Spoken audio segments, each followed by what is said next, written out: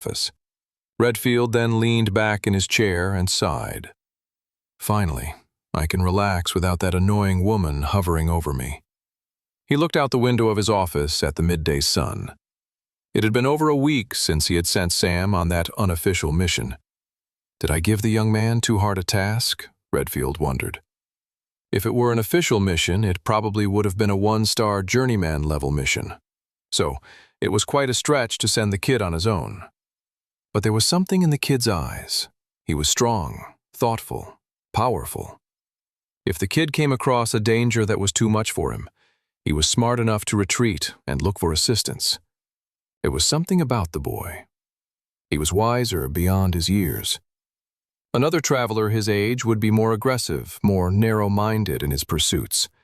The guildmaster referred to such behavior as the stupidity of youth.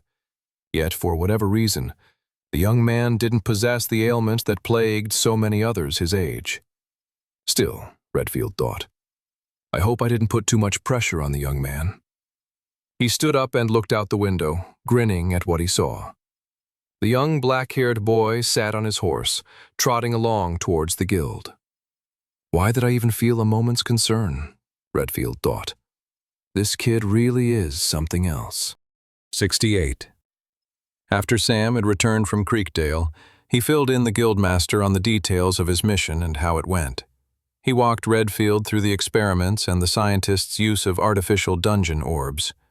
The guildmaster only had more questions after what Sam had told him. Sam wasn't sure how much about artificial dungeon orbs he should go into. The discovery of artificial dungeon orbs would have a big impact on Westria, one that brought opportunities, technological innovation, but also hundreds of thousands of deaths. It was not something to take lightly. So, they created dungeon gates out of thin air? Asked the guildmaster. Sam had a slight understanding of how the process worked, but figured he didn't need to get into it with the guildmaster now. The important thing was simply to explain the dire implications behind it. I'm not sure, said Sam in answer to the guildmaster's question. All I know is that it has the power to easily corrupt animals and create a widespread mana leak. The list of devious and dangerous ways an artificial dungeon orb could be used is very long. The implications of all this is incredibly dire. Who do you think might be behind it? The scientist said there were others working on similar experiments and that he'd shared his findings with others. I don't know who, though. Do you think it might link to the spectral church? Sam crossed his arms. Possibly. He couldn't say for certain, but Sam knew that there must have been a backup plan if the assassination of Princess Alice Grace hadn't gone smoothly. Something involving artificial dungeon orbs might very well be a part of that backup plan. The post-mission meeting soon came to a close and Sam got up to leave. Have you already forgotten your reward? The winter ball isn't for another month or so, said Sam. I can't have a 2-star novice-tier traveler being the front man for the newly created Young Travelers of the Future Brigade attending the Royal Winter Ball, said the guildmaster. Redfield then pulled out his drawer and walked over to Sam and placed a 3rd star on his traveler's badge. 3 stars just has a better ring to it, smiled Redfield. Doesn't it? Before Sam went to bed that night, he lit the special mana cultivation candle. He figured he'd share it with Clara and Toby and the other orphans so that they could all improve their magic affinity together while they slept at night. The next day, Sam was ready to get to work on a new mission and keep training, only to find more than half the guild lounging around the common room. Brock and Clara were playing some kind of slap game with their hands, while Curtis and Toby were playing chess. Even Guildmaster Redfield was sitting in the common room reading a book with his not atypical curmudgeonly face, scowling down at the pages of the book as if they were directly insulting him. At that very moment, General Olivia Reeves walked into the common room and looked as aghast as Sam was. "What's going on?" they both asked. "We're taking a day off," shrugged Curtis, moving one of his chess pieces. "But what about the dungeon gates and the missions?" "There's plenty of people working today," said the guildmaster. "People similar to you two." "What the heck does that mean?" balked Sam and Olivia. "Workaholics," they all answered in response. Olivia and Sam turned to one another in shock. "Can you believe this?" said Olivia. "No," said Sam. "Should we maybe do a mission to get— I'll show all of these lousy travelers that I can be the best non-workaholic person there is." Sam rubbed the back of his head and laughed nervously. "That wasn't what I was expecting you to say." "Come on, everyone," shouted Olivia. "We're going to Hilly Valleys." Hilly Valleys was a small village a couple of hours outside of Resfall, known for its large hills. It was a popular winter vacation spot for the nobles of Volsungar. Despite trying to prove her supposed non-workaholism, Olivia managed to hire a large horse-drawn carriage and organize a big group to take a trip, all within the hour of her declaration to prove she was the least addicted to work within the group. When they arrived at Hilly Valleys, they rented toboggans and went sledding down the largest hill in the valley. "I don't know about this, you guys," said Toby as they dragged their sleds to the edge of the hill. "What is this hill called again?" Olivia turned and looked at the boy with a sinister expression. "Killer Hill." "Why would any of us voluntarily visit somewhere called Killer Hill?" "'Cause it's fun, you goof," shouted Clara, pushing Toby onto a toboggan and heading down the steep, snowy hill. "Ah!" screamed Toby, tears rushing out of his eyes. "Whee!" Clara exclaimed with glee. Olivia turned to the rest of them and said, "Race?" And without a moment's hesitation, they all shouted in agreement and pushed forward with their toboggans, rushing to the bottom of the hill. At the bottom, they ended up working together to make a snow fort, only for the guildmaster to betray them all and start a snowball fight. This then turned into a more organized game of snowball capture the flag. With the guildmaster as referee, the two teams faced off against one another. Team 1 was Clara, Olivia, and Toby. Team 2 was Sam, Curtis, and Brock. Sam's team ended up losing because Curtis and Brock couldn't agree on a strategy. By the end of the day, the group was laughing and giggling at all the fun they had. Before returning home, they had a hearty meal at a pub nearby in the warmth and comfort of a fireplace. They got back into their large carriage and returned to the guild late in the evening. As everyone fell asleep and rested on the carriage ride home, Sam watched as Resfall and the Royal Keep came back into view. The day off had been good. He felt refreshed. Starting tomorrow, he could start preparing for the Royal Winter Ball. 69. A week later, the last month of winter finally arrived. Février. Rather than a gentle warming into spring, Février was winter's last bite on Resfall. The streets were mostly empty, but for patches of thick ice as frost crystallized its grip on every doorknob, windowsill, roof, and statue. There was no escaping the cold of Février. Even the hope of spring just around the corner didn't do much to warm people's hearts. There was one thing, though, that brought a level of excitement that the cold weather could never diminish. That was the Royal Winter Ball and the holiday that came with it. The holiday known as Love Spell Day. Edgar Redfield was standing in his office, looking out the window, and shuddered just thinking about the approaching holiday. Just beyond his door, he could hear the rushing of footsteps, the sounds of whispers, and the giggles of delight. "My gosh," he grumbled to himself. "The whole week of gushing love letters and gossip has begun then, has it?" He couldn't wait for the week to be over. For Redfield, the guild had much bigger issues to attend to than who was in love with whom. A few days before the ball, Sam and Toby went shopping for suits. As Sam led the way along the cold, wintry streets of the Noble District, both boys looked on with awe. Neither Sam nor Toby had ever walked down these streets as a traveler or as a person attending a noble event. They'd only scurried through here at night in the hopes to help Clara and the others find food, or to pickpocket a noble's coin pouch. Even Sam in his previous lifetime had not spent much time in the Noble District. A mercenary could make a decent living, but they were a bit too rough for a posh place like this.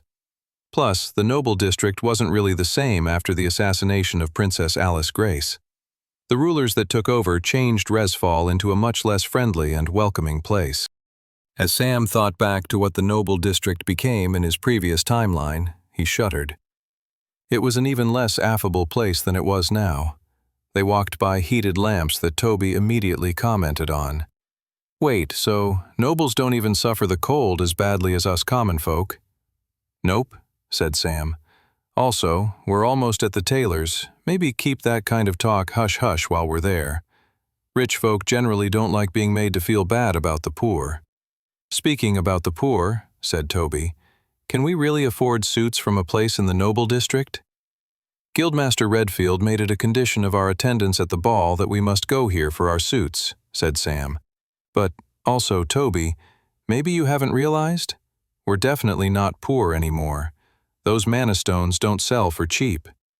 Toby blinked. Me? Not poor? I know, it's hard to believe, said Sam. Now come on, let's go try on some suits.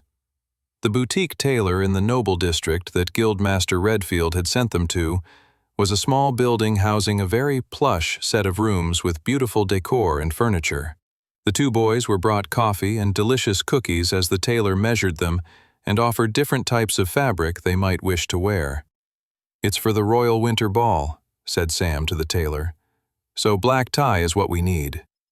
Perfect, said the tailor, heading into another room to gather more materials. Standing side by side, Toby gulped and pressed his fingers nervously together. His mouth moved like he was talking to himself, but no comprehensible sounds came out. What is it, Tobes? Well, Sam, I wanted to get your opinion on something, said Toby. But you have to promise to keep it an absolute secret. You can't tell anyone. If you did, it would be the greatest betrayal of trust Westria has ever known. Okay, a bit of an exaggeration, grinned Sam. But shoot, what's on your mind? Toby's lips trembled, and he struggled to speak. He looked like he was going to throw up. He finally shouted out the words, "Do you think I should ask Clara to the dance?" Sam laughed. He had thought the nature of Toby's question might be something like this. "Don't laugh," cried Toby, and then looked over his shoulder. "Rats! I didn't swear the tailors to secrecy. Do you think they'll go tell Clara what I told you?" Sam shook his head. "They have no idea who she is, and I doubt they care. I'm sure they hear loads of more interesting noble gossip than what you just said. Plus, they have a reputation to uphold. If anything that was said within these walls leaked out, that would damage their business." Toby sighed with relief. "Phew. As for your original question," said Sam, "the royal ball is not the kind of ball where you bring a date." Toby's eyes fell to his feet, dejected. "But," said Sam. Toby's eyes widened with hope once more.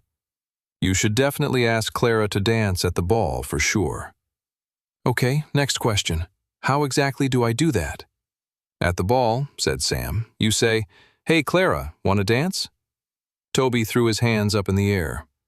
"That's the most ridiculous thing I've ever heard." "Hey," grinned Sam, "you won't know unless you try." Meanwhile, a few streets over, General Olivia Reeves and Clara were shopping for dresses to wear for the Royal Winter Ball. Olivia Reeves went through the racks of dresses. "No, no, no, definitely not, no." Clara just looked around the clothing shop in amazement. She marveled at the fact that this was her life now, fighting monsters in dungeons, then shopping for dresses so that she could attend a royal ball. Only a few months ago, Clara didn't even know what feeling full after a meal felt like. "Yes," said Olivia, pulling out a gorgeous dark green dress. She turned to Clara and shoved it toward her.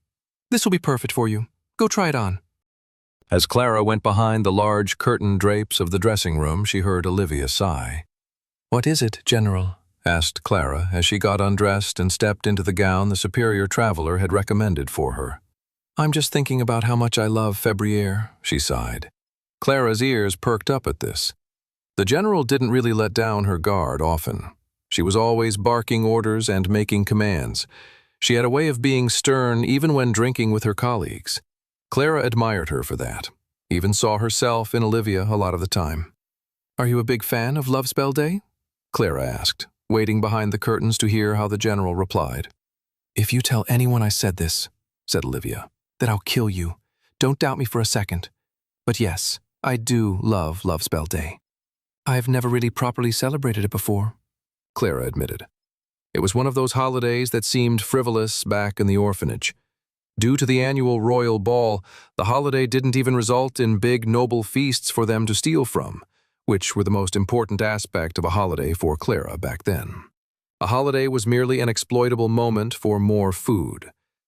Except that was never the case for Love Spell Day. You couldn't satiate your stomach on love. "You're in for a treat then," said Olivia on the other side of the curtains. Clara thought back to Hearthmas and how Brock and Curtis flirted with her so vehemently despite her own seemingly obliviousness. "Do you have many suitors?" asked Clara. There was a pause, and Clara worried she'd pushed their conversation too far. "Yes and no," Olivia finally answered. "This comes back to why I love Love Spell Day. It also serves as a good reminder. We're living in both a golden and dangerous age with the advent of the dungeon gates. We're travelers first, right? That is our responsibility and our duty." That responsibility can be hard, and it weighs on every traveler, man or lady, differently. It's nice on Love Spell Day that, at least for an evening, us rugged travelers can enjoy just being ladies that are admired. It's a nice change for a night. Clara nodded at Olivia's words. She understood what the general was saying. There were a great many privileges to being a traveler, but the classic life of marriage, children, a dog, a family, was not one of them. Such a life was typically a door that closed when one became a traveler. It didn't bother Clara too much, though. She was too young to be considering such things anyway. Plus, she couldn't have even dreamed of such a life before she became a traveler. Why would she get upset about a lost opportunity she had never hoped for in the past? Clara sighed and took a step out into the main chambers of the clothing shop. Olivia's dark eyes widened at the sight of her. "What is it?" asked Clara. The general grinned. "People are going to struggle to take their eyes off of you. Who knows? You might even upset the princess." 70. Finally, the night of the ball came, and all the travelers who were attending gathered in the front hall of the guild, all dressed up in their formal attire. Despite perfect tailoring, Toby couldn't help but feel uncomfortable in the suit he was wearing. It cost more than the total amount of coins he had pickpocketed as an orphan over the course of his entire life. "Where's Clara?" Toby asked Sam. "Look," said his black-haired friend. Toby looked to the stairs, and his eyes widened and his stomach flipped as he saw Clara walk down the stairs. Her auburn hair was held up with bangs framing her face. She was wearing a beautiful dark green dress that matched her eyes. She had on gold earrings and a simple pendant hanging around her neck. Sam put his hand on Toby and whispered in his ear. "Whoa, you might be competing with a few other nobles for that dance tonight, Tobes." "Hey, you guys," said Clara, approaching them. "You look great." "So do you," said Sam cheerfully. Toby's eyes just kept fluttering, and he couldn't get words out. "Yeah, you look, what's the word?" Clara blinked at him. Her cheeks blushed. "Is it that hard to say something nice, Tobes?" "No, I didn't mean to." Their conversation was cut short by the arrival of General Olivia Reeves coming down the stairs. She was wearing an elegant dark silver gown, and her normally tied-up bun was loosened, letting her long black hair fall down. Near the orphan trio stood Brock and Curtis, smiling, yet muttering to each other. "I'll kill you before I let you have the woman of my dreams," hissed Brock.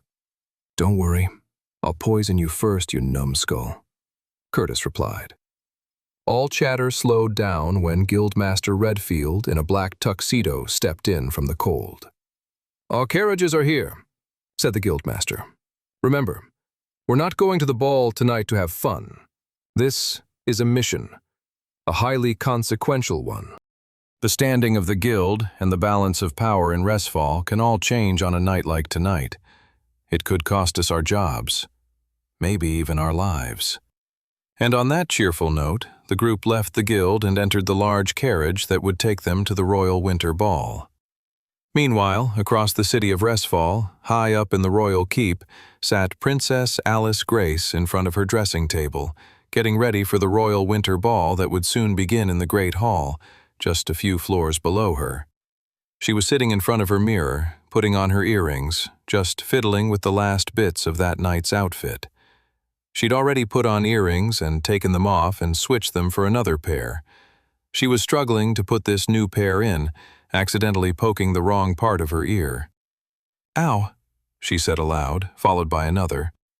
"Ow." Alice had to get everything just right. She had to live up to the standards of a royal woman, first set by her great-grandmother, who was considered one of the greatest queens Volsungar had ever seen. "Focus, princess," said a voice behind her. "We can't have you greeting everyone with blood running down your ears, can we?" Alice looked over her shoulder at an older woman wearing a demure black dress that covered her shoulders and had a white button at the top. The woman had a short bob of gray-silver hair. This was Alice's personal handmaiden, Mildred Cross, hand-selected by her father, the former king, when she was just a baby. She frowned at the older woman. She wasn't ready for the ball yet. She was nervous. Also, while she liked Mildred quite a bit, she did feel slightly jealous of other noble girls who had a handmaiden closer to their age. Mildred wasn't much for gossip. Really, she wasn't much for talking either. Mildred mostly liked to stand quietly and say nothing. "Are you not nervous in any way, Mildred?" asked Alice. "No. Why would I be nervous for an event that involves a group of people standing around, acting in accordance with their social status, and then occasionally dancing in a predetermined pattern? As far as I can see, there are absolutely no changing variables for the evening ahead." Alice made a face. Now she felt like a total goof for feeling nervous. Of course, she was the princess, and there would be a lot more eyes on her than there would be on Mildred. So what did the handmaiden know? "I'm guessing you don't believe in destiny then, Mildred?" The older handmaiden paused. "Destiny is merely an organizing principle to explain what cannot be explained," said Mildred. "The way you see things, I feel like tonight will be quite boring for you, no?" "Perhaps," said Mildred. "I misspoke a moment ago. There is one changing variable tonight." Alice's eyes widened at that statement. "Really? What is it?" "I rather not say." "You have to," said Alice. "As princess, I demand it." The older woman looked Alice directly in the eye. Alice had seen this look from Mildred before, a look that suggested there was more beneath the woman's stony exterior than met the eye. "The one changing variable tonight," said the handmaiden, "is you, princess." "Me?" gasped Alice. "But why?" "There is no more time," said Mildred, eyeing the setting sun outside. "It's time you made your entrance. Remember, princess, hold your dress up, don't trip." Sam looked out the window of the carriage as it arrived at the front entrance to the royal keep. Glowing magical manna bulbs were floating in the air, and a beautiful red carpet had been laid out across the steps. Guards stood at attention at the bottom of the steps, while royal staff was offering assistance to any of the guests where they could. "I can't believe we're this close to the keep," said Clara. Sam turned to her and grinned. "We're about to get even closer." The group from the Travelers Guild exited their carriage and made their way up the steps and entered the royal banquet hall. The beautiful room was lit up with candles and glowing chandeliers hanging from the ceiling. Light pink manna bulbs floated across the high ceiling like little mischievous pixies celebrating Love Spell Day by using their magic to make people fall in love. While the others looked around in awe, Sam was taking in the room. The large circular tables adorned across it, the royal dining table at the front for everyone to see, the dancing area nearby. In Sam's first timeline, there had been a terrible attack at this ball. One person in particular had been grievously harmed, and that was Princess Alice Grace's personal handmaiden, Mildred Cross. The wounds eventually led to her death a few weeks later. Many scholars in Sam's previous timeline came to believe that maybe Princess Alice's assassination may have been thwarted had the handmaiden survived. Beyond knowledge of the attack and the particular person who was injured, that was all Sam had to go off of. While knowledge of the attack was widespread, The details were kept out of the public record as to not harm the morale of the kingdom. As the group of travelers picked up hors d'oeuvres from passing waiters and helped themselves to glasses of punch, Sam assessed the room, trying to piece together where the most dangerous points of attack could come from. As Sam was mentally preparing himself and taking everything in, his thoughts were interrupted by the sight of a tall, pale-skinned man with a long brown ponytail. Sam shuddered. It was the royal court advisor, Clarence Erdstrom, the main culprit behind Princess Alice Grace's assassination. 71. Sam's eyes narrowed as he felt anger bubble up inside him as he stared at the royal court advisor. It was never proved, but the court advisor was the person who most clearly gained from the teenage princess's death. He became the acting head of the Volsunger kingdom, turning the society into an authoritarian military state obsessed with using the dungeon gate system to gain more and more power to take over all of Westria. Resfall, under Clarence Erdstrom's rule, featured daily executions of traitors and weaklings. Their bodies hung up in public spaces to remind and instill fear in all of the citizens. Every person in the kingdom walked around in terror of being accused of traitorous behavior, and so, in turn, accused others in fear of being accused first. There was no doubt Resfall and the kingdom at large had a lot of problems and issues, but no one who lived to see the changes in Sam's previous timeline would ever want to return to that world with Clarence Erdstrom in power. The court advisor moved towards the group of fancily dressed nobles and began to mingle. Sam felt every fiber of his being compelling him to get closer to the man. If he killed Clarence here and now, he could potentially stop so much horror and pain that would be inflicted on the kingdom. Of course, Sam hesitated. Clarence wasn't the only person who gained power from the death of Princess Alice Grace, and killing him here and now would send any other accomplices back into the shadows. I still don't know who Clarence is working with, Sam thought frustratedly. The most obvious guess was the Spectral Church, but the institution didn't fare well under Clarence's villainous leadership in Sam's first timeline. That didn't prove, though, they weren't involved in a secret deal and then had a falling out after the assassination of the princess. But Sam didn't want to make any major decisions on mere guesswork. He wanted to find actual proof of their secret and treasonous alliance. Even though the rational part of his brain told him to hold back, Sam couldn't help but move towards Clarence. Perhaps it was his anger moving him forward. When he got close enough to Clarence, he suddenly felt a power source of energy push him back. Sam used his mana sense and his eyes widened in shock. Clarence Erdstrom was no slouch. He was emanating a powerful level of energy that would keep anyone from getting close enough to harm him. Sam wasn't sure if it was a specific spell, rare item ability, or just very advanced mana manipulation. But whatever it was, Sam knew that even if he wanted to destroy Clarence Erdstrom here and now, he was not capable of doing so. Sam took a deep breath and let his anger subside. He recognized the situation as a reminder of why he needed to keep training and growing stronger. Even though he was gaining power and strength and impressing those around him, he still had not yet caught up to his current most important enemies. Sam backed off and returned to his group of colleagues, who were bombarding one servant, eagerly taking little sausages with toothpicks. "Stop harassing the poor lady," barked Edgar. "You're making the Travelers Guild look like a bunch of heathens."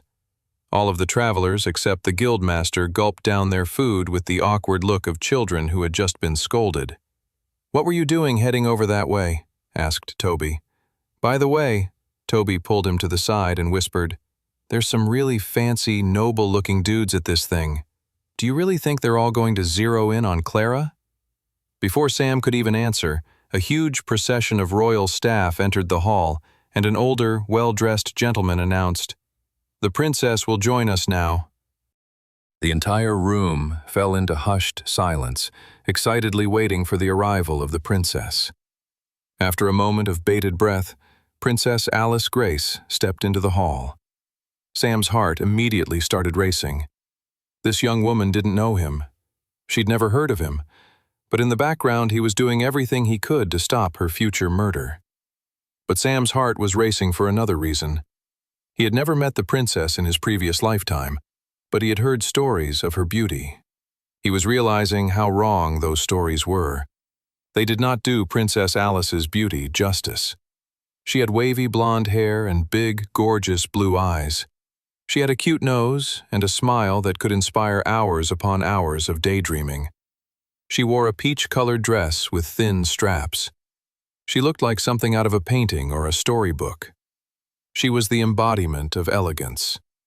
Her bright blue eyes locked onto Sam's, and he felt an intense fluttering feeling in his chest. "She's not looking at me?" Sam thought in disbelief. She couldn't be, could she? Before Sam could even process the thoughts rushing through his head, the princess suddenly tripped on her dress and went flying towards the floor. 72, Mildred Cross placed her hand on her forehead. "I told the princess one thing and she couldn't even do that." The princess cried as she fell towards the floor, about to land on her face in front of the most influential people in the entire kingdom. "Ah!" Without calling any attention to her speed of movement, Mildred was in front of the princess faster than the crowd of nobles could even gasp. The handmaiden caught the princess before she hit the floor and had her back on her feet before an even more embarrassing scenario could ensue. Under her breath, Mildred said, "What happened, princess? I told you not to trip." "Easier said than done," whispered Alice. "There are far too many frills on the bottom of this dress. It's practically an obstacle course in and of itself." "Is that really it?" smirked Mildred. "I noticed your eye flicker into the crowd for a moment. There was this boy." "A handsome boy?" said Mildred knowingly. "Another noble, perhaps." The princess crossed her arms and huffed. "He's certainly not handsome. If he hadn't been gawking at me like he had, maybe I wouldn't have tripped and embarrassed myself. I don't even know why you're inquiring. You're not one normally for gossip." Mildred's face went serious. She may have exposed more of her emotional self to the princess than she had intended, but it was important to know who Alice was looking at. "Who is it?" The princess eyes a young man across the hall. It was an older teenage boy with shaggy black hair and striking red eyes. "A traveler, huh? You need to be careful with them." "I don't need to be careful about anything," huffed Alice, "because that boy means absolutely nothing to me beyond irritated annoyance at his impolite, gawking behavior." "All right. Well, everyone is looking at us now," said the handmaiden. "Better to continue on with the ceremonies so we can move on from your disastrous entrance." "Disastrous?" "Now you've made me more nervous," hissed Alice. "Just keep going," said Mildred. "It's time you welcomed and thanked everyone for coming." After a brief moment of fear with the princess tripping, the royal winter ball continued without incident.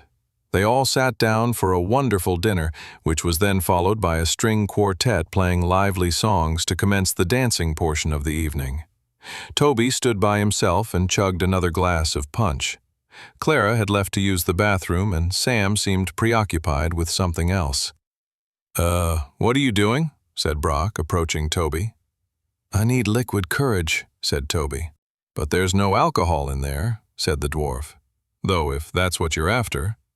Brock opened up his blazer to surreptitiously show the top of a silver flask.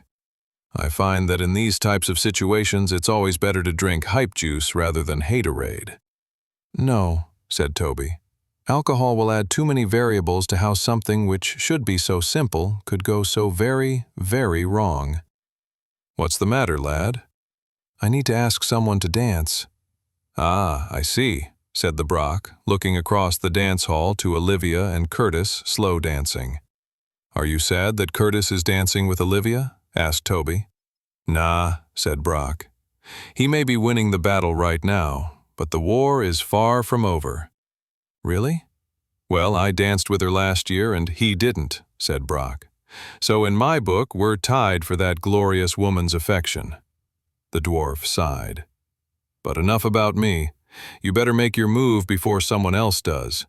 Just be happy there aren't any more conniving know-it-all elves at this ball." Toby sighed. "You're right. Just remember, lad, when it comes to courage, you just need to strike." At that moment, Toby saw Clara return from the washroom and cast her eye across the dance floor. She definitely wants to dance, Toby thought, his heart fluttering. He started to move across the great hall towards his childhood friend. It felt like time slowed as he got closer and closer to her. This is it, he thought. This is the moment I ask her to dance and I tell her how I feel. It was just seconds away. A life of love and happiness existed on the other side of this moment. What is it, Tobes? Have you finally thought of something nice to say? Or are you still blubbering weirdly? Said Clara, blinking at him with her beautiful green eyes. I take that back, actually. I know how you feel. I feel a bit nervous here amidst all these nobles and glamour. Toby didn't say anything. Are you all right, Tobes? Toby's lips trembled. Yeah, well, how about I don't know, dance.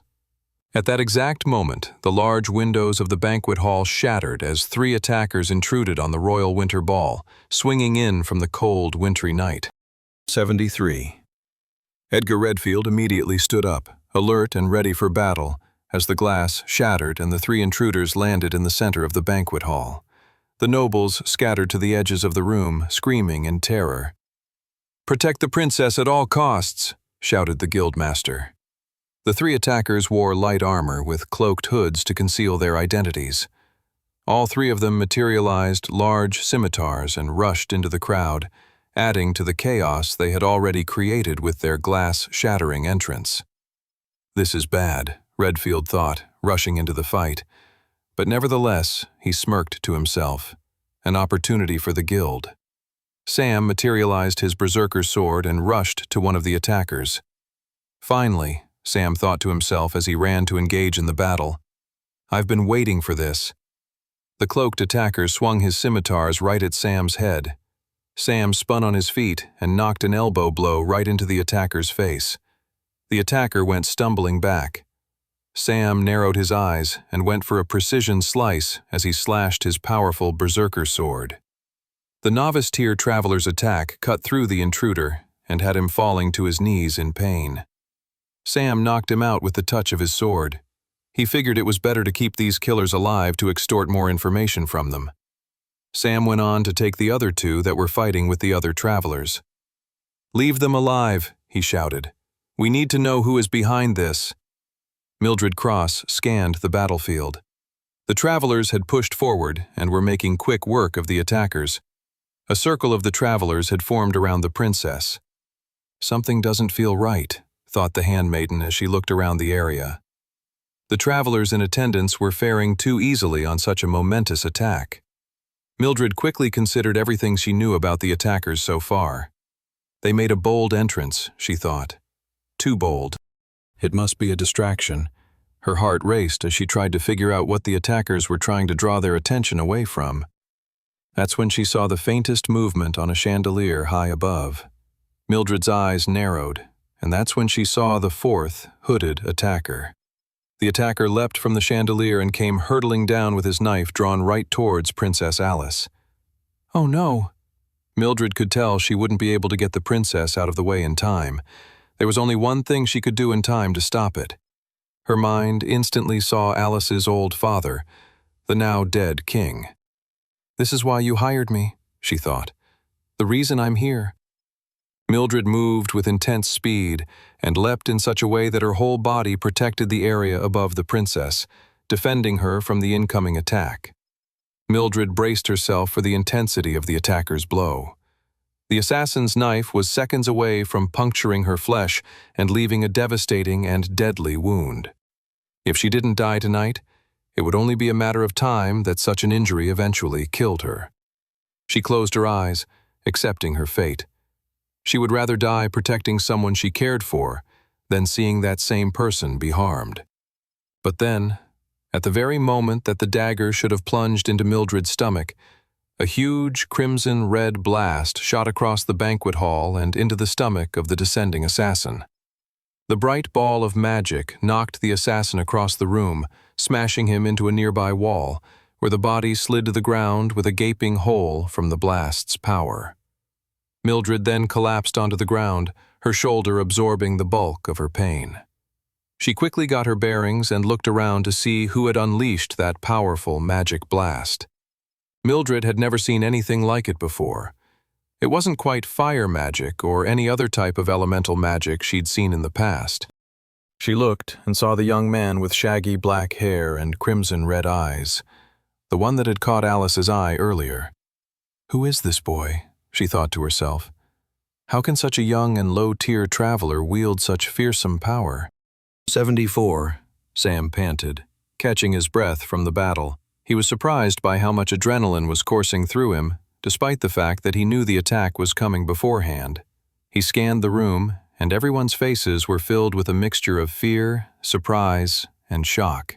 The most terrified of the group were the nobles who had hidden underneath the tables. "Is the attack over?" asked a rich older woman. "How could this happen?" said another. "Volsungur is the strongest kingdom of them all, is it not?" Now that any sense of immediate danger was gone, the nobles felt free to vocalize their outrage. Royal guards turned over the fallen bodies of the attackers, removing their armor to find out more about them. "They have opaly crests beneath their armor," said one of the guards. Opaly was the human kingdom to the south of Volsungur, across the southern seas. Clarence strode forward, his face full of anger. Black smoke swirled around his hands as he grabbed the unconscious body of the attacker and triggered his shadow spike attack, finishing him off.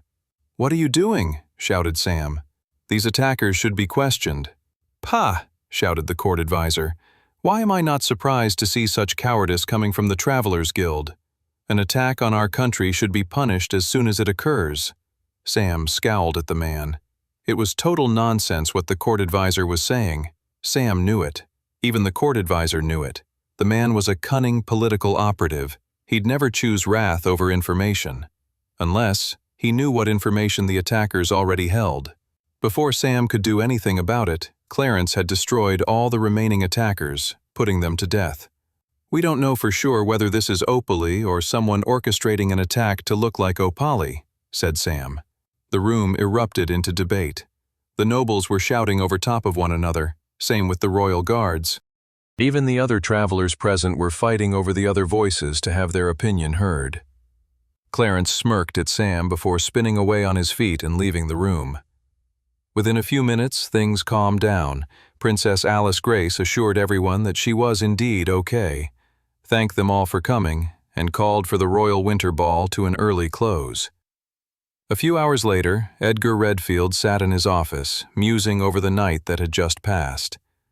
He looked down to the drawers of his desk, deciding which of his vices he wanted to pursue that evening. He went for the middle drawer and pulled out a bottle of the finest dwarven whiskey money could buy. He then pulled out a glass, then paused and pulled out a second glass. "I know you're there, Mildred," said Edgar. "You might as well come in." The window outside suddenly opened, and slipping in from the shadowy winter night almost like a silent ghost was none other than the royal handmaiden, Mildred Cross. "We're a bit old to be sneaking into each other's rooms, aren't we, Mildred?" "You wish I was sneaking in, you dirty old man," said Mildred. "I never made my presence a secret. I let you detect my mana straight away." "I did wonder why you did that," said Redfield, pouring himself a glass of whiskey. He then looked up to her. "You like a drink?" "Sorry, Edgar, but I know better than to let you plow me with drinks," she said. "What other ways could one plow?" Mildred's cheeks blushed before her face went completely stern. "I'm not staying long, Edgar. I want you to tell me about that new recruit of yours, the one with the black hair and red eyes." Edgar chuckled. "He's an impressive young man, isn't he?" "I don't know if impressive is the word I'd use," said Mildred. "He looks like a demon. That sword he wields, what is that? Are you sure he's one of the good guys?" Edgar slammed his glass down. He recalled the night he first met the young man in question. He led a group of children through the dead of night, being chased by some of the most powerful forces in all of Resfall. He recalled the determination that had been on the boy's face, his moral sense of right and wrong, the heroism only a true warrior, one who has faced many hard decisions, was clear as day across the young man's face. It was especially clear to Edgar on the night he first met Sam, and was reinforced with every subsequent dealings he had with the young man. "I don't doubt that young man's loyalty to the guild or the overall good of the kingdom for a second," said the guildmaster.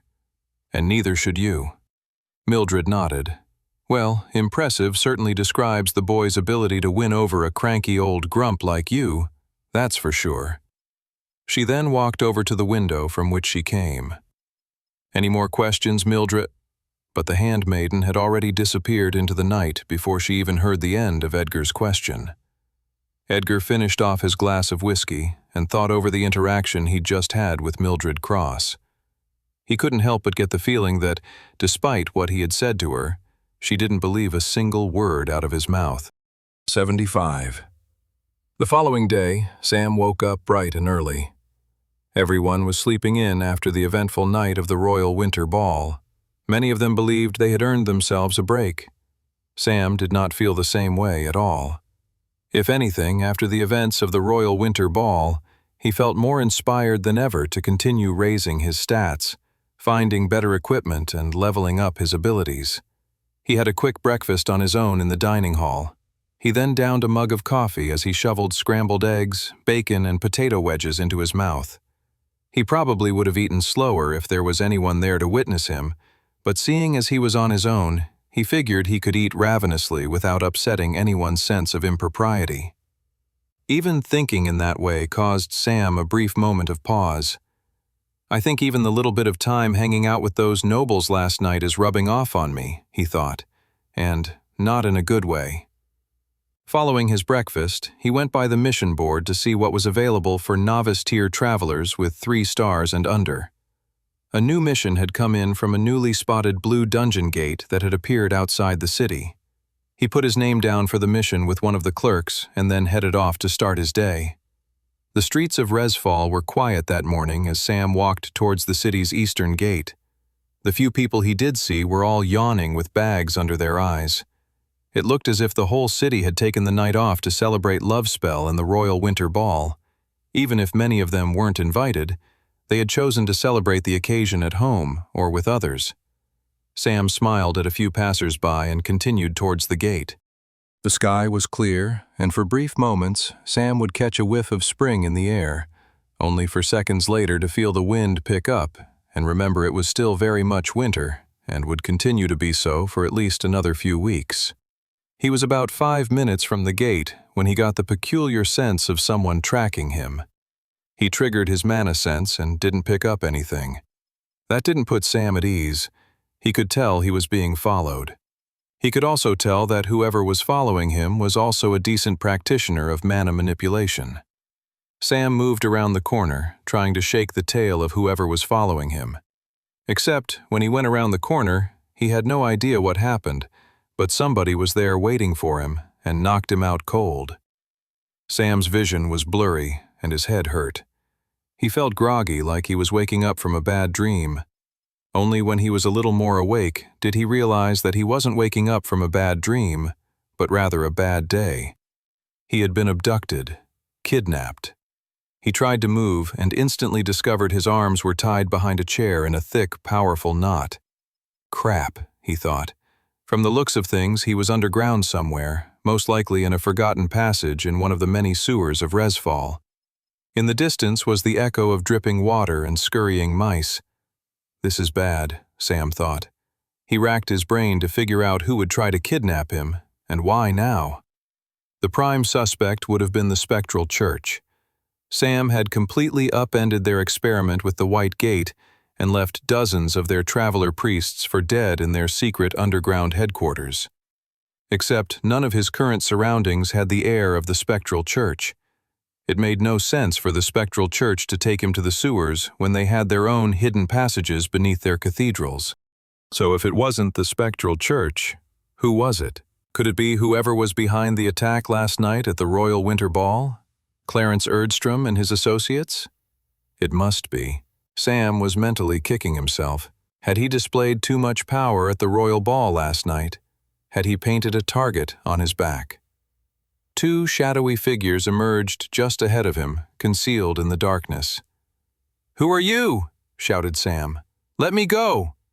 In a muffled, strangely artificial-sounding voice, someone spoke. What do you know about the attack last night at the Royal Winter Ball? Sam's eyebrows furrowed. What an odd question, he thought. Even still, the question made him pause. Did he reveal what he believed happened, or did he stick to the current story going around the royal keep? There were 4 intruders who tried to assassinate the princess, answered Sam. Many in the keep believe it to have been orchestrated by the southern human kingdom of Opali. What do you think? Do you think it was Opali? Sam paused. This whole abduction and interrogation was getting stranger and stranger. Why would the people behind the attack want to know what Sam thought, unless they were trying to figure out how much he knew already? Fair enough. Those hoping to overthrow the social order of the kingdom wanted to be thorough. That made sense. The 2 shadowy figures in front of him started arguing. You're not asking the right questions, said the other one, reaching for whatever device the first one was using to distort their voices. Why were you gawking at me unless you were trying to kill me, you red-eyed weirdo? Sam now understood who was interrogating him, but in many ways he was only now more confused. Princess Alice? Sam asked, hesitantly to the 2 shadowy figures in front of him. No, said the figure. That's not me. What makes you say that? You just referred to yourself as the target of the assassination, said Sam. You have given our identities away, sighed the other figure. We might as well reveal ourselves. Stepping out from the shadows were Sam's 2 kidnappers, the last people he'd ever have guessed that would abduct and interrogate him in a sewer. Princess Alice Grace and her handmaiden, Mildred Cross. The 2 kidnappers stared at Sam with serious expressions. Sam couldn't believe it. Why the heck would the princess want to kidnap me? He couldn't help but feel a bit underappreciated since these were the exact 2 people he had rescued the night before. They returned the favor by kidnapping him and interrogating him? I'm sorry, said Sam. Why have you kidnapped me?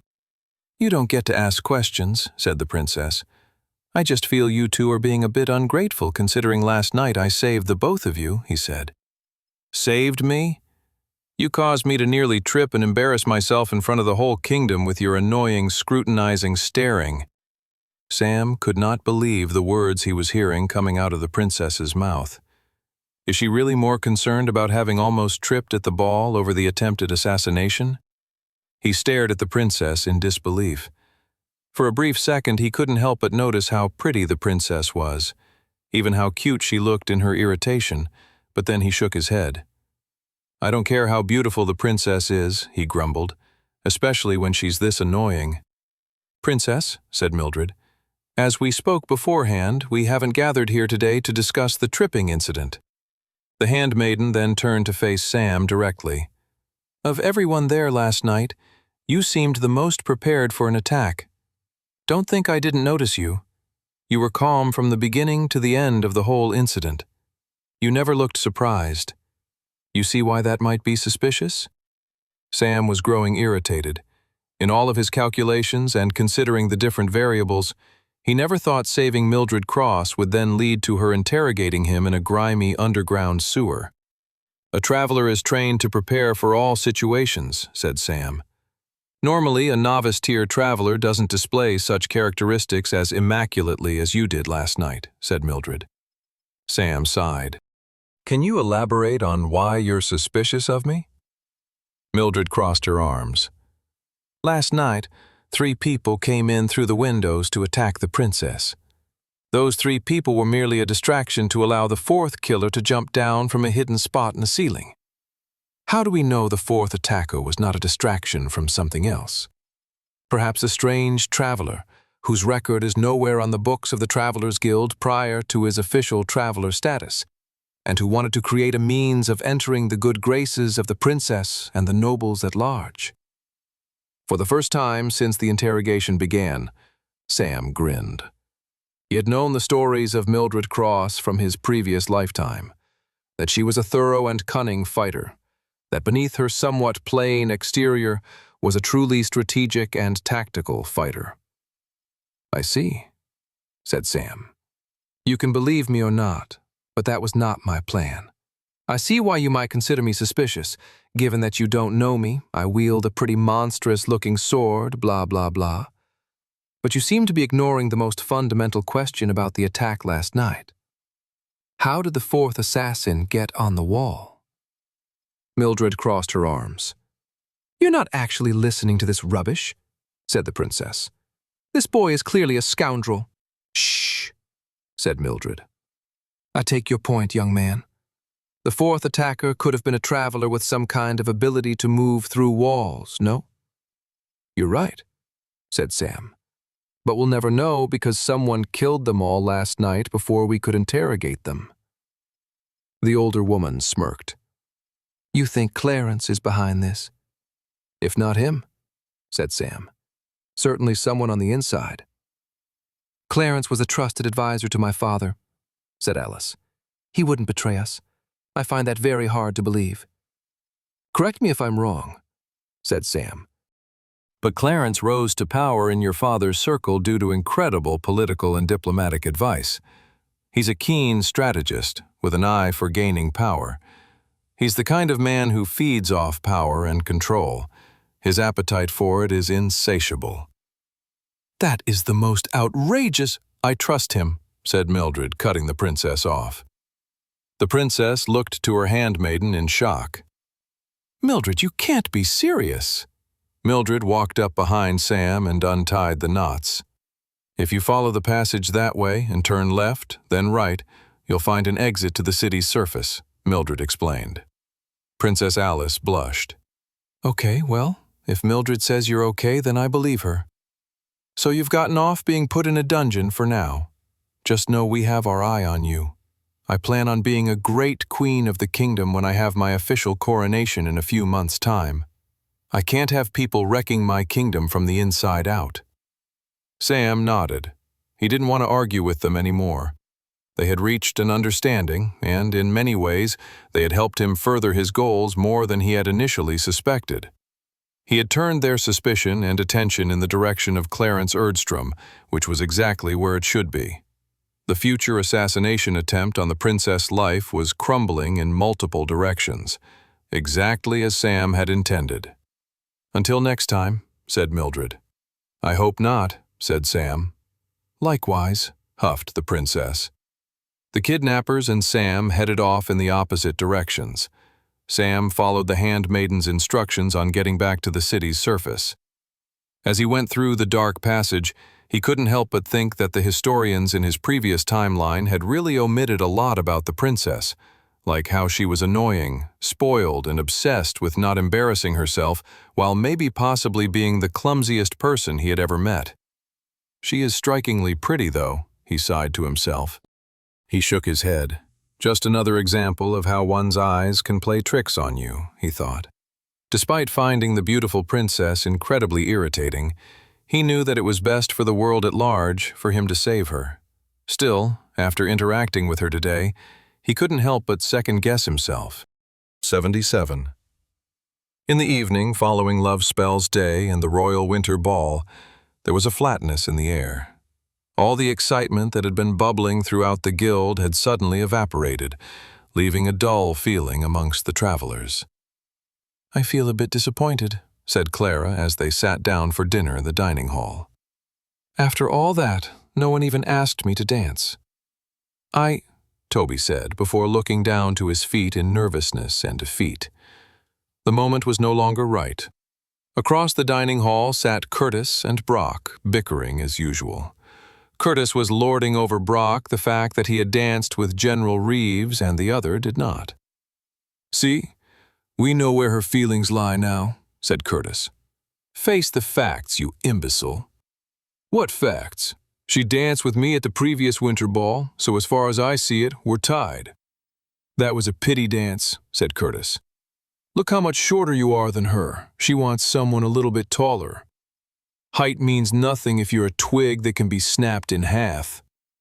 Their bickering quieted down, just as Olivia sat down to join them. "What are you two arguing about?" Both travelers blushed and looked away. "Just what our, favorite vegetable is," explained Curtis. "That's right, I like potatoes," said Brock. "But Curtis here likes broccoli." Olivia looked at the two of them with a tired confusion on her face. She shook her head and focused on her meal. "What an odd conversation," she said as she took a bite into her food. "Though I guess I do prefer potatoes over broccoli." The two men suddenly shared a look at that statement, Curtis scowling while a knowing glint of glee sparkled in Brock's eyes. Sam had eaten dinner earlier than everyone else and was now resting in the dormitory away from the dining hall. He had lost a day of training due to the incident with Princess Alice Grace and Mildred Cross. He would have to make up for lost time tomorrow.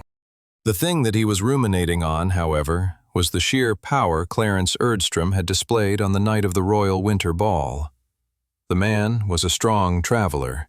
Whether that meant he had unlocked his class and skills through the White Gate or through the class stones as so many nobles had done, he wasn't sure. Either way, he had cultivated his new power and had clearly become a force to be reckoned with. If Sam was going to stop him from succeeding at his plans to take over the royal throne, he'd have to keep training. The spring festival was getting closer and closer. It was only a few months away in the month of Mai, at the tail end of spring, when the days grew significantly warmer, but the nights were still brisk and cool. "I won't let you down, goddess," Sam said to himself as he rolled over and tried to get some sleep. "I won't let you down." Edgar Redfield stared out the window of his office and sighed. Ever since Mildred had visited his office, he couldn't stop thinking about her. "It's been a long time since we chatted so frankly, hasn't it, Mildred?" He lifted a glass and took a sip of whiskey. He thought he could see the tiniest first buds of leaves growing on the branches of a tree. Thank the goddess, Love Spell's Day is done for another year. 78. Soon the month of Marshki arrived, and the spring season was ushered into the city of Resfall. Birds chirped with glee as they sat on leafy branches, while bees buzzed and drew pollen from the newly blossomed flowers. The days began to grow warmer, and a friendly optimism swept through the air. In a shadowy, long-forgotten bar, Sam exchanged some coins with a strange man with an eye patch and a mustache. It was a simple exchange. Sam was giving the man money to gather more intel on Clarence Erdstrom. Under different circumstances, Sam would have done the spying and detective work himself, but he wanted to maximize his training, and he figured someone could do the more labor-intensive part of the spying for him while he went off to get stronger. With his clandestine arrangement forged, Sam returned to the Travelers Guild before the majority of travelers had even awoken and managed to finish their breakfast and get started for the day. Having eaten before he had set off to hire the private spy to gather information on Clarence Erdstrom, Sam skipped greeting anybody in the dining hall and went straight to the Guild's mission board. He looked through the different 3-star novice-tier missions available, and nothing caught his eye. Even taking a quick glance at the 1-star apprentice-tier 1-star missions, there wasn't anything that felt like it would lead to an optimal use of his training time. There was a dungeon gate he was planning on entering the following month, but he wanted to find something worthwhile before then. He was about to start scouring the 2-star apprentice-tier missions, Guild rules be damned, when a sudden commotion interrupted his contemplation. A scout burst through the front entrance of the Guild. His face was red and he was panting. He'd clearly rushed in from his scouting mission. "A new blue gate has appeared," said the scout between large panting breaths. The Guild clerks and assistants all got to work, adding the new details of the gate to the ledger. At that same moment, Clara and Toby came strolling towards the mission board area. "Hey, there you are," said Clara. "We have a day off from our training with Brock and Curtis. Did you maybe want to go on a few missions with us?" Sam didn't want to disappoint his friends, but at the same time he was deeply concerned they'd slow him down. "Yeah," said Toby. "It would be cool to show off some of our new skills to you." They both looked at Sam with excitement. He could tell that they were still amazed and grateful from their fighting together in the White Gate, and they wanted to show him what they'd done with the classes they had unlocked. Sam considered it. There were no super-optimal dungeon gates to clear at the moment, and he might need extra hands in his preparations for whatever was going to happen at the upcoming spring festival.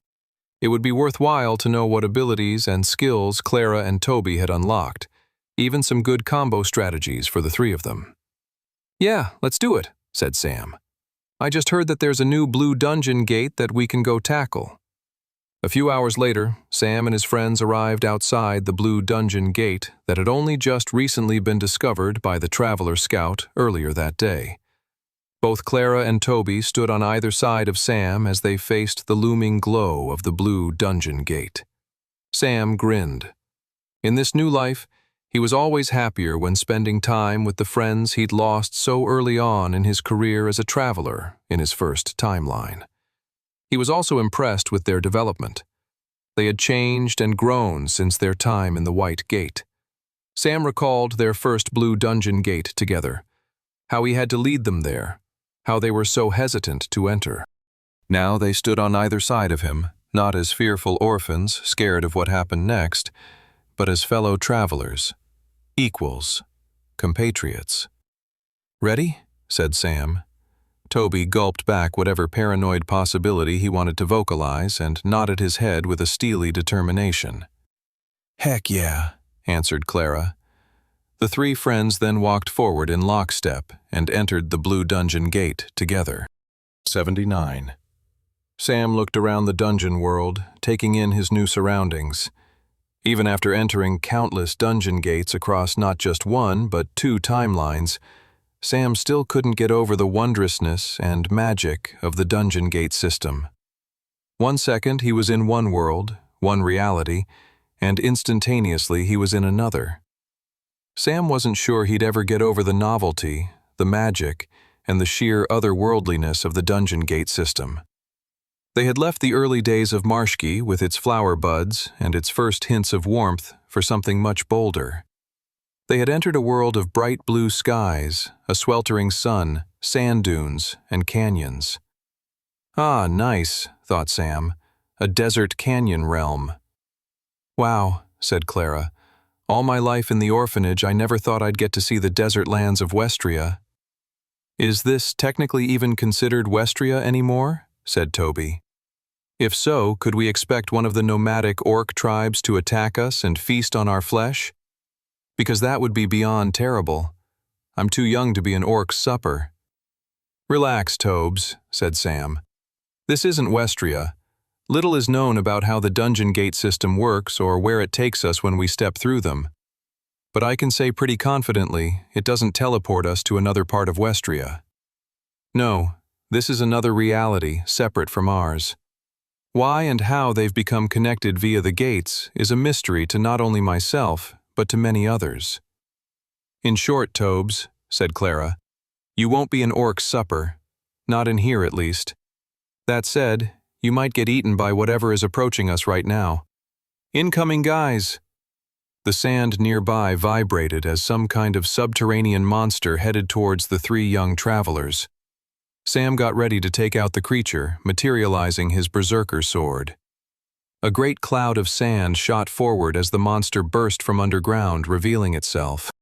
It was a giant black scorpion with powerful pincers and an extremely durable chitinous outer layer.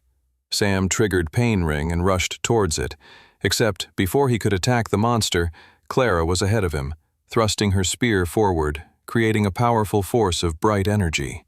The scorpion toppled over onto its back, exposing its weaker side, its legs scurrying as it tried to get back upright. Sam's eyes widened at this. Incredible, he thought. Brock had taught Clara well. She was utilizing the first unlocked ability of the warrior class. The ability was known simply as Attack Burst. It was an astonishingly powerful attack that turned a warrior's weapon attack into a heightened energy-filled blast. A sword or axe-wielding traveler would create an energy slash with the Attack Burst ability, but because Clara had chosen a spear as her weapon of choice, it took on the appearance more of a forward energy beam than slash. The ability was simple, powerful, and easy to use. It was why, among the common classes, warrior was the most popular. It was the ability's own strengths that were also its own weakness. It was a straightforward, blunt, and powerful ability, but it very much had a ceiling to its strength, which was its main downfall. A novice-tier attack burst was always going to be beaten by an apprentice-tier version of the same attack. One could not make the same argument for an ability like Sam's Pain Ring, for instance. While, on the face of it, a less informed person would have been excused to believe the warrior's novice-tier ability was better than Sam's Blood Knight ability, and, if wielded in less capable hands, they would be right. But what Sam lost in raw power and ease of use with his Pain Ring ability, he more than gained in terms of the ability's unlimited potential for growth in power during battle. Nevertheless, Sam was blown away by Clara's use of her spear and seamless use of the attack burst ability to knock the attacking scorpion monster on its back. He was impressed and excited.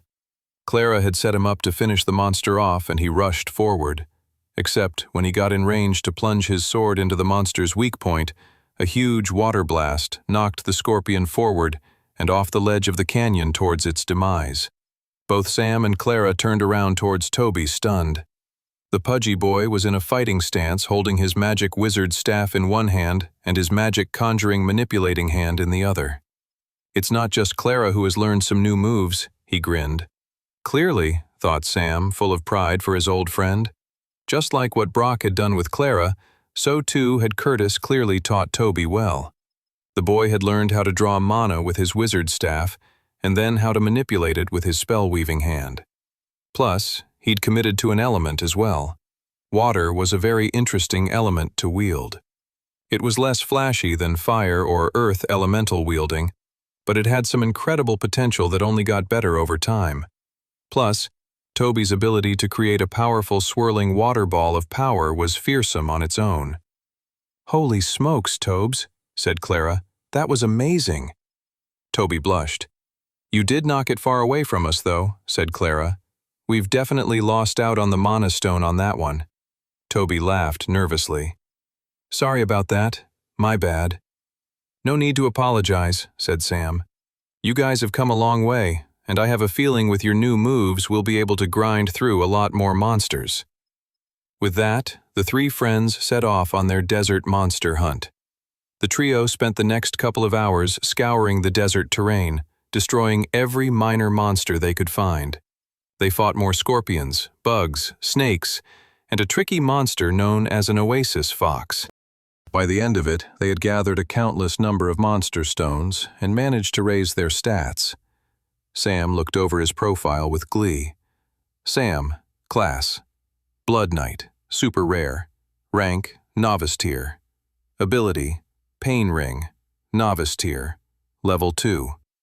Mark part of the battlefield as yours. Within that circle, the more you are hurt, the more powerful your attacks.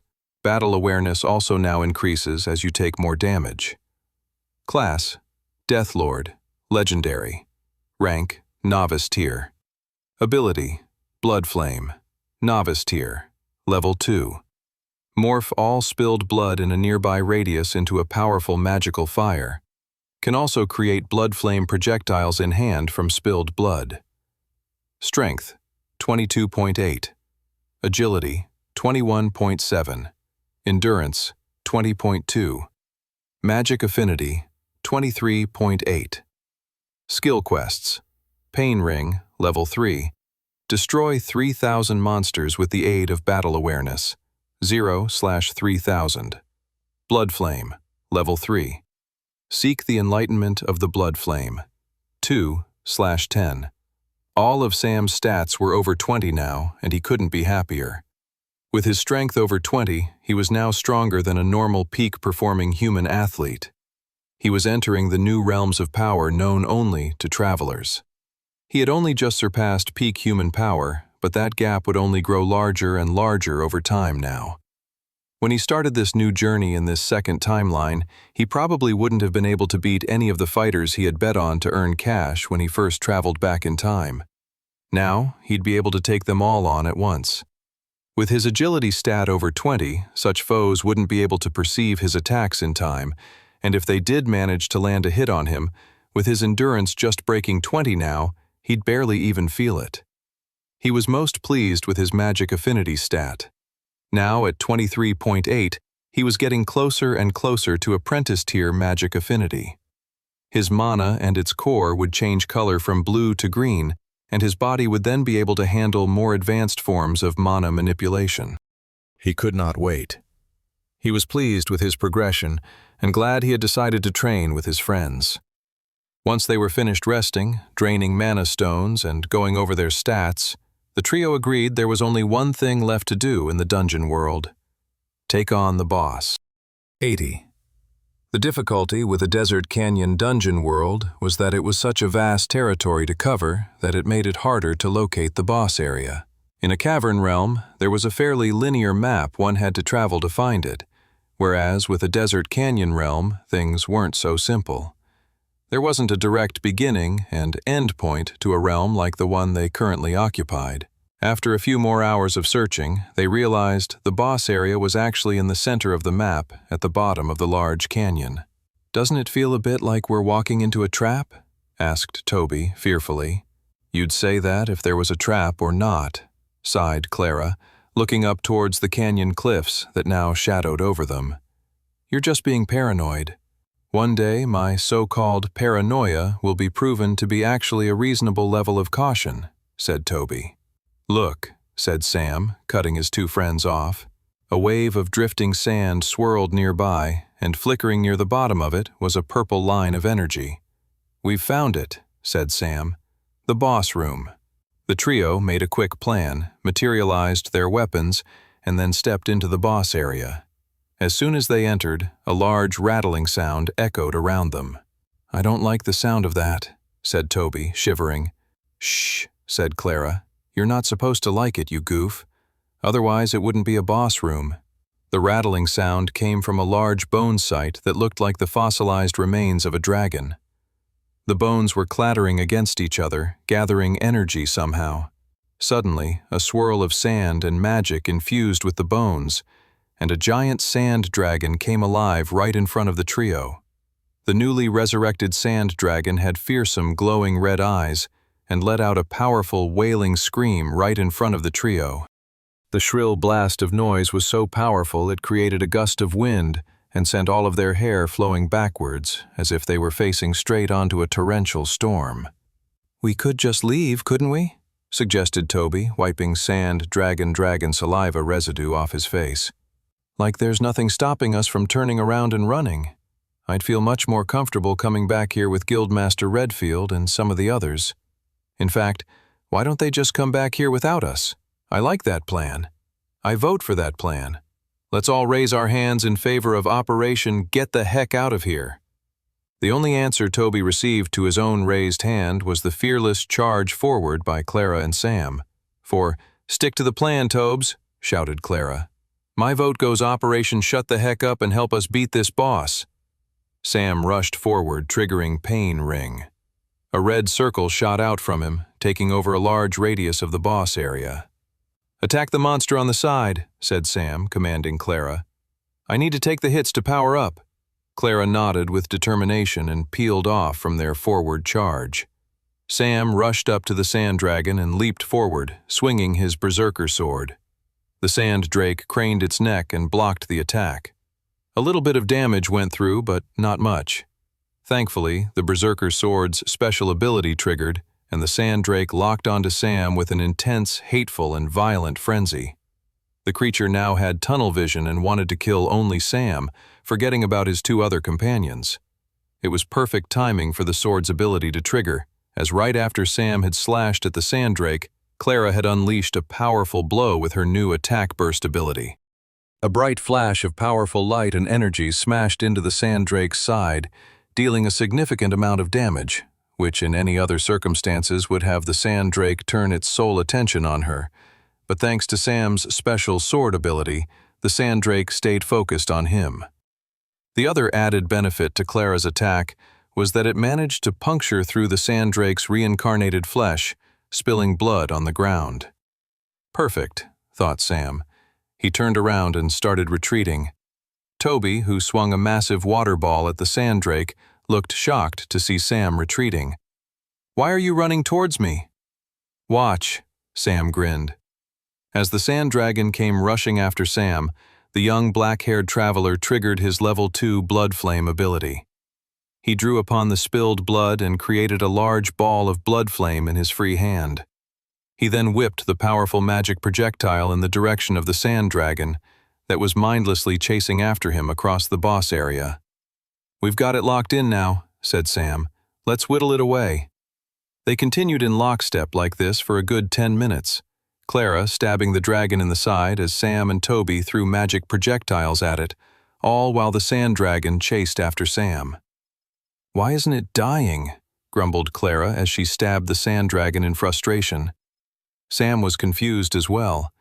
Even if their attacks weren't a perfect matchup for how powerful the boss creature was, they had dealt enough of them that they should have had an effect. But the sand dragon looked as strong as it had from the start of the battle, despite dripping blood all over the place. "Okay, change of tactic," shouted Sam, rushing forward. He ran headlong into the vicious dragon. The dragon shot its head out, wanting to rip Sam to pieces. Sam leapt forward, swerving his shoulder in the direction of the monster's teeth. He tried to reinforce that portion of his body with mana from his mana core as he braced himself to take the deadly attack.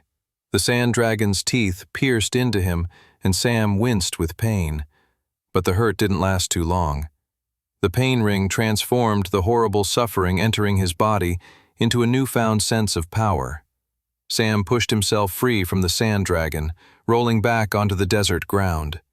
He got up on his feet and felt the new power swirling through him. "This is good," he thought, but not enough. He spent the next minute slashing at the sand dragon with his newfound power, and it was definitely making a dent in the monster. But even then, Sam knew they were missing something. Sheer power wouldn't be enough to destroy this boss. They need to figure out its weak point.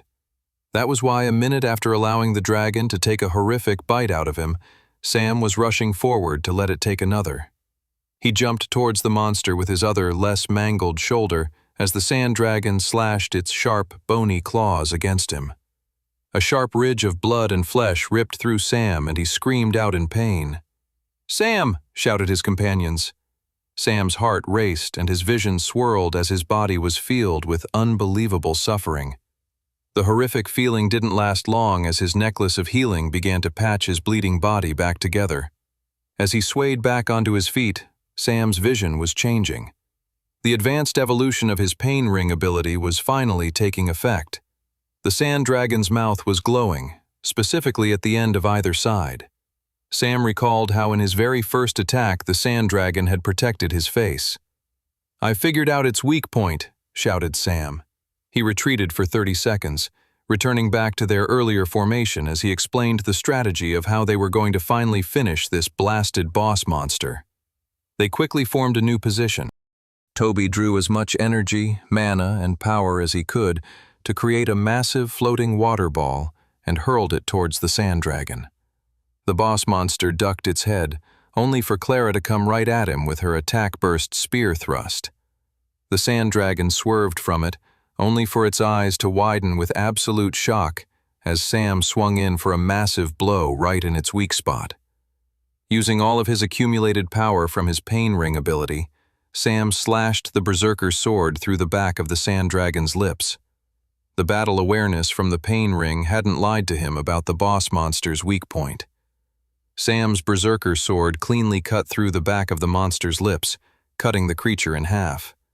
Sam landed the finishing blow. 81. Sam caught his breath and wiped sweat off his brow as he stood over the fallen remains of the sand dragon.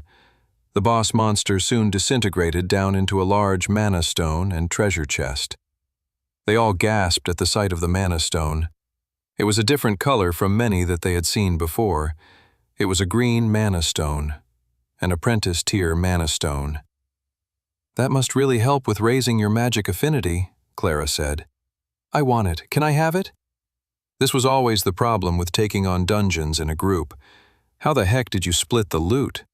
Sam grinned and said, "Let's see what's in the treasure chest before we say who gets what." In the end, the treasure chest held great new items for both Toby and Clara.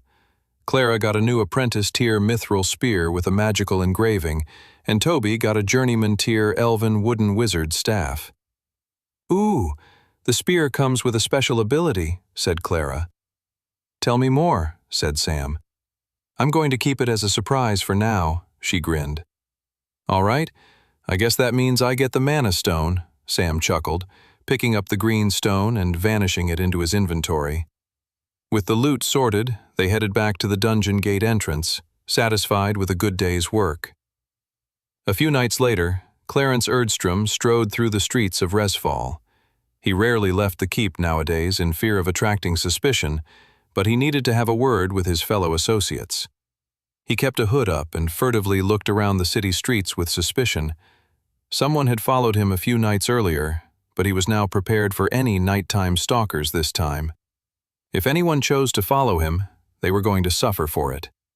Clarence moved quickly through the streets, sticking to the shadows, moving through alleys and forgotten sections of the city. His body was filled with frustration. He'd been planning the attack on the Royal Winter Ball for months. While he hadn't expected to finish off the princess, he was hoping to get that damn handmaiden out of the way. Now his entire plan was disordered. He needed to rethink everything. The problem, however, was that he couldn't quite figure out why his initial plan at the ball had failed. He couldn't put his finger on it, but it felt almost as if people were prepared for the attack to happen. But how would that have even been possible? Was there a mole among his associates? Clarence shook his head. He didn't think so, but he couldn't come up with a better explanation for why his plans weren't working out properly. It will be good to speak with my allies tonight, Clarence thought as he picked up his pace, striding through the night. Unbeknownst to Clarence, however, a new shadowy figure stalked him. For anyone observing, they would have caught the subtlest glint of red from the shadow following in Clarence's footsteps. Sam made sure to keep himself a good distance away from Clarence. He made sure to conceal his mana and not draw suspicion to himself, which mainly meant staying out of sight and keeping his movements gentle and quiet. He tiptoed quickly across the slated rooftops of Resfall beneath the night sky, following Clarence. It was mostly a cloudy night, which made it darker and helped Sam with his nocturnal stalking. There was the occasional patch of moonlight that would poke through an opening in the drifting clouds, so Sam made sure to be slow and cautious at such crucial moments. Sam had known to follow Clarence that night after meeting up with the spy he had hired and learned more about the court advisor's comings and goings over the last few days. According to the spy, Clarence Erdstrom rarely left the royal keep and only ever did so under the cover of night. "What are you up to, Clarence?" Sam wondered as he tracked the court advisor through the city streets. "Who are you working with?" If Sam hoped to stop the assassination of Princess Alice Grace at the upcoming Spring Festival in a few months' time, he had to figure out who Clarence was working with. There was no way they would try to assassinate the princess without a plan B. That meant that even if Sam stopped the initial assassination, there was a backup plan he had to worry about and prepare for. The princess's life was at stake. The fate of everyone who lived in Resfall was at stake. The demise of Westria and all of its people was pretty much guaranteed if Sam didn't stop whatever monstrous plans were being formed for the upcoming spring festival. Sam slowed down his movement as Clarence suddenly stopped. Sam crouched and hid behind a chimney and poked his head out to see what the court advisor did next. The man entered a building. Sam waited for a second and then, just beyond the top-floor window, he saw Clarence re-emerge. Another man emerged from the shadows of the room. The man had clearly been waiting for Clarence. Sam crept a bit closer to get a better look at who the strange man was. The clouds drifted and a patch of moonlight shone through the dark night onto the room Sam was spying on. His eyes widened as he saw who Clarence had met with. "So, it's as I expected," Sam thought. "But now I have proof." Meeting with Clarence Erdstrom was none other than the head of the Spectral Church, Archbishop Balin. 82. Sam watched the two powerful figures continue with their clandestine meeting. The royal court advisor and the highest member of the Spectral Church. Sam crept a little bit closer. If only I could hear what's being discussed in there, thought Sam. To be fair, Sam could piece together the larger points. They were clearly working together towards assassinating Princess Alice Grace. But Sam wanted to know more of the particulars. I bet it connects back to the experiments I found in Creekdale, Sam thought. Sam realized he needed to know more. he started looking around for ways to jump from the roof and get closer to the Archbishop and the court advisor so he could eavesdrop more effectively. He looked across the shadowy night, trying to figure out a way to proceed. He needed to get closer. The lives of so many depended on him figuring out the greater details of the powerful men's plans. Sam took in the narrow street that separated the roof from the one where the meeting was taking place. On the one hand, it wasn't too big a gap, and Sam should easily be able to make it across. But there were two problems. The first problem, and Sam lurched even thinking about it, if he screwed up the jump, it was a long fall to the cobblestones. Even with his higher stats, he'd be worried about taking a serious injury, especially if he didn't land correctly. The second problem was, even if he landed, he'd create a lot of noise, which Sam definitely didn't want to do. One of his greatest advantages in this timeline was that no one knew about his extensive knowledge of the future. He needed to protect that advantage at all costs. Sam saw the solution to his predicament and didn't hesitate as soon as it became clear to him. He sent mana to his feet, creating a level of calm balance in them that allowed him to make his movements as quiet as the night. He then hurried a few rooftops over where he could make the jump and not disturb the secret meeting he wanted to spy on. He took a deep breath, ran down the slated roof, and jumped off it at the last moment, catching his breath as he landed on his feet.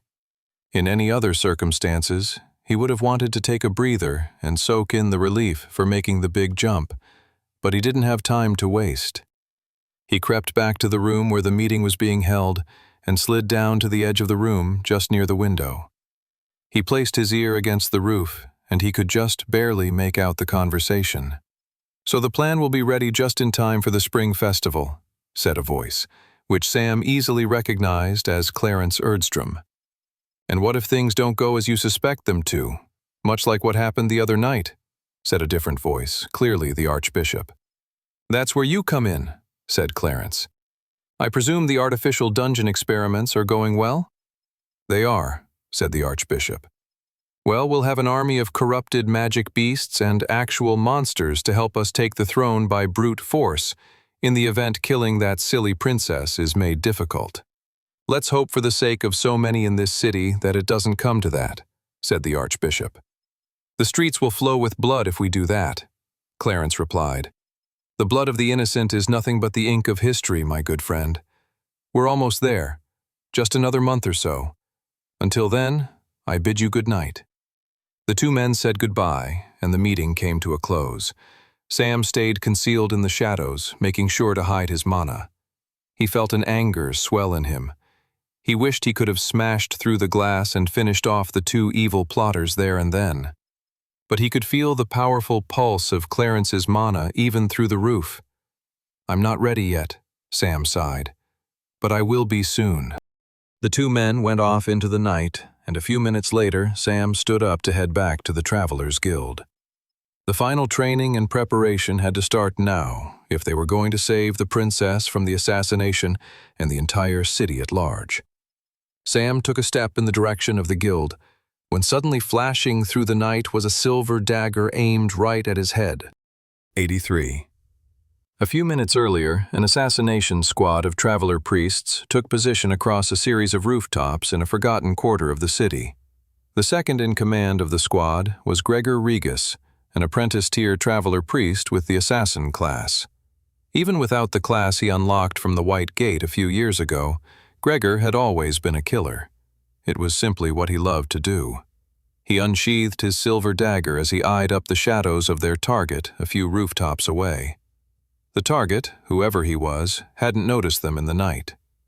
They had taken great pains to conceal their mana and keep a greater distance from the target than they normally would when tracking someone.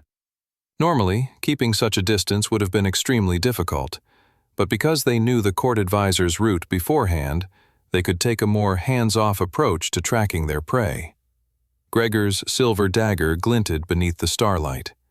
It was time to incapacitate the target and discover who exactly had been tracking the court advisor. "It will be my pleasure," Gregor thought as he pulled his hand back and then threw his silver dagger out into the night towards the person hiding in the shadows of the rooftop nearby. Sam ducked at the last second, managing to dodge the incoming dagger attack. The silver dagger punctured the roof behind him, cracking one of the roof tiles into dust, which Sam couldn't help but think was what would have happened to his skull and brain had the dagger landed where it was supposed to. Sam scrambled from his rooftop position and took shelter behind a large brick chimney.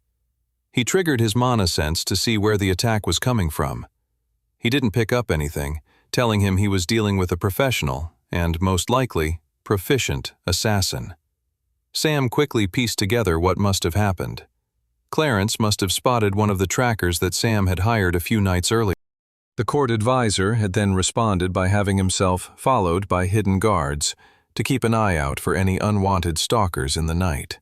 Sam had managed to keep himself quite concealed over the course of the evening, so he came to the conclusion his best course of action was to get out of there as swiftly as possible. Sometimes there were moments when it was best to fight, and other moments when you needed to know it was time to run. Sam jumped off the roof and descended into the shadows of the street. As he fell through the air, he sent mana into his feet, which helped cushion his landing as his boots met the cobblestones of the dark alleyway. As soon as his feet hit the ground, he was pushing forward into the darkness. He needed to escape. He couldn't let these hunters know who he was. If they found out his identity, it would put his ability to save the princess, the city, and even the entire world at jeopardy. His heart began to pound as he rushed forward. He kept his ears alert, as he knew the assassin was good at concealing his mana leak. Sam turned a corner, only to find 3 traveler priests rushing towards him. "Aw, crap," Sam thought, realizing that there was more than one killer coming after him. The 3 traveler priests rushing towards him all got a good look at his face. "Looks like I might have to change my original plan."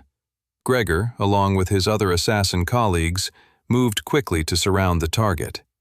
The target was clearly under such duress he had lost control of his mana leak, and now they could all see where he was going. "The fool is about to head into a dead end," Gregor grinned. It was important to Gregor that he finished off the target. He needed to redeem himself after his initial dagger attack had failed him. As the other traveler priests ran straight towards the target, Gregor figured he'd creep up to the side. He spotted the target. His eyes widened with shock when he saw a black-haired boy with red eyes. He was nothing but a mere teenager. "Doesn't matter," Gregor thought. "I can't wait to kill him." Gregor pulled out another 2 daggers and silently fell into the alleyway right behind the boy. "The idiotic child doesn't even notice me," snickered Gregor to himself. Finally, Gregor went for the kill, but out of nowhere the boy materialized a horrifying, powerful sword with ridged edges that looked like the teeth of some terrifying magic beast. The blade materialized and went right through Gregor's chest. "You think I didn't notice you?" said the boy as Gregor collapsed onto the ground. 7 other traveler priests were now standing in the front of the alleyway to take the boy on. The boy left Gregor to his demise and turned to face the others. "I tried to avoid fighting, but you wouldn't let me go," the boy explained. The black-haired boy cracked his neck. "Now you will pay the price." 84. Sam gripped his berserker sword tightly and materialized his fiery flame sword in his other hand. As the 3 traveler priest warriors rushed at him, Sam immediately triggered Pain Ring. A ring of red energy shot forth from Sam's chest, surrounding the alleyway. The traveler priests used their warrior attack bursts to deliver a devastating blow. Sam swerved to take the hits in the least vulnerable areas of his body. He winced with both agony and satisfaction as he felt the pain morph into added power and strength throughout himself. "Kill him!" shouted one of the traveler priests. "He's clearly only novice tier if such basic hits are going through." Due to the chaos of the battle, the attackers didn't see Sam smirk. Another accidental perk of the Pain Ring ability, Sam thought. It lulls your enemy into thinking you're weaker than you are. With Sam's newly gained strength, he took on the 3 incoming attackers, while the 4 wizards in the back flung elemental projectiles of fire and lightning. Sam swung his flame sword upward, clashing with the battle axe of one of the traveler priests.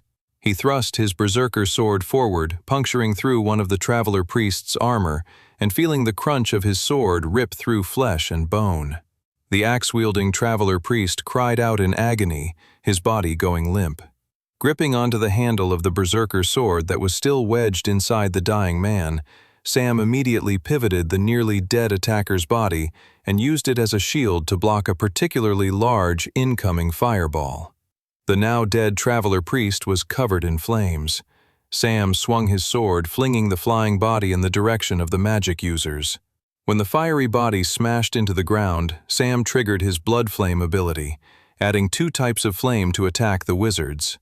That will keep them distracted for the time being, Sam thought. The 2 close-ranged warriors came at him, one wielding a sword and another a spear. The swordsman went for a bold slash towards Sam's neck, trying to separate his head from it. Sam ducked, only to come face to face with the spearman's deadly thrust. He jumped backwards, retreating slightly. The 2 warriors worked so well together, he was going to have to separate them if he wanted to finish them off. Glancing just beyond the warriors, he saw the wizards were still dealing with the blood flame, but it would dampen in another minute or so. He'd have to finish these warriors before then. The 2 warriors rushed at Sam once more. Sam dematerialized his fiery flame sword in one hand and then triggered the level 2 evolution of blood flame, drawing spilled blood from the ground into the palm of his hand, turning it into a powerful crimson ball of magic. "He may only be noviced here," said the attacking swordsman, "but he has some strange class I've never seen before. Be careful." "He's nothing but a weak little kid," sneered the spearman. "Let's kill him." The spearman rushed forward and Sam whipped his blood flame projectile in his direction. Rather than shooting the blood flame ball right at the spearman, Sam targeted the ground where he was going. This forced the spearman to leap backwards, throwing off the coordination with the swordsman. As soon as their formation was off, Sam rushed forward and slashed his berserker sword towards the swordsman's head. The swordsman blocked. Sam materialized his flame sword once more in his free hand and thrust it forward. The evil swordsman smirked and grabbed hold of the fiery blade with his gauntlet hand. Sam's eyes widened. "I won't fall for the same trick as my stupid colleague," said the swordsman. They were now deadlocked. Worse, the blood flame had cleared up and the spearman was rushing full speed ahead. "Crap," thought Sam. "What am I going to do?" In a millisecond, he caught sight of the swordsman grimacing from the pain of clutching the flame sword. Sam's eyes followed along and saw blood dripping through the metal gauntlets protecting the warrior. As soon as the drops of blood hit the cobblestones of the alley, only mere seconds before the spearman was about to thrust the pointed blade right through Sam's skull, Sam triggered blood flame once more. The swordsman and spearman erupted in flames as Sam leapt backwards and watched his enemies' bodies flail as they burned alive. Sam didn't have time to catch his breath as the 4 magical projectiles were suddenly hurled across the alley once more. "Looks like the wizards are back on my case," Sam thought as he swerved to dodge the attacks. He thought he had managed to avoid being hit when a lightning blast knocked him in the side and pushed him against a wall. Sam's body shook spasmodically from the lightning attack coursing through him. He saw the wizard preparing to make a cautious movement towards him while he was still down on the ground. Sam quickly got back on his feet. His vision changed slightly, and he noticed that all the wizard's hands were glowing with a faint red color. The level 2 passive ability from his pain ring was now coming into fruition. Sam had taken enough damage to now perceive his attacker's weakest points. It made sense that the wizard's weakest point would be their hands. They needed it to cast spells. Without them, they were done for. Unlike a warrior or more direct fighting classes, wizards didn't have naturally high defensive capabilities, as they didn't normally have to train their endurance stat as much. 2 of the wizards had leapt up to the rooftops on either side of the alley. They had created a formation where he could only attack one of them at a time. Sam dematerialized his weapons, freeing up his hands. "The boy is crazy," shouted one wizard. "He disarms in the heat of battle?" Sam ignored the wizard and rushed towards the magic users still facing him on the street level. Sam rushed forward as lightning bolts and fireballs descended from the wizards above into the alleyway below, exploding right behind him. As Sam sprinted forward, he drew large blood flame balls into either one of his hands, flinging them up at the wizards. He did the same thing once more with the wizards right in front of him, except this time he whipped the magic projectile with a little more particularity. He threw the blood flame balls right at the wizard's fingers. The wizard's eyes widened with fear, leaping back and losing their composure over the battlefield. Sam then materialized his berserker sword when he got up close to the two ground-level wizards and swung it with both his hands. The blade ripped through their cloaks with ease, leaving behind two mangled corpses, separated in half. It didn't matter what tier the wizards were. The combination of Sam's increased strength from the pain ring and the wizard's own lack of endurance stat meant that Sam could cut through them with ease. The two wizards above shivered in fear and turned to run, which was the biggest mistake they had made that night. Sam materialized his throwing daggers and threw them at the wizards. Both daggers hit their mark, right in the back of the wizards' skulls. When you retreat, Sam thought to himself, you expose yourself even more to the enemy. The bodies of the dead wizards above slumped forward and fell off their respective rooftops, collapsing onto the ground below. The fight was over, and only carnage remained. 85. Sam looked over the remains of the battle. Dead traveler priests were strewn all across the alleyway. Do I just leave someone else to come upon this destruction? Sam wondered. If Sam hid the bodies, that might cause more alarm within the ranks of the traveler priests and those plotting the assassination of Princess Alice Grace. On the other hand, though, there might be more of them coming as backup. Sam decided it was better to take advantage of the opportunity to escape now with his identity still concealed. He stepped over the dead bodies and into the shadows of the night. Just under 30 minutes later, he was back at the Travelers Guild. He immediately headed up the stairs towards the guild master's office. He had to tell the guild master that a fight had broken out between an official Travelers Guild member and the Spectral Church's soldiers. That was too big of a political crisis to ignore. As Sam approached the guild master's door, he saw light glowing beneath it, so he knew the man was awake. He knocked on the door. Who's knocking at this hour?" "It's Sam." "Just a minute," croaked the man. There was a shuffling behind the door until eventually he said, "Come in." The old man's cheeks were flush and he was sitting behind his desk. "I'm surprised to see you're up this late," said the guildmaster. "I'd say the same to you," Sam replied. "What were you up to just now?" "Nothing. Just reading some documents." "You know what? It doesn't matter. What do you want?" The redness in the guildmaster's cheeks faded away as he took in the seriousness of Sam's gaze. Sam then told the man about the fight that had just occurred. "Will this lead to a public clash between the Travelers Guild and a spectral church?" asked Sam. Redfield shook his head. "The spectral church won't want this coming out. They wouldn't want a defeat to be known so publicly throughout the city. Still, if there are bad actors in Resfall working on something, they'll know they now have a strong opponent coming after them." Sam nodded at the guildmaster's words. Redfield stared at Sam for a long time and then finally said, "You still haven't explained why you were out so late this evening. I haven't pressed you on whatever secrets you so clearly wish to keep to yourself, but if the city is in danger, I think it's time you let me know whatever it is you're holding back." Sam knew this moment was coming. From the second he had stepped into the office that night, he knew this was where the conversation was ultimately going to lead. He knew he had to choose his words wisely here. "I will share with you information I believe to be true," said Sam. "But if I do, you have to promise me you won't act on it without my consent." Redfield crossed his arms. "Seeing as I'm the guildmaster, that seems a bit, take it or leave it," said Sam. "You're right to think people are in danger, but we're all currently walking on a knife's edge, and the wrong move will cause more deaths than you realize. We need to be precise and calculated in our actions. Only if you can promise me that can I share what I believe might happen." Redfield looked at Sam for a long time. "Ever since you arrived on that cold, fateful night in Wintersmid, I knew there was something strange about you. I'll accept your terms. Now please, share with me what you can." Sam gulped, and then began to tell the guildmaster about the upcoming assassination attempt of Princess Alice Grace. He shared everything he knew, including all the bad actors he believed to be involved. He shared everything except for the fact that the goddess had sent him back in time from 5 years in the future. When Sam was finished, Redfield was very quiet.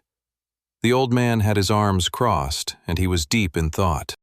Why don't we act now? Because if we do, some of the bad actors involved will escape, and then they can plot a new plan that we have no idea of whatsoever, said Sam. Right now, we can take advantage of the fact that we know what they're going to do and can draw them out. Once we do that, we can finish these enemies off for good. Redfield let out a long sigh. All right, he said.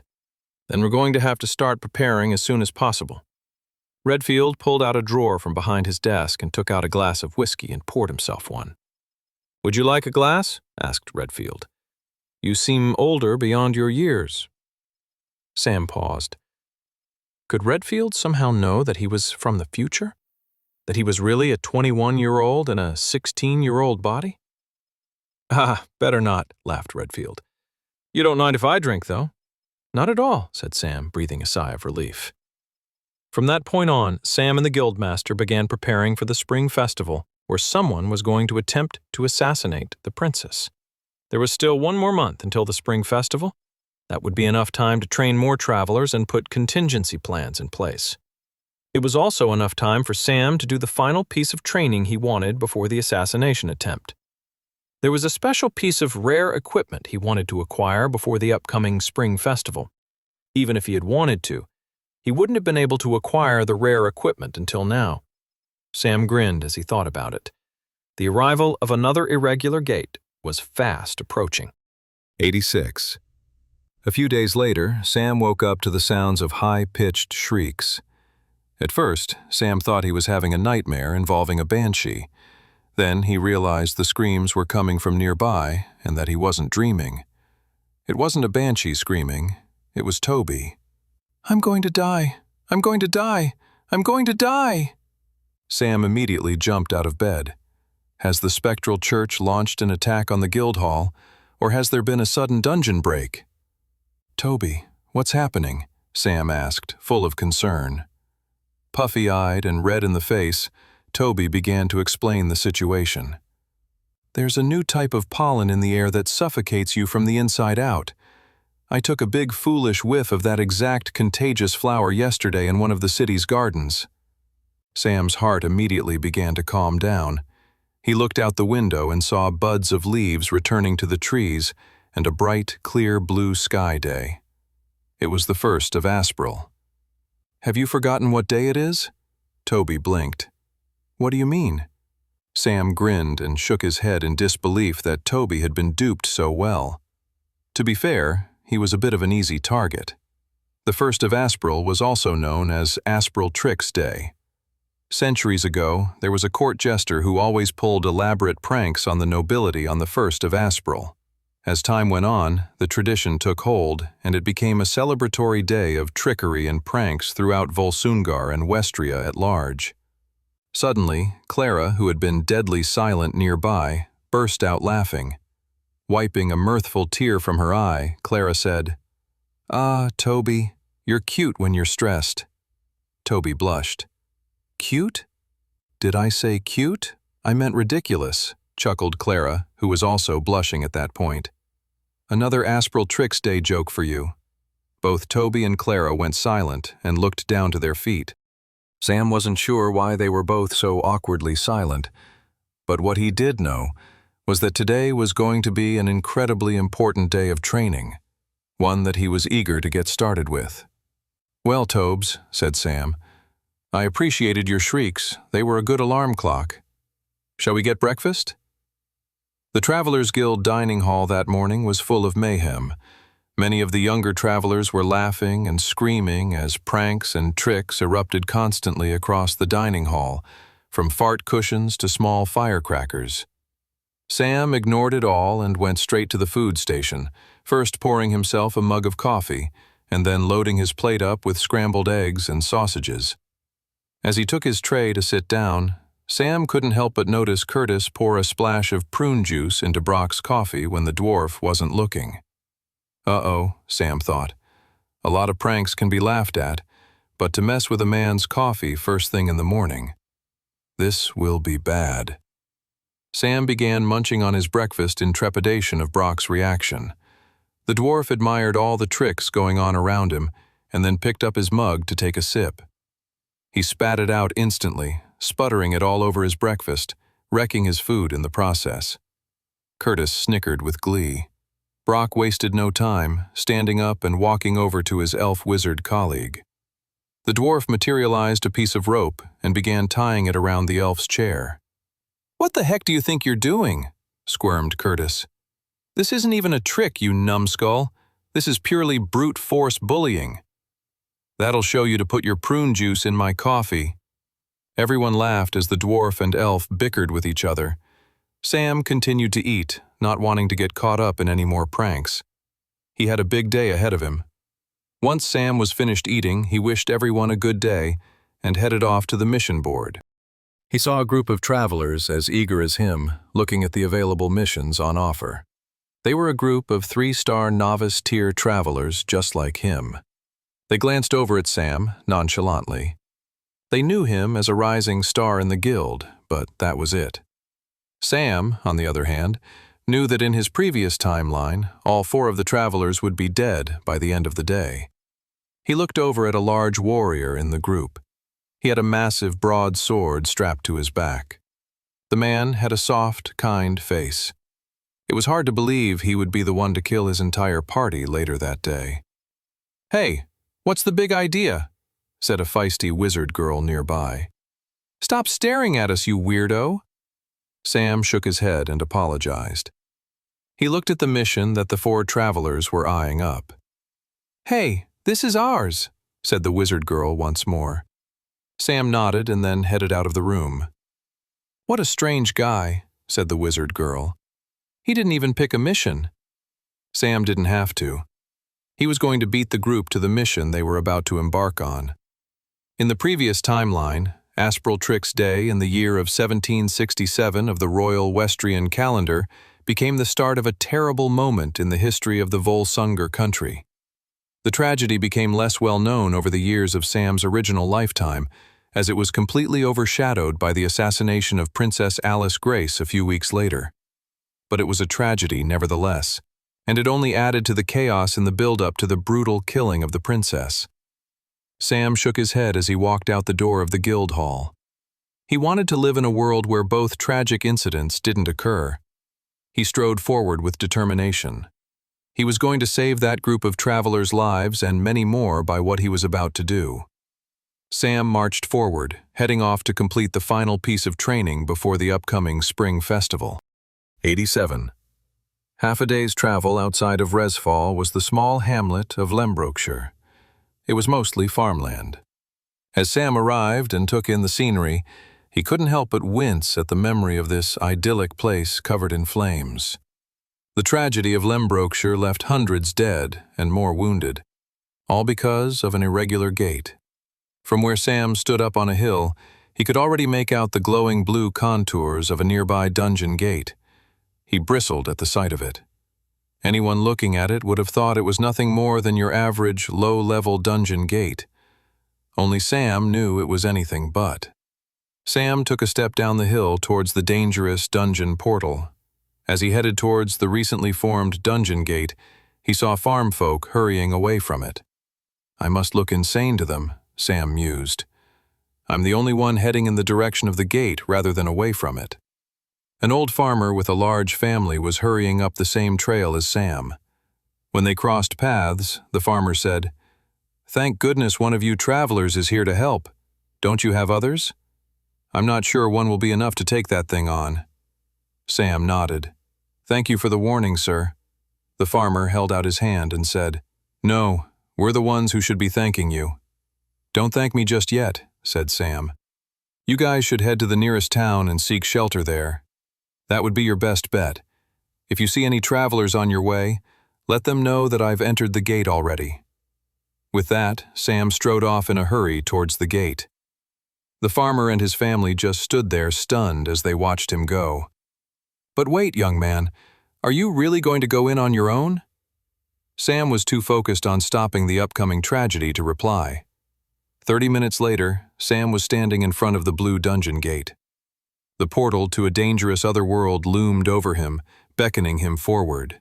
Sam closed his eyes, taking in a brief moment of respite and calm, before setting off on the large task in front of him. "Let's do this," he thought, and marched right into the blue dungeon gate. The environment changed instantly. He went from the cool spring air of the Volsinger countryside into a pulsing, hot environment of a volcanic landscape. A strange sound echoed behind him. Sam turned around to see the blue dungeon gate he had just entered was changing color. It shifted from blue to green. And right after it did that, the gate shrunk until it disappeared entirely. This was not normal. A dungeon gate did not change color once inside. A standard dungeon gate did not close, trapping whoever entered it inside. It was a special type of irregular dungeon gate known as a trap gate. Not only did the difficulty of the gate increase by an entire tier, but one's ability to exit the gate had been taken away. In Sam's first timeline, the group of travelers he'd recently seen at the guild right before leaving on this mission had entered the gate, and only 1 out of the 4 came back alive. It was the warrior he had seen earlier. The man had exited the trap gate and revealed himself to be a rogue traveler, and went on to massacre everyone in the surrounding area, destroying all the lives, homes, and farmland that he could. No one ever got to the bottom of why the young man had gone insane, or whether he'd been holding back a murderous craving for a long time. One thing was for certain, though. The young man had left the trap gate with a new, powerful set of soul-bound silver armor. It was one of the reasons why Sam had come here today. He wanted that armor. Sam turned away from where the dungeon gate had been and took in his new surroundings. He was in a volcanic and mountainous terrain. The ground was black rock with rivulets of lava running through them. The trap gate did not let him have a moment's respite, however. As before Sam could fully get his bearings, bursting out from the black ground were 3 goblins with glowing orange skin, magma goblins. The newly arrived monsters rushed towards Sam, who materialized his berserker sword along with his mithril blade. Sam figured his fiery flame sword might be of less effective use against monsters who lived in a regularly volcanic environment. The magma goblins were all wielding shiny blades, and they descended on him en masse. Sam triggered his pain ring ability. A red circle shot forth from his body, marking the battlefield. Each of the magma goblins managed to get a hit on Sam, and he winced with pain as their daggers stabbed into his flesh. The pain subsided as his Blood Knight ability converted that suffering into increased power coursing through his body. As he prepared to retaliate, he felt the wounds close shut as his necklace of healing worked to patch up the damage.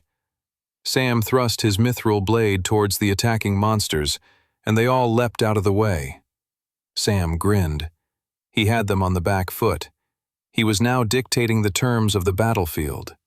The key to many combat victories was having control over the environment. He quickly dematerialized his mithril blade into his inventory and materialized his set of throwing daggers. He whipped them at the magma goblins, forcing them all to jump closer together right in front of him.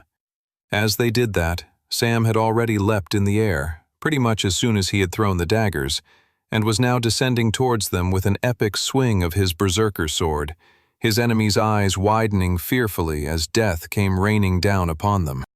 88. Sam's berserker sword crunched through the magma goblin's ashy flesh. He had expected all 3 of them to collapse on the ground and disintegrate into monster stones, but when he landed on his feet and ripped his berserker sword from their mutilated flesh, they were very much still alive. They were wobbling and disoriented, near death for sure, but alive enough to retaliate. The 3 of them came swinging at Sam with their daggers. Sam kicked one with his foot, sending it tumbling backwards. He then made quick work of the other 2. They were both half blinded by blood dripping down their face, that it didn't take long to overwhelm them and leave a critical attack of his sword right through their necks. With only the final magma goblin to focus on, Sam was able to overpower it with ease and destroy it within seconds. Sam stood over the carnage, breathing heavily. His fast-beating heart slowly began to ease in intensity as the seconds passed and no new attackers emerged. Sam picked up the newly acquired mana stones and contemplated the fight. He could sense the difference in power from the green dungeon gate compared to the blue dungeon gate already.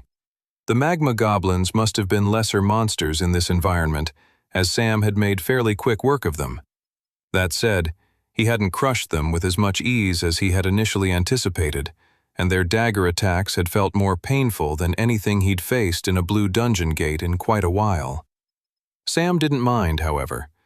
If he wanted to increase his stats and powers, he'd have to fight increasingly more powerful monsters. He welcomed the increasing difficulty of the irregular trap gate. He wiped sweat off his brow and turned back to where the dungeon gate entrance had been. The only way to survive and beat back an irregular dungeon gate like the trap gate was to beat the boss who lingered inside. That would be the only way for the dungeon gate to reappear and offer him an exit back into his world. But before he went looking for the boss, Sam wanted to do some training. He stepped forth into the volcanic landscape, ready to fight some more monsters.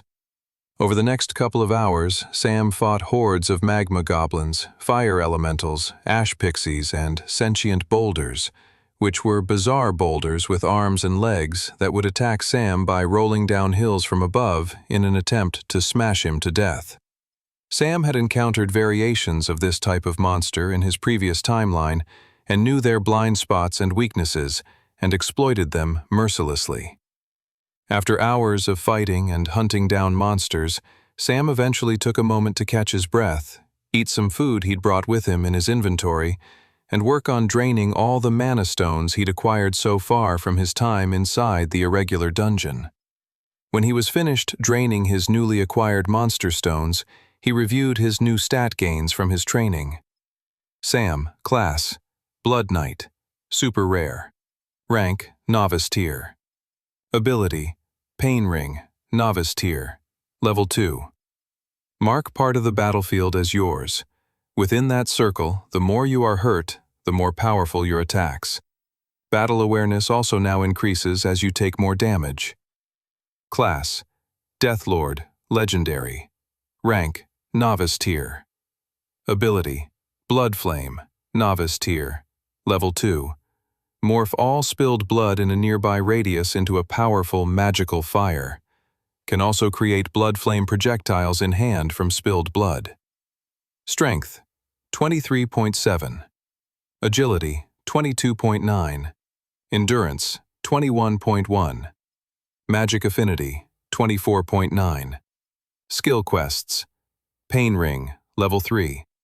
Destroy 3,000 monsters with the aid of battle awareness. 120/3000. Blood Flame, Level 3. Seek the enlightenment of the Blood Flame. 2/10. Sam grinned at the increases to his stats. They weren't dramatic. Most of his stats had gone up by about 1 full point, but that was good for only an hour's work. As he got closer to ranking up and going from Novice Tier to Apprentice Tier, raising his stats would only become a greater and greater challenge, so every step forward was a welcome one. He was ever so slightly disappointed with his development on leveling up Pain Ring to Level 3, but that had been a somewhat conscious choice.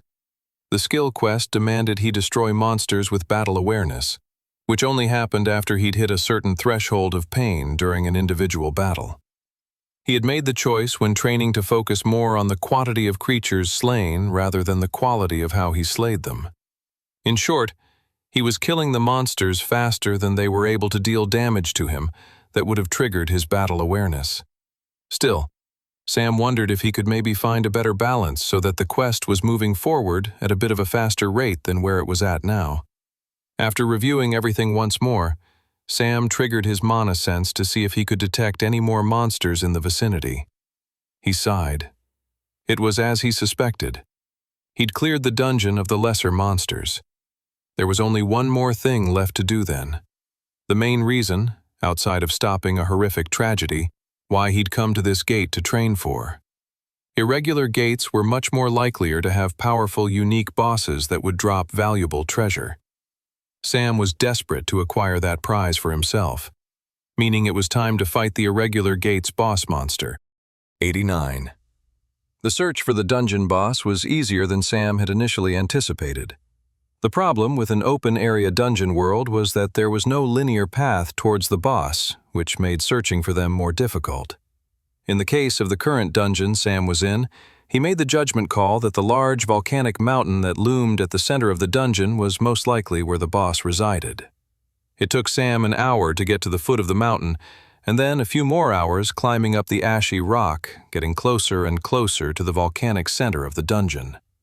His body was drenched in sweat as he carried himself further and further up the large rocky mountain until eventually he reached the precipice.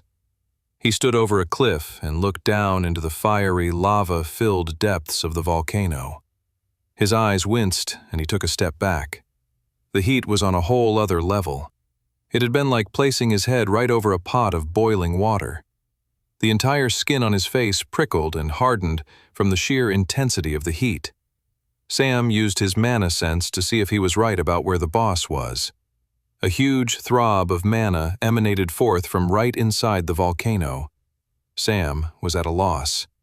He could see where the boss was situated, but he didn't see how he could get to wherever it was located if it was surrounded by hot, flowing lava that would melt through his skin and bones at a mere touch. What kind of creature can possibly live in such a hot environment? Sam wondered with fear. At that moment, a bright red tentacle shot forth from the pool of lava and into the sky. The tentacle loomed over Sam. The young traveler's eyes widened at the sight of the strange tentacle. What the? Sam jumped back down the steep ridge of the volcanic mountain as the strange red tentacle came hurtling down towards him. Sam didn't want to waste any time and got straight to work fighting the boss. He wasn't going to wait for the boss's full entrance. Sam triggered Pain Ring, marking the battlefield with the red circle of his Blood Knight ability. At the same time, he materialized his berserker sword and rushed forward, swinging the giant nightmarish blade at the tentacle. The attack landed, creating a burst of blood from the tentacle, as the berserker sword's ridges stabbed through the tentacle and pinned it to the ground. The tentacle pulled away, ripping itself free, even at the expense of destroying its flesh, and then immediately recoiled back into the pool of magma. Sam readied himself for the boss monster's next move. He braced himself for a retaliation, but was also worrying that he may have accidentally scared the boss monster into too defensive a position. After a few seconds' silence, the boss monster finally retaliated. Suddenly, over 10 tentacles shot out from the pool of lava and into the sky. They all then fell towards the different ridges. There's too many to attack, Sam thought, looking at all the tentacles. The tentacles then dug into the ground, propelling the main body of the boss monster out from the pool of lava and onto the mountain ridge in full view of Sam. His eyes widened at the grotesque, terrifying sight of the boss monster. The boss monster was none other than a giant magma octopus. It had a countless number of tentacles beyond just the ones that had helped prop it up. It had 2 large, bright blue eyes that stood in strong contrast to its bright red skin. Sam rushed forward to attack the nearest tentacle. He swung forward, but with even greater speed, the boss monster swung a tentacle at him, slashing at his body as if its own tentacle were a sword to slash enemies with. Sam jumped to dodge the attack, only to be smacked in the back by another tentacle coming in from the opposite direction. Sam went flying, his body crashing into the ridge of the black stone mountain. His back and body ached with pain, and the worst part was the frustration that all of the suffering was out of the marked part of the battlefield of his Pain Ring ability. Sam got up as quickly as he could and rushed towards the Pain Ring. While the bulk of damage wouldn't contribute to extra strength, some of the lingering pain could still be converted if he could make it back to the Pain Ring before his necklace of healing worked to undo the damage. As Sam sprinted back to the Pain Ring, the magma octopus started shooting massive fireballs from its mouth at him. "Two can play at that game, jerk?" shouted Sam as he landed back in the pain ring and triggered the second level of his novice-tier Death Lord ability. The blood from the magma octopus's first tentacle was still festering on the ground, and Sam drew from it to create a ball of blood flame in the palm of his hand. He then whipped it right at the magma octopus. The boss monster was quick and swiped it away with one of its tentacles. Crap, thought Sam. He decided he had to change up his strategy. He was currently basing his battle position from where he set his pain ring at the start of the battle, but it was no longer an optimal position. He had to start over. Right as another meteoric fireball came towards him, he dove out of the way and started rushing around the circumference of the black stone volcanic summit. A trail of explosive flame blasts followed behind him as he sprinted forward. He felt the heat of the blasts on his back, along with the burst of disintegrated black stone falling onto him. The black dust that sprinkled on his back with each flame blast was a constant reminder of what would happen to him if he took a direct hit from one of those blasts himself. It was a reminder that made him only run faster. Finally, he got on the opposite end of the volcanic summit, facing the back of the octopus and a swarm of its tentacles. Perfect, Sam thought. He rushed forward and triggered Pain Ring. He lost all of his power gains from the previous ring, but his positioning was far superior than it had been before. He triggered the ability as close as he possibly could to the boss monster, before it pushed him back with its tentacles. The pain hurt, but Sam felt it convert into power throughout his body. He then rushed forward and materialized his mithril blade alongside his berserker sword. It's time to litter this battlefield with blood. He started slashing like a barbarian as the tentacles came at him. One tentacle wrapped itself around his stomach, trying to suffocate him. Sam squirmed and fought to get free. The lack of oxygen was causing his body to shut down, but the pain was converting into strength as well. Sam felt his vision going blacker and blacker. Just a few more seconds now, he squirmed. The tentacle clutching Sam lifted him up in the air. Oh no. Sam realized what the magma octopus was about to do. It was going to drop him right into the pit of lava. Too bad my strategy is coming to fruition before yours, dumb monster, Sam thought. Right as he was about to fall unconscious from the bind the octopus had him in, Sam triggered the level 1 version of Blood Flame. This erupted a powerful and deadly flame in the area right near the back of the magma octopus and its countless tentacles. It was a fire that even the magma octopus's body could not endure. In fact, the blood flame was incredibly powerful against the magma octopus. The tentacle wrapped around Sam let go of him. It squirmed and recoiled as the entire monster was in deep agony, leaving Sam to his own devices high above in the air. Sam squirmed as he began falling. He gripped his berserker sword as he fell towards the top of the magma octopus, newfound power surging through him from his most recent near-death experience by suffocation. His berserker sword landed right into the top of the magma's octopus's head and effortlessly drilled forward through its skull and brain. Sam was surrounded by dark, hot flesh and raging tendrils of his conjured blood flame until the boss monster disintegrated around him, leaving him on the ridge of the volcanic mountain in front of a large green monster stone and a large treasure chest. Holy smokes, Sam thought as he caught his breath. He still felt the sinking feeling in his stomach, though, from when he thought he was about to be dropped directly into the deadly pit of lava. That was close, he thought as he panted and felt his chest heave. But that was the nature of his Blood Knight class. High risk, followed by high rewards. Sam picked up the green mana stone and dematerialized it into his inventory, and then walked up to the big treasure chest. He grinned. This was an important part of why he had entered the trap gate. He could have easily stopped the tragedy of Lembrukshire by letting the group of travelers in and slaying the rogue traveler when he came back and began his massacre of terror. But he needed to come in here to gather the powerful gear that lay inside. Gear that hopefully existed within this treasure chest. Sam walked up to it and the chest opened, revealing a glowing item scroll. Sam was both elated and frustrated. An item scroll undoubtedly meant an agonizingly difficult choice. It was also a unique type of item scroll known as an illuminated item scroll, which was different from the item scrolls he'd so far encountered. An illuminated item scroll was not a scroll that specifically catered to the traveler who found it, but rather offered the same items to whoever found the scroll. To make up for this, the items were normally even more powerful and rarer than in a regular item scroll. He unfurled the scroll and took in the words of what items he could choose from. Silver Dragon Armor Set, Adept Tier, Mythic. Composed from the remains of the ancient and powerful Silver Dragon, this heavy armor absorbs damage and pain and allows for redistribution into different parts of the body.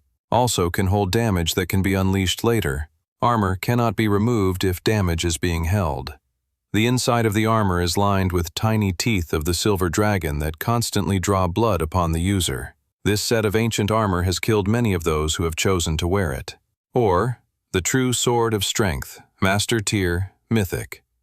An ancient and powerful blade adds +20 to base strength power. Sam's eyes widened as he looked over both items. They were both incredible. He was simultaneously full of excitement as well as agony, knowing that he could only have one of them. The Silver Dragon armor set was perfect for his Blood Knight class. Being able to absorb pain and redistribute it later meant he could walk into a fight and, upon using Pain Ring, immediately raise his power levels. Beyond that, the silver teeth would mean that as soon as he triggered Pain Ring, his power level would be on the rise. It was perfect. But the True Sword of Strength was also appealing. It would raise the power level of its user by a full tier with 0 extra conditions. That could have incredible advantages fighting opponents who would underestimate him or were a tier higher than him. Plus, the sword's power could be more meaningful long-term. While in his current timeline, no one had surpassed Master Tier, but Sam knew there were tiers higher than that. Wherever the ceiling of strength was, this sword promised an extra tier of power on top of that. It was truly incredible. Sam stood there, stumped.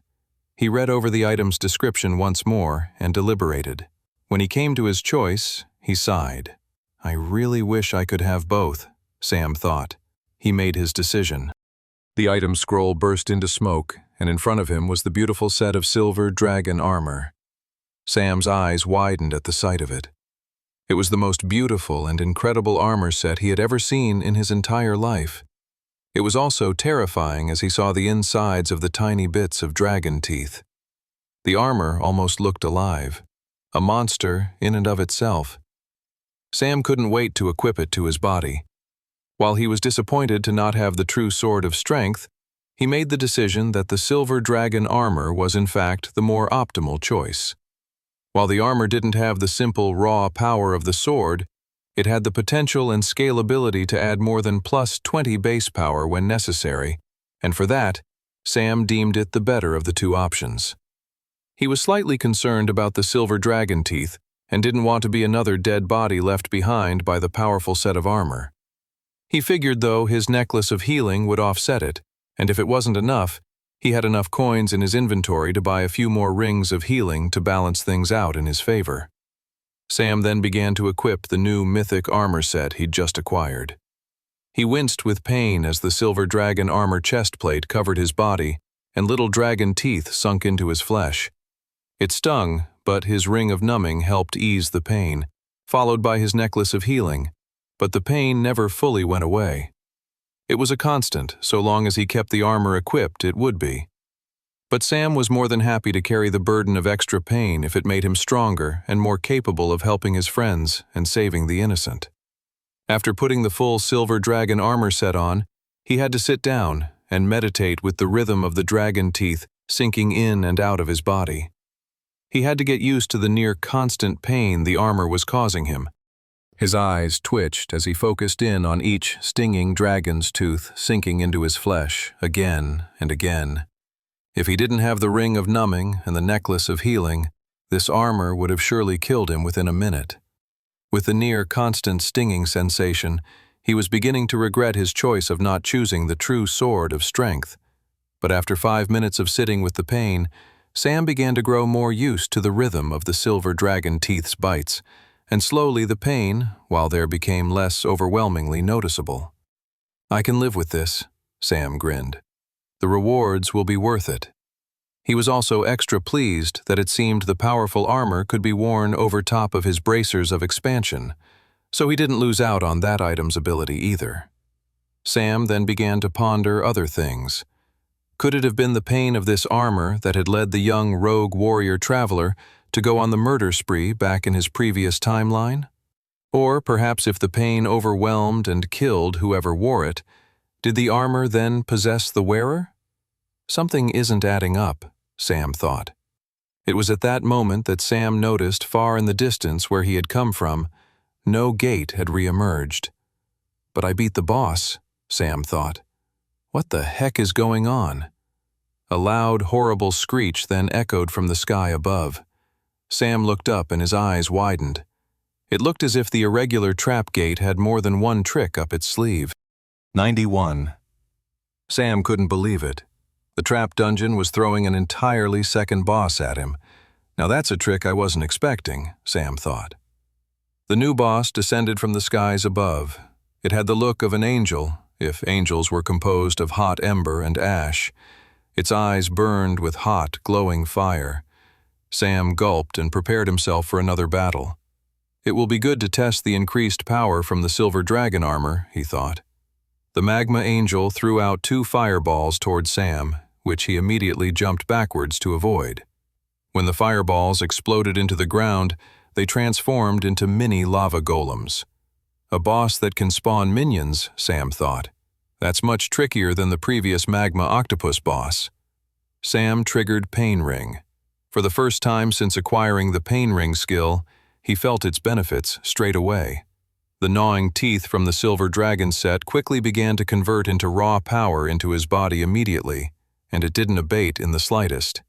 His power just kept increasing, second by second, as his body constantly took in more damage and pain. The magma golems rushed towards him. Sam slashed his berserker sword at an incoming golem and straight away felt the sword slash through the creature like it was nothing but butter. The second golem was destroyed with an equal amount of ease. These were apprentice tier level monsters, a full tier above him, and yet he was making quick work of them as his strength levels kept rising from the pain converted into raw power via the silver dragon armor set. Sam quickly drew upon the disintegrated flesh of the magma golems, creating a ball of blood flame in his palm before whipping it up at the magma angel lording over him. The angel dodged the attack with ease, simply flying out of the way. "Come fight me down here, you coward!" Sam yelled at the boss monster. The boss ignored Sam's taunt and whipped a few more fireballs towards him. Sam took this opportunity to test his new armor in other ways. He ran forward and leapt in front of the incoming fireball to take the hit head-on. As soon as the flame ball hit his chest, he could feel his silver dragon armor absorb the pain. He didn't feel any of it, or rather, he sensed the pain almost like how he sensed his own mana flowing through him. The silver dragon armor created a separation between the pain and himself. The damage became an abstraction. He understood that the damage he'd taken in the chest could be distributed elsewhere.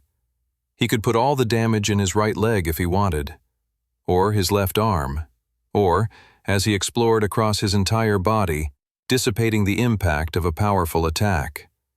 This is incredible, Sam thought, as he took in the sheer magnitude of his new equipment's power. More than that, he didn't have to release pain in the armor straight away. He could hold on to it at the cost of not being able to remove the armor until he did so. There was also the danger and risk that the pain could be accumulated and could reach a point that it could kill him outright if he let enough of it gather inside the silver dragon armor. He decided to keep the pain at bay and trigger it as soon as the magma angel swooped in, using the fresh burst of pain to power a deadly attack. "Just come at me," Sam said, gritting his teeth at the deadly boss monster. "I dare you."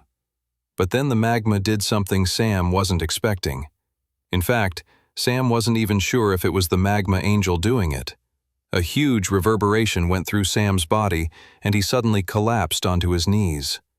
Something strange and peculiar was happening. He tried to stand up, but he couldn't. He tried to look up, but he couldn't. He had somehow lost control of his body. "Your body will become mine, you fool," said a voice inside Sam's mind. "Who's that?" Sam replied between gritted teeth as he struggled to move his body from the disadvantageous position it had fallen into. "I am the angel of this realm, and you will be the surrogate by which I exit this dungeon," hissed the voice in his mind. As the overwhelming psychic pain overtook Sam's body, a whole bunch of things clicked together. The warrior who massacred Lembrickshire hadn't been a rogue traveler after all. He had been possessed by a boss monster from the dungeon, the very boss monster Sam was currently fighting. Sam felt his vision go blurry as the magma angel used its telepathic assault to destroy him from inside out. "I cannot wait to cause destruction using your body, you arrogant fool," laughed the magma angel inside Sam's mind. Everything around him began to go black.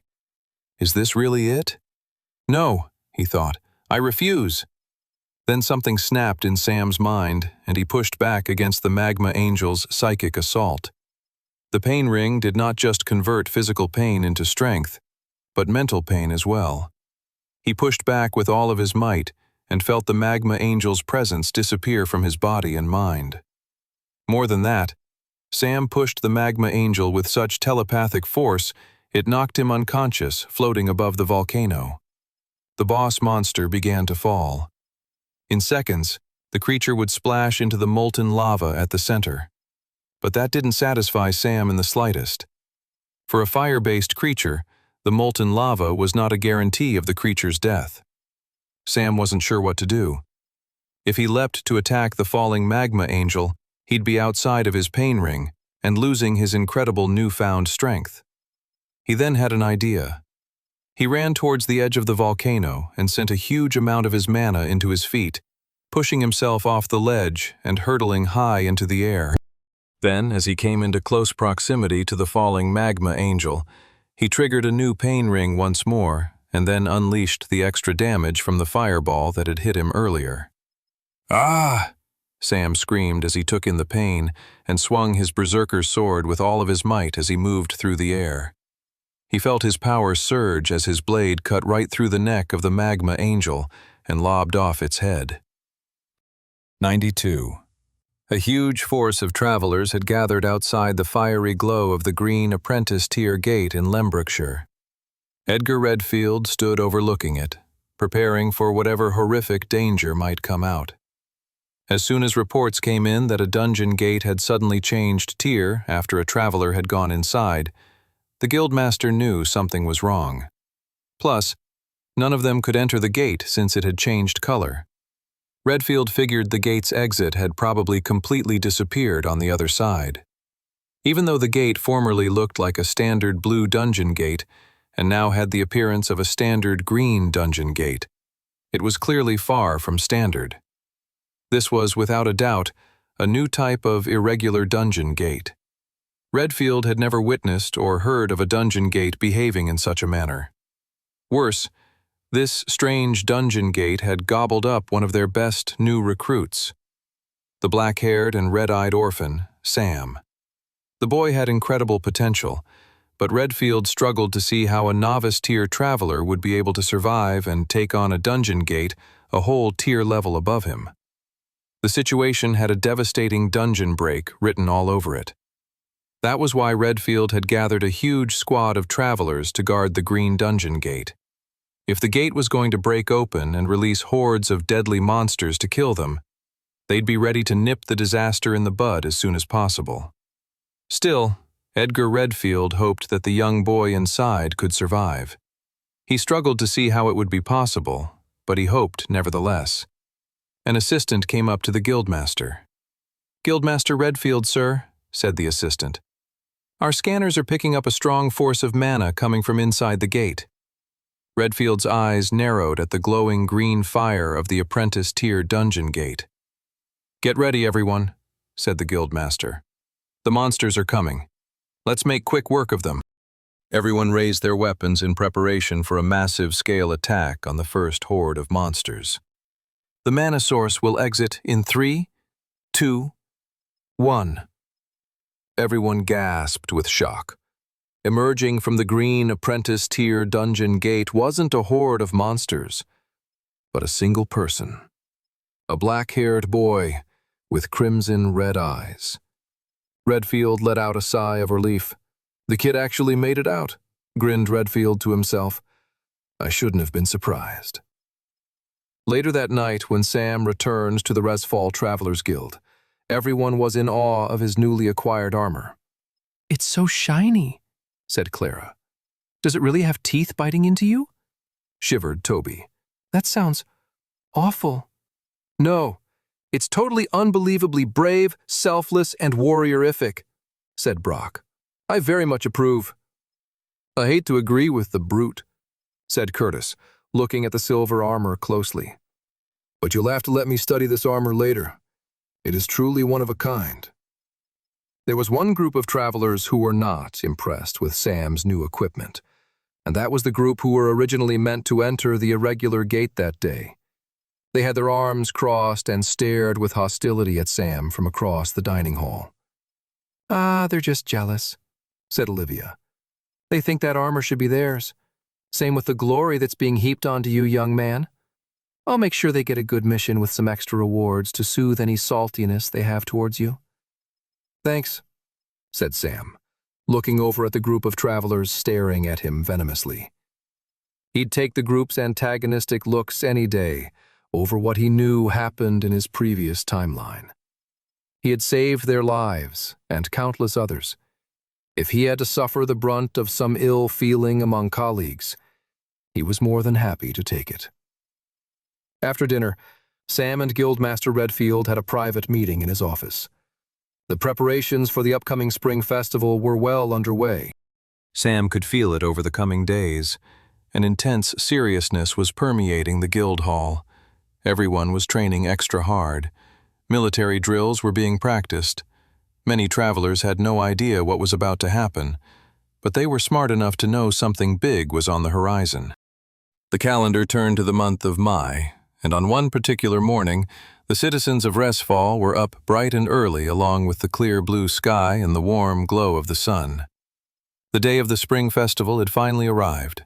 Many citizens and volunteers had stayed up the night before, setting up colorful bunting across all the streets of the city that led directly to the central city square where the main festival grounds were held.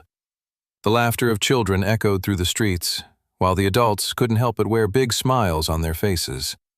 It was hard not to be happy on such a beautiful day and on such a celebratory occasion like the spring festival. Even the more destitute citizens of Resfall felt more cheerful on a day like today. The general consensus was that you couldn't get a day better than the one they had currently woken up to. Only a select few throughout the city knew to think otherwise. The royal carriage stopped at a quiet street near the central square. Mildred, the princess's handmaiden, looked out to the shadows of the building nearby, making sure there was nothing dangerous nearby. She then gave a subtle nod to the 3 guards stationed with her and the princess to step out of the carriage. Mildred was next, and she held her hand out to help the princess exit the vehicle without any hiccups. After being the princess's handmaiden for many years, Mildred knew to keep an eye out for potential mishaps. The princess had a very curious way of taking the most benign of circumstances and creating accidental chaos around her. That was why, as they walked through the quiet, cordoned-off streets towards the royal tent, where they would sit and overlook the day's festivities, Mildred made sure to subtly kick any nearby rocks or pebbles that stood in the princess's path. It took very little to cause the princess to trip over herself. "You don't have to do that, you know," huffed Alice. "I can perfectly see those rocks from my, A small street mouse had managed to appear right in the front of the princess's footpath, causing her to wobble. Mildred had already pulled out her hairpin to rid the street of the rodent, but Alice regained her balance and grabbed hold of her handmaiden. "Let the cute mouse go, Mildred," said Alice. "He's probably just as excited as we all are."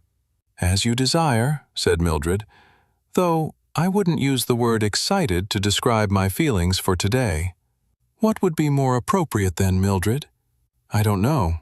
Something like, 'I am prepared to tolerate today,'" the handmaiden grumbled. "You're no fun," said Alice, as they continued forward. Mildred kept her eyes peeled at all the buildings nearby. She didn't care if the princess thought she was fun or not. Her duty was to protect her at all costs. This duty meant that she was regularly on edge, constantly preparing herself for the worst-case scenario. But recent events had made her even more alert. Despite the beautiful day Mildred and everyone else had woken up to, she still felt a sense of worry and concern. A few nights earlier, she had received a message from Guildmaster Redfield, telling her to be on guard. Something big was about to happen. Mildred mentally prepared herself for whatever Redfield's warning might entail. "I'm sure we'll find out what that is soon enough," she sighed, and continued escorting the princess to her assigned location. Guildmaster Redfield stepped into Resfall's central city square with a stern and focused expression on his face. He had 2 journeyman tier travelers at his side, and had stationed many more travelers all across the central square. Every actively working traveler in the guild was on duty today. Redfield had made sure of it. Between the colorful bunting, jugglers, market stalls, lute-playing bards, and fairground rides of the spring festival, you would find a traveler with his or her signature blue cloak, metal badge, and adorned stars standing guard nearby. Across the grounds, he watched Mildred and Princess Alice Grace take their seats on a raised platform. They were soon joined by a few other nobles, including the court advisor Clarence Erdstrom, and then the Archbishop Balin of the Spectral Church. Both high-ranking members of the Volsunger royal court were smiling with glee. Redfield bristled at the sight. Seeing his enemy's happiness did not bring the old guildmaster any joy. He reminded himself that his guild was prepared for a multitude of scenarios. "We're ready," he kept telling himself as he stared at Clarence and Balin. "Do your worst," he thought, "because we're ready to hit back as soon as you even try." Sam stepped into the central square from one corner and took in the celebratory joy on display across the spring festival. He saw the princess sit down at her raised platform, overlooking the fun being had by the citizens of Resfall. "It's all happening just like last time," Sam thought quietly to himself. The clear blue sky, the sunshine, the cheer. Sam couldn't help but marvel at how it all had been so similar in his previous timeline. But he took solace in the fact that the day was already different than it had been in his first life. For one, his friends Clara and Toby were here in the crowd, ready for whatever happened next. Sam took it all in. He knew where he had to go from here. He knew what he had to do next. He knew that so much of the future history of Westria would be determined in the next few hours. The princess would either be killed, and the course would be set much like Sam's first timeline towards a future that would result in the end of the world in a few years' time. Or a new direction could be set where maybe, just maybe, the citizens of Westria stood a fighting chance against the Demon King and the Black Gates. The events of today would set the course for the world of tomorrow. The assassin, Pitt Pearson, entered Resfall through the eastern gate, keeping the hood of his black cloak raised. Entering the city was easier than expected. The hustle and bustle of the spring festival brought a level of chaos and excitement throughout the city, so it was easy for Pitt to evade the security checks as the guards were simply too overworked. He passed by excited and smiling citizens all eager to join the celebrations of the spring festival. Pitt noticed the citizens ignored him or avoided looking in his direction. He would have thought he'd stick out like a sore thumb amidst the multicolored bunting decorations and bright sunny day with his dour black cloak. But everyone wanted to celebrate, so they avoided looking at him. They didn't want to catch whatever gloomy feeling emanated from him. Not on a special day like today. "Oh, it will be special, all right," Pitt smirked to himself. He looked up at the mid-morning sun and realized he had to quicken his pace. He pulled out a piece of paper with the coordinates of where he was meant to go. He hurried forward through the streets. He eventually arrived at an abandoned terraced house. Pitt pushed the creaky door open and stepped into the dusty debris of the uninhabited home. He walked up the staircase to the top floor, where he found a room with a hole in the wall, which allowed him to enter the building next door. The entire row of buildings was in serious disrepair. He soon found a small room with a window that overlooked the central square of the city, placing him exactly in the line of sight of Princess Alice Grace. The assassin had arrived at his coordinates. Sam moved through the streets with quick determination. As he strode forward, he couldn't help but remember this same day in his previous timeline. The day when so much changed. He gulped, just thinking about it.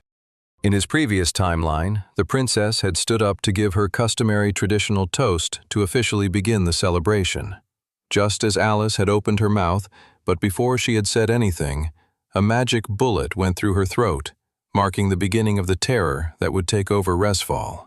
Sam remembered the screams that had echoed forth, the bloody hole that formed through the princess's neck as her pale, dead body flopped forward. I can't let it happen again, he thought as he moved forward through the streets. Mildred's eyes darted across the festival from the raised platform she sat on. The princess smiled out to the citizens below, while also fidgeting in her seat. Is there anything wrong? Asked Alice, leaning over. You seem more tense than usual, which is saying something because you can normally be, how do I put it, quite tense. I'm fine, muttered Mildred, her eyes darting all over. She was looking for clues, some kind of sign of something wrong. But she couldn't see any threats across the festival grounds. The odd man or woman who'd had too much mead before noon were being handled by guards or low-tier travelers. A few drunk and disorderly people were to be expected. Redfield wouldn't have warned her if that was all he had meant. I'm ready, Edgar, to do my duty, she thought to herself. But I can't do it until I know what is happening or about to happen. Princess Alice let out a sigh of relief. She was nervous. This was her first spring festival toast she would be giving since her father, the king, had passed away. You can do this, said Mildred to the young teenage girl. I know you can. The princess built up her confidence and stood up. As soon as she stood up, the crowd quickly went silent across the central square. All the festival attendees were giving their attention and respect to the young princess, for she was about to give the traditional royal toast. Pet quietly opened the window of the abandoned room. No one noticed or cared. The crowd's entire attention and focus was now on the princess. Let the real show begin, he grinned to himself. He knelt in position and triggered his class ability. Suddenly, a magical sniper rifle composed of shining blue mana formed in his hands. It was an extremely rare ability that very few people possessed. It was a special class he had unlocked in the White Gate long ago. He had earned it from killing people and monsters from far away with a bow and arrow. The rare class was known as Sniper. He positioned his sniper rifle on the windowsill. He closed one eye and aimed at the young princess's throat. He watched as she raised her glass. She was about to open her mouth and give a speech. The assassin's finger moved towards the trigger of his magic sniper rifle. In less than a second, the princess would be dead. The assassin, Pitt Pearson, was milliseconds away from pulling the trigger of his magic sniper rifle when he heard a noise behind him. The sound jolted him from his intense concentration. He turned around. Nothing was there. He sighed with relief as he took in the empty room around him. Why would anyone else be here? Fears of being double-crossed began to enter his mind. He'd already been paid handsomely for the first half of this job, and he was looking forward to even more when the mission was complete. He took his position once more. The princess had started her speech. It doesn't matter, he thought. My bullet will be the perfect interruption to whatever nonsense she's spouting. But before he could pull the trigger, there was another noise. This time the noise was louder and closer to him.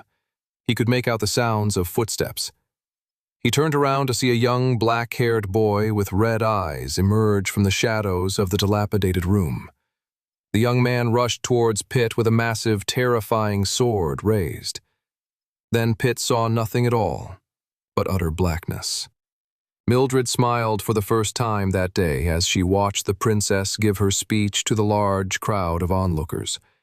She was proud of the young princess. The young teenager was facing her fears, taking responsibility of her royal duties. It gave Mildred confidence that Alice would grow into a fine queen of the Volsumgar nation. Let the festivities begin, said Alice. The crowd responded with a deafening cheer that echoed and reverberated across the entire city. The princess sat back down, and Mildred felt a flutter of relief. She couldn't exactly say why she felt a sense of relief, but she did. Her concern for the rest of the day's events hadn't evaporated, but she felt better somehow, as if danger had been avoided. The handmaiden couldn't help but notice the court advisor, Clarence, looked visibly annoyed. Edgar Redfield eyed the celebrating crowd. He was waiting for a moment of chaos, but it had yet to happen. Had Sam succeeded at his goal? The guildmaster shook his head. It didn't matter. They still had to stay alert. As the strange young orphan had explained to him, the first part of the mission was thwarting their enemy's original plan.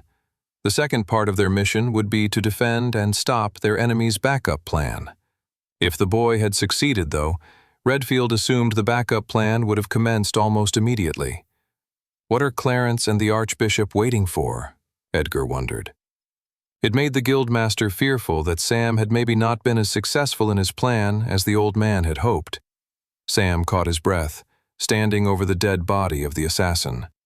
The novice-tier traveler couldn't believe such a squirmy little man had been so consequential in his previous timeline. Sam was relieved the killer was dead now, though. The last 30 minutes had been intensely pressurized. Days before the festival, he had scouted out where the assassin was going to be based on his memories from the first lifetime he had lived through. He had been able to track the bullet to this narrow, abandoned, inconspicuous, and forgotten building. They could have had someone stationed in the building, but Sam had wanted their enemies to follow through with their plan at least until the last second. He didn't want to tip them off how prepared they were, any more than he had to. Sam looked out the window to the spring festival in full swing. People were dancing. The cheer that had been so quickly evaporated in his previous timeline was allowed to continue for a bit longer. The day's events had now taken a massive divergence from Sam's original life. They had succeeded at their initial mission. Stage 1 of the plan was complete. 96. Clarence Erdstrom tried to contain the fury reverberating throughout his body. He attempted a grin as he looked over to the princess, congratulating her for making such a fabulous speech. I thought I would be done pretending, he thought to himself, irritably. Why is this little wench of a princess still alive? Across the table on the raised platform, the Archbishop lifted his glass and nodded towards the court advisor, his co-conspirator. Beneath the Archbishop's false grin, anger and frustration raged. He was wondering the exact same thing as Clarence. The court advisor turned and looked out across the central square, beyond the market tents, the bunting, and the dancing citizens to a narrow, forgotten building and the dark, shadowy window. What happened beyond the darkness of that window, Clarence thought to himself as he gritted his teeth. It all seemed impossible to him. They had covered their tracks. They had been cautious in their preparations. Did the information of their plan leak out somehow? Clarence took a sip of his drink. He tried to cool his anger. It wasn't as if they didn't have a backup plan. Alice leaned back in her seat and gave a theatrical sigh of relief. It's a lot of pressure being the royal host to a party, she said. The whole fun of the day hinges on your ability to get everyone excited. It's silly, I know, but my gosh, is it stressful. Mildred gave her the side eye. We all have our duty, Your Highness. The girl blinked. Sorry, you're right. I shouldn't complain. My duty is not as hard as others. Mildred shrugged. Be careful with your words, Princess. Perhaps your duty is not as laborious as others, but it isn't easy being a symbol of power, hope, and nobility. You carry a greater burden than you realize. Alice blushed at her handmaiden's words. She straightened herself on her chair, getting up from the slumped position she had momentarily found herself in. She smiled out at all the happy citizens celebrating all around her. In that moment, Alice couldn't help but think about her great-grandmother. Maybe, Alice thought to herself, I could lead this nation after all. Redfield kept his arms crossed as he watched the spring festival unfold. His stomach was twisting in knots. He made sure to not stare, but as his eyes moved across the festival, they always returned to two people. Clarence Erdstrom, Archbishop Balin.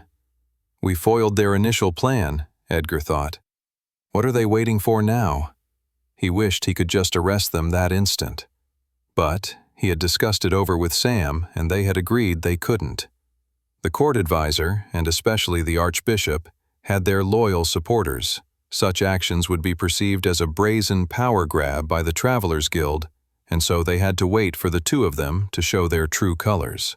The citizens of Resfall wanted a balance of power between the different institutions of the city. If Edgar attacked before anything were to actually happen, it would make them appear like the very insurrectionists they were trying to stop.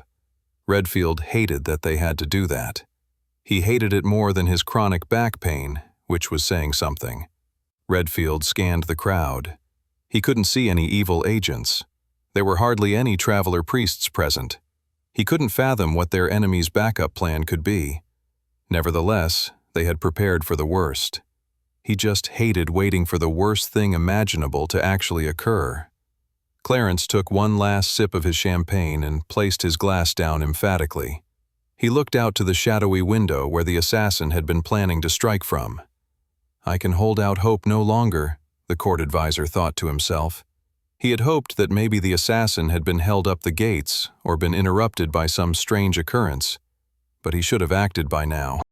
There was no reason the princess was still alive a few seats over from him right now, other than the assassination attempt had been thwarted. It looked as if they were going to have to initiate their backup plan. Clarence turned towards the archbishop and nodded his head. The court advisor kept his hands hidden beneath the table and snapped his fingers when no one was looking. An explosion of shadow magic burst across the city square. I didn't want it to be like this, Clarence thought, but I see no other way. Let the hostile takeover begin. 97. With the snap of Clarence's fingers, wisps of black shadow exploded across the central square. The citizens all gasped at the sight of the burst of black smoke, not immediately recognizing the danger, but believing it to be part of the festivities. But when the wisps of black smoke transformed into strange, crawling monsters with glowing red eyes and drooling hunger for living flesh, they realized this was far from pre-planned festivities. Ah! The whole festival erupted with screams. Clarence grinned at their terror. Nothing will stop me from taking over the throne of Resfall for myself. He quickly quelled his grin and screamed with terror. He was planning ahead for when he had taken over. He'd make it look like he had nothing to do with this attack. He had nothing to do with the shadow crawler monsters rushing towards the princess a few seats over from him. Nothing at all. Alice watched terror unfold in astonished disbelief. Monsters had suddenly appeared in every direction. They were sickly and repulsive and composed of black shadows. They were worse than any monster she had ever witnessed in a nightmare. They were truly horrific. A traveler sliced one in half, spluttering black blood across the white tents of the festival in a truly grotesque fashion. Worse, some of the shadow crawlers were rushing up towards her on the raised platform. Oh no, she thought. What am I going to do? As the shadow monsters climbed, one galloped across the festival and leaped, flinging itself right towards Alice. It opened its massive jaws wide as it got closer and closer to the princess, revealing its large, nightmarish molars that would surely chomp through her flesh with absolute ease.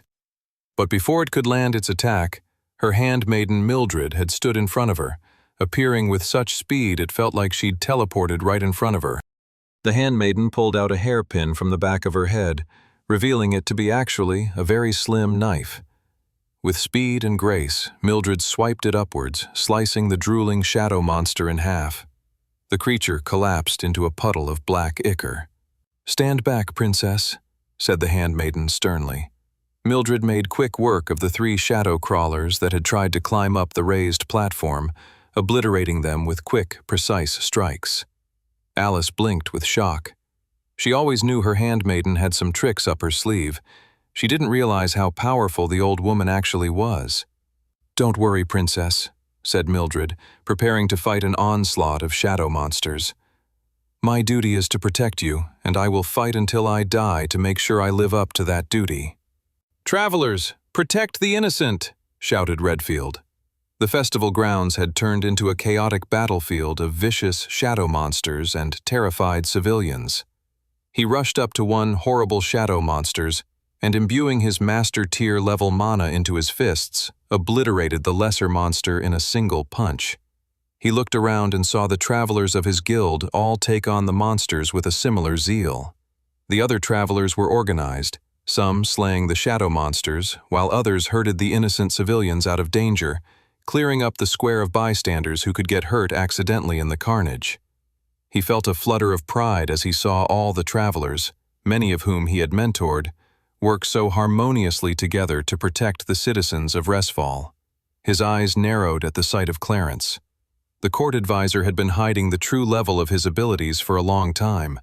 He must have been secretly training his powers out of sight for many years now.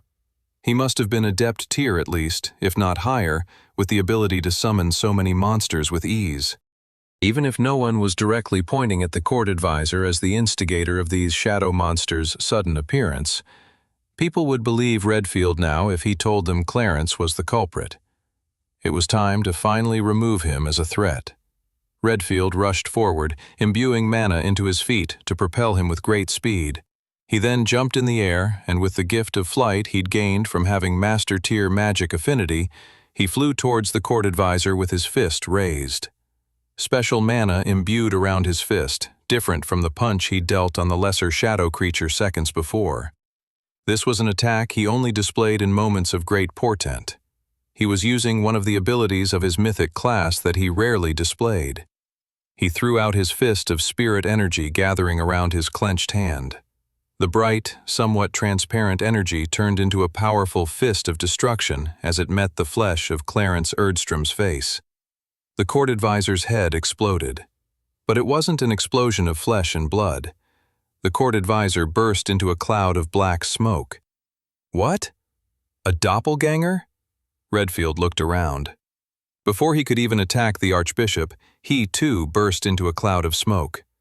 Redfield gritted his teeth in rage. All across the central square, travelers unleashed their class skills and fought the horde of shadow monsters that Clarence Erdstrom had so viciously summoned to attack them with. Magical projectiles flew in every direction, exploding with destructive violence. Black blood from the shadow creatures coated the ground and mixed with the red blood from wounded travelers. "Push forward, travelers, and take back the square," bellowed Redfield for everyone to hear. The battle for Resfall had begun. 98. Sam leapt out from where the assassin had previously perched his magic sniper rifle and landed 4 stories below in the town square. He made sure to imbue his feet with mana to protect him from taking damage from the long fall. He ran up to a trio of shadow crawlers and triggered Pain Ring.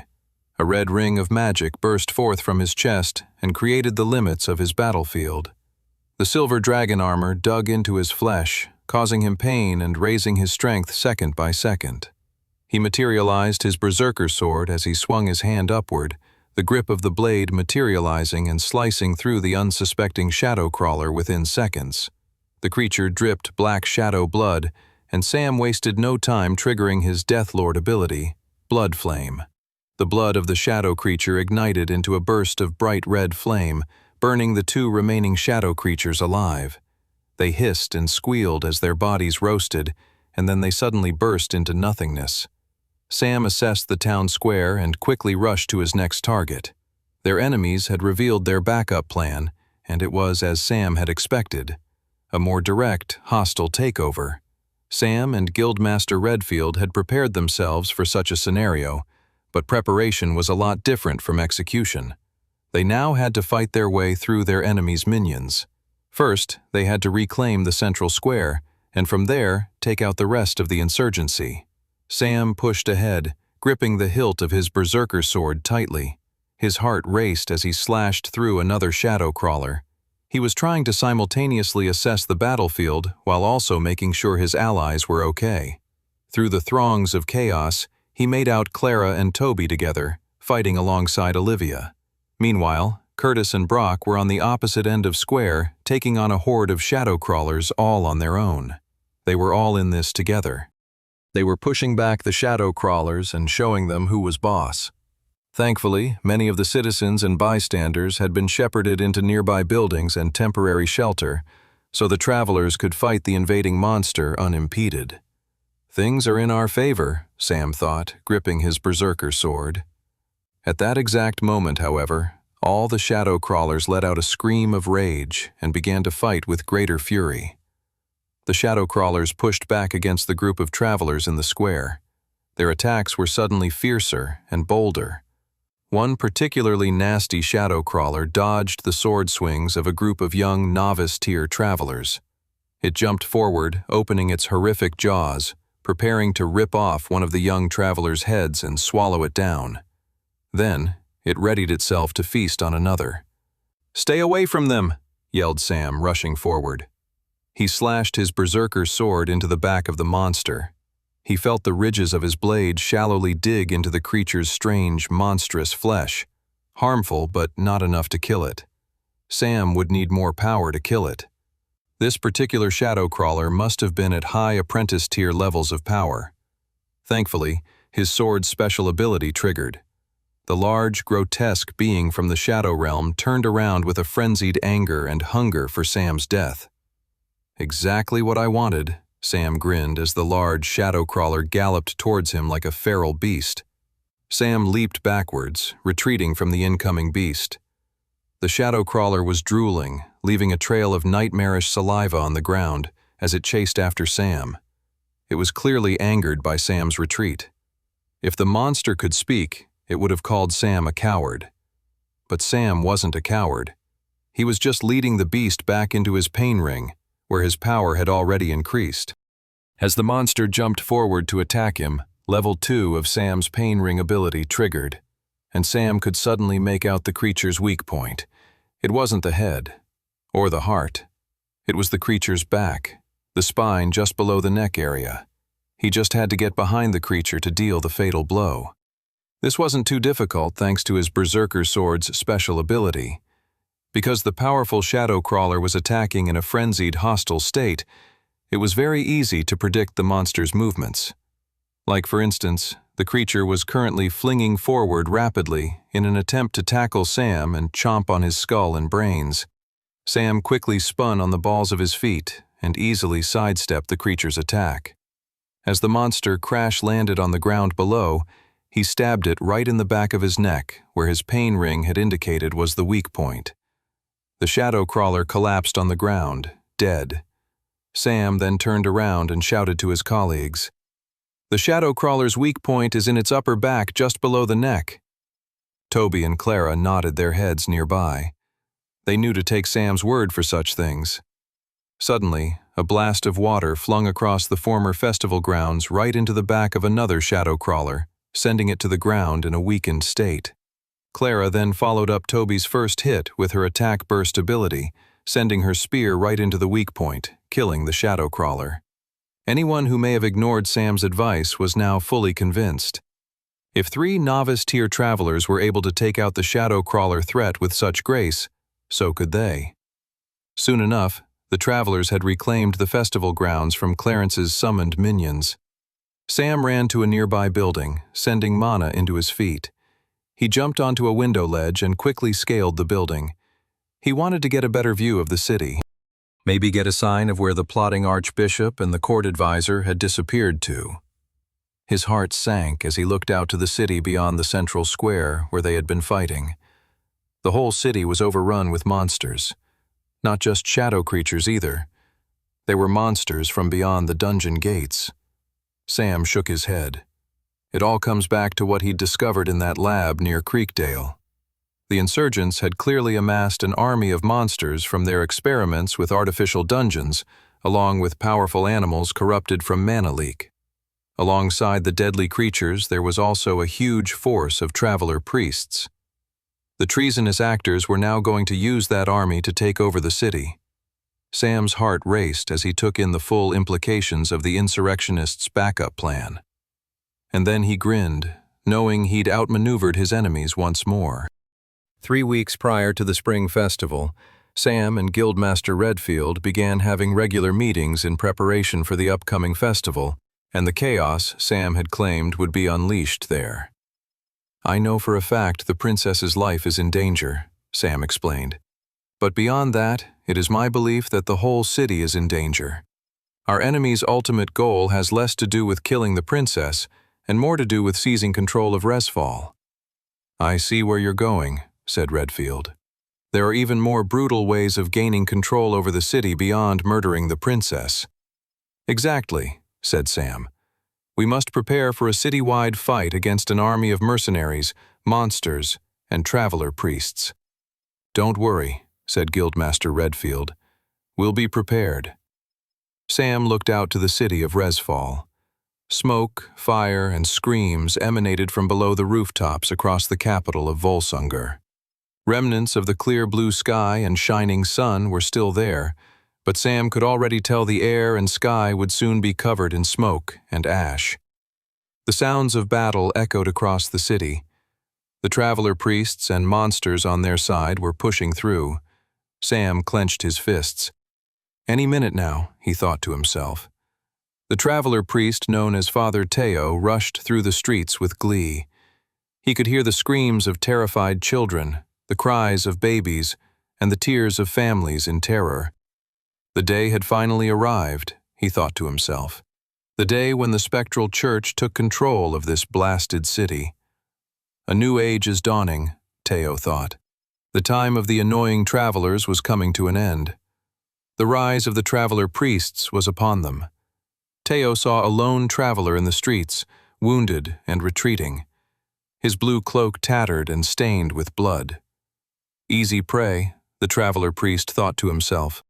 He conjured another fireball in his hands and readied himself to whip it at the weakened and defenseless traveler.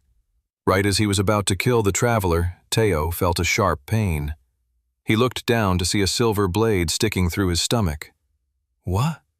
A sharp, ripping pain coursed through his body as the blade of the sword was pulled out. What's going on? Father Teo couldn't understand. They had worked on this plan for months. All the fighters should have been focused around the festival grounds, not here in the middle of a random neighborhood. As Teo collapsed on the ground and his vision blurred, he witnessed multiple blue cloaks step out from the houses around them. Impossible, Father Teo thought. They knew we were coming. The last thing Father Teo heard before dying was a massive horn echoing across the entire city.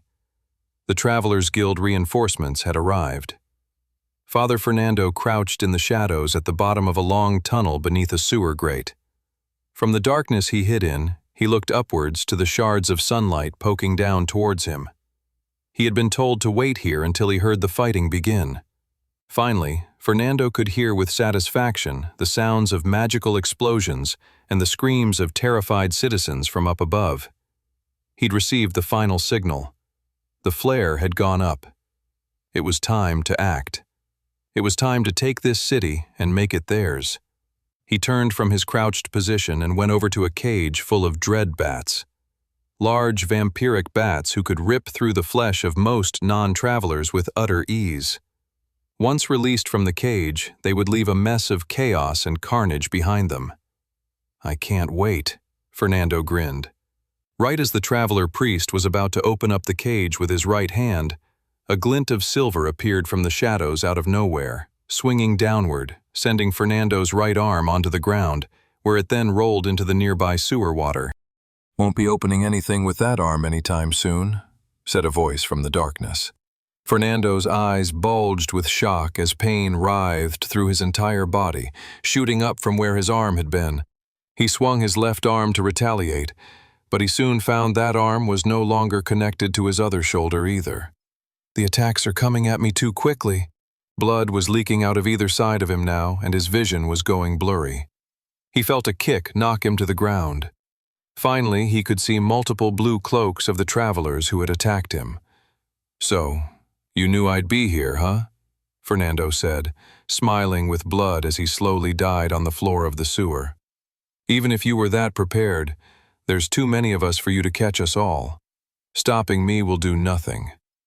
One traveler lifted up his sword like an executioner above Fernando's dying body and said with calm, stoic confidence, "We plan on capturing and killing all you scumbags. Too bad you won't be there to see me prove you wrong." And with that, the traveler plunged his sword into Father Fernando's back, ending the man's life in an instant. Sam grinned as he saw his plan come into fruition. All across the city of Resfall, travelers stepped out from their hidden positions. Some had been hiding underground, others in abandoned buildings. Guildmaster Redfield had quietly requested recruits for a big dungeon gate mission a few weeks prior, drawing loads of extra travelers from the different guild posts throughout the country. If the monsters and traveler priests thought they could easily overrun the city, they were about to be very disappointed. 100 Edgar stood on the raised platform, fighting off shadow crawlers with his spirit druid claws. "You warned me something big was going to happen, Edgar," said Mildred. "I didn't know you meant this big." The two esteemed fighters stood on either side of the royal princess, protecting her from powerful attacks. Edgar's heart raced as he felt his skin get hot and sweaty. He was consumed with anger. He thought venomously about the scheming and traitorous archbishop and court advisor. "I'll destroy them both with my own hands," he thought to himself. He hadn't felt this angry in a long time. He hated the treasonous villains more than his chronic back pain or Hearthmas carolers or jesters who handed out pamphlets for their comedy shows on the street. "And I really hate those jesters," Edgar thought between gritted teeth. He prepared himself to jump off the raised platform and penetrate deeper into the battle. "Edgar!" shouted Mildred. "Where are you going?" The guildmaster turned to the handmaiden. "Get the princess to safety. Protect her at all costs." "Like I don't know that already?" said Mildred, slicing a minor shadow crawler with her hairpin. "I'm not some lackey of your guild. I don't take orders from you." "I mean, protecting my life does sound like a good idea, though, doesn't it?" piped the princess. Edgar smirked. "See you at the end of this." Mildred sighed and looked at him in a way that she hadn't in many years. "Be safe, Edgar." "You too." With that, they flung themselves into the battle. Sam turned in the opposite direction to look further into the city. The Grand Cathedral and the Royal Keep were much further and deeper within the capital. The leaders of the insurgency had most likely headed to those power centers of the city to regroup and commence whatever other dastardly plans they had in store. "We have to go after them immediately," Sam thought. But before Sam could even formulate a short-term plan, the roof he was standing on exploded. A giant shadow monster the size of 10 shadow crawlers combined lumbered through the streets. It had a massive fist, and its punch had destroyed the rooftop Sam had been standing on. He got his bearings as he fell through the air and managed to land on his hands and feet, properly imbued with mana to help cushion his fall. "Sam!" shouted both Toby and Clara, rushing to his side. "What is that thing?" gasped Clara. "I have no idea," said Toby, "but I don't like it. It looks like it can kill us. Did you see what it just did to that roof?" "Now is not the time to get scared, Tobes," shouted Sam as he brushed off debris from his fall and rushed to take the monster on. Sam and Clara also rushed forward to take the epic monster on too, but then a bright, angelic light appeared above them, followed by a less tranquil battle cry. "Die, you foul beast!" It was the guildmaster falling from high above with his fingers interlocked into a hammer shape. Powerful mana, unlike Sam had ever seen, rippled around his fists. That's the special mana, Sam realized with awe, of the mythic spirit druid class. Edgar screamed as his powerful blow crashed through the skull and body of the giant shadow bruiser and obliterated the monster seconds later. Everyone was blown away by the extent of the guildmaster's power. As he stood up and brushed some dirt off his arms, he said, "Don't act so impressed. I am the bloody guildmaster after all." Even in Sam's previous lifetime, Guildmaster Redfield had been known for his enormous strength and the mythic rarity of his class, but he was known for rarely displaying his class's power and abilities, relying more on his martial fighting abilities and mana manipulation. For him to be using his class abilities so openly was a sign that he was worried about the outcome of the overarching battle they were in. Edgar marched towards them and whistled for all the nearby travelers to come closer. They had cleared the festival grounds, while other squads of travelers were taking on distant monsters invading all the different parts of the city. "All right," said the guildmaster, looking particularly at Sam. "We have a few moments to make a plan. What's next?" Clarence stood on the balcony just outside the great throne room of the royal keep, grinning at the chaos and destruction happening across the city. Smoke and flames swirled out from the rooftops and grounds of the streets. Metal clashed with metal, magic exploded into magic. Screams of terror echoed into the sky. "I caused all of this?" Clarence grinned at his handiwork. "Out of all this chaos, a new leader will rise, and it will be me. The throne will be mine." He then materialized a powerful orb from his inventory. They hadn't planned on unleashing this power today. If only that little stupid princess had been assassinated like we had originally planned, Clarence thought with a scowl. It didn't matter. They had this orb. It was the ultimate backup plan, and Clarence had now deemed it necessary. He channeled his mana into the orb. The orb glowed with power, the energy so intense it blew Clarence's hair back like a stormy gust of wind. The orb's power became so overwhelming that Clarence had to throw it out into the air off the balcony, but that still didn't stop the rippling intensity of the artificial dungeon orb. The orb flew through the air until it suddenly stood motionless in the sky, and then started to expand. "Yes," grinned Clarence, "it's working." His eyes widened at the sight of their brilliant creation. Sam and everyone around him paled at what they were seeing happening in the sky. In the air, just above the royal keep, was an expanding orb of clear energy. "Please tell me that isn't what I think it is," said Toby. "If it is, then the likelihood of me surviving this battle has just dropped significantly. Mind you, it wasn't very high to begin with, but—" Clara nudged him in the ribs. Toby's paranoid ramblings were certainly not helpful for morale. Sam gulped. His greatest fears were coming true. Clarence Erdstrom had just unleashed a new type of irregular dungeon gate.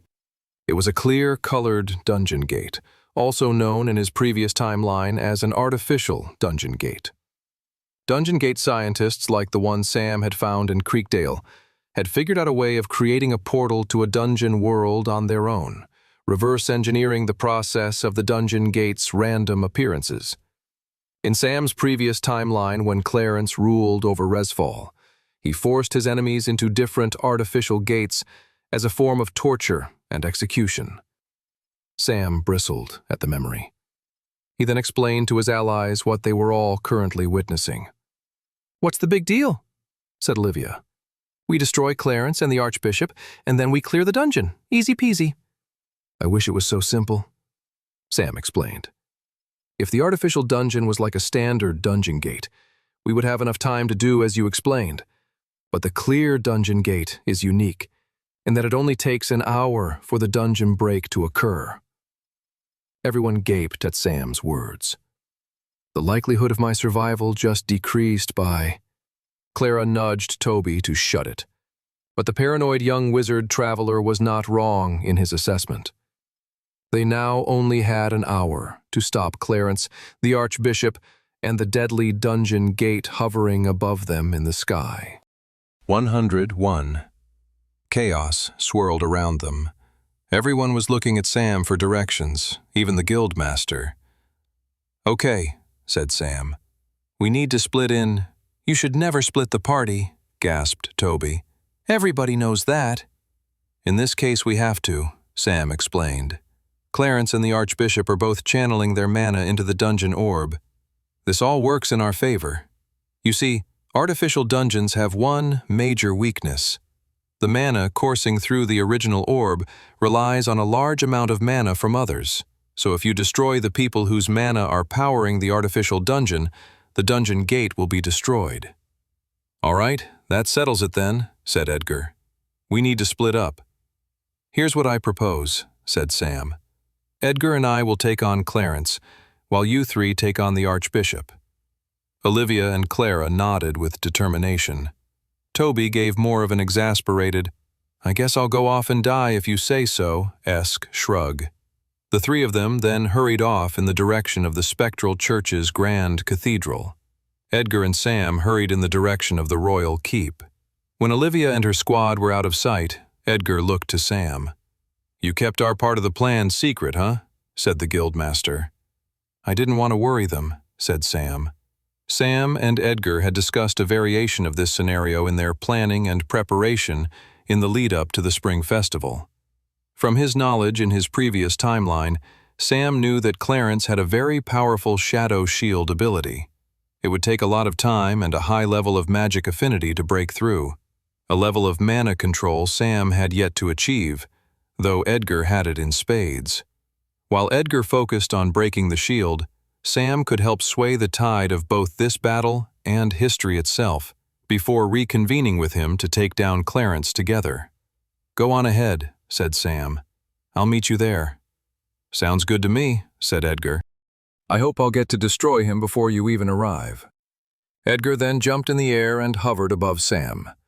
This was the awesome power unlocked with Master Tier mana manipulation. Flight. Edgar waved and said, "See you in a bit," before zooming off through the air towards the royal keep. Olivia strode forward with the two young novice tier travelers behind her. She wished it was Curtis and Brock, but they were stationed elsewhere in the city. "I hope those two goofballs are okay," she thought to herself as she moved forward. They easily fell apart without her as an organizing force. Olivia sighed and accepted that she would have to make do with the two young recruits. It was just a bit nerve-wracking, was all. She could rely on her two squad members to do what was necessary, whereas with these two, she felt a greater responsibility for their well-being. When they turned the corner, they spotted a large trio of trolls heading in the direction of the Grand Cathedral. "All right, team," said Olivia. "Let's make quick work of these monsters. We don't have any time to waste." She triggered the level 1 version of her Paladin class's novice tier ability, Divine Inspiration. The ability added an exuberance and courageousness to all nearby allies, which resulted in greater damage from their attacks. She quickly glanced to both Clara and Toby, and could see the new feeling of greater power and excitement filling inside them. "Let's go!" she yelled. Olivia charged forward, drawing her sword. She slashed two of the trolls at their legs, toppling them over. The one still standing swung its club at Clara, only for it to collapse backwards as Clara unleashed a powerful warrior-class attack burst with her spear, right into the monster's stomach. Behind her, Toby threw out an extra powerful water blast right into one of the other trolls, so it knocked into the other, completely disorienting them. It was enough for Olivia to reorient herself and finish them off. The three trolls disintegrated into mana stones, and she turned to the two young travelers behind her. She was impressed. "You're giving Brock and Curtis a run for their money," she grinned. "Now come on, let's go." They hurried forward towards their destination. They had 55 minutes left before the dungeon gate in the sky unleashed another wave of monsters upon the city. Edgar flew above the rooftops of the city. He witnessed the battles of monsters, travelers, and traveler priests. He wished he could go down and help all his allies and guild members. But they each had their own part to play, and he knew what his role was. He landed on the balcony of the castle, only to find he couldn't move any further into the palace. A shadow shield was blocking him, just as Sam had predicted. "Do you really think you can hide behind this, Clarence?" Edgar stretched out his arms and began channeling his spirit druid mana into the shadow shield. "Hide all you want, Clarence," shouted Edgar as he pummeled more of his master tier mana into the shadow shield. "I'm coming for you." Across the city, Brock was doing what he loved most, fighting and destroying monsters with his big and heavy warhammer. A small regiment of goblins rushed towards him and he obliterated them with a single smash of his hammer. Nothing remained but green goblin blood staining the cobblestone streets before disintegrating into mana stones. "Piece of cake," laughed Brock as he rushed forward at a new enemy that had emerged. His instructions from Olivia at the start of the day had been simple. Protect the innocent and destroy any threats to the well-being of Resfall. Brock was certainly succeeding at the latter. In fact, he knew no better way to protect the innocent than killing anything that threatened them. A group of boulder golems emerged, and Brock quickly headed towards them. Even before getting close to them, he swung his hammer on the ground and unleashed special apprentice-tier warrior ability, specific for hammer specialists. The ability was known as Shockwave. A ripple of energy shot forward from his blast and knocked the boulder golems on either side. By the time the boulder golems had regained their bearings, Brock had already smashed half of them into nothing but pebbly dust. The journeyman-tier dwarf warrior was looking around for his next target when a horrific shriek echoed from the skies above. 4 harpies descended through the sky towards him. Their skin was fleshy and disgusting, and they had narrow, slanted white irises for eyes. They flew towards him with inhuman finger-like claws ready to scratch and dig through his skin. "Arr!" he groaned. "I hate flyers." He searched for cover. If he could get the harpies fighting on the ground, he'd be able to use his hammer against them. It would be harder to land a strike if they were swirling in the air just above him. Unfortunately, he was in the middle of a wide boulevard, and there was no immediate direct cover. Retreating would only result in his death. He then took in his surroundings and came up with a new plan. He moved a few yards away, and as the harpies came closer towards him, he lifted his warhammer with both his hands and smashed it into the ground, unleashing his shockwave ability again. The ripple of energy went forth across the ground, but the harpies paid it no heed. They were in the air. A land attack was no threat to them. Except Brock had been clever in the way he'd smashed his hammer. The shockwave he created had managed to pick up a piece of debris and shoot it forward across the formerly broken ground Brock had already created in his previous fight with the rock golems. In so doing, Brock had created a powerful projectile rock that smashed right into one of the harpies, leaving a gaping hole in its chest. Blood and guts splattered everywhere as the harpy plunged to the ground dead. "Bullseye!" cheered Brock. But he wasn't out of the woods yet, as the 3 remaining harpies were now much closer to him. He swiped his hammer in a wide arc, but the 3 harpies easily dodged the attack. Brock was beginning to panic. His warhammer was no good against these blasted harpies. It was too slow, and there were too many of them. He then decided to do something risky. He dematerialized his warhammer back into his inventory. He snatched his hand out and clutched onto an arm of one of the harpies. He pulled it forward, and it tried to rip its claws through the flesh of Brock's arm. "They didn't give dwarves burly fists for nothing," he shouted, as he imbued mana into his right fist and smashed it through the head of the trapped harpy. The harpy disintegrated in his hands, and Brock turned to fight the remaining 2. But he had lost sight of them, and that was when he felt a pain in his left shoulder. "Ah!" he screamed in pain, collapsing on his knees. The harpies were stronger than he was expecting. They must have been on his tier level, or had at least a comparable level of strength stat. The pain was overwhelming. That was when another hot strike hit his other shoulder. Brock's eyes watered as he tried to resist the intensity of the pain, but that only made him squint and lose focus. He swiped the air with his fists, trying to grab hold of another harpy. "There's only 2 left, Brock," he commented to himself. "You're not going to let your whole dwarven race down by being destroyed by a couple of nasty harpies, are you?" He swiped the air once more, but now that he'd lost focus and the pain had slowed down his movements, the harpies were leveraging their air advantage, along with the fact that it was 2 against 1. Another painful scratch ripped into his back, and Brock found it a struggle to hold himself up. "They're too bloody fast," he thought. "I can't keep up with them." The harpies were moving so fast around him, he was continuing to lose focus. Is this really it? Just as Brock was about to pass out, a sound of crackling electricity filled the air. One of the harpies screamed out as a burst of lightning magic shot through its chest. It was bright purple and blue lightning magic in the shape of powerful interlocking chains with a massive hook at the end of it. The lightning hook first emerged through the front of one of the harpy's stomach.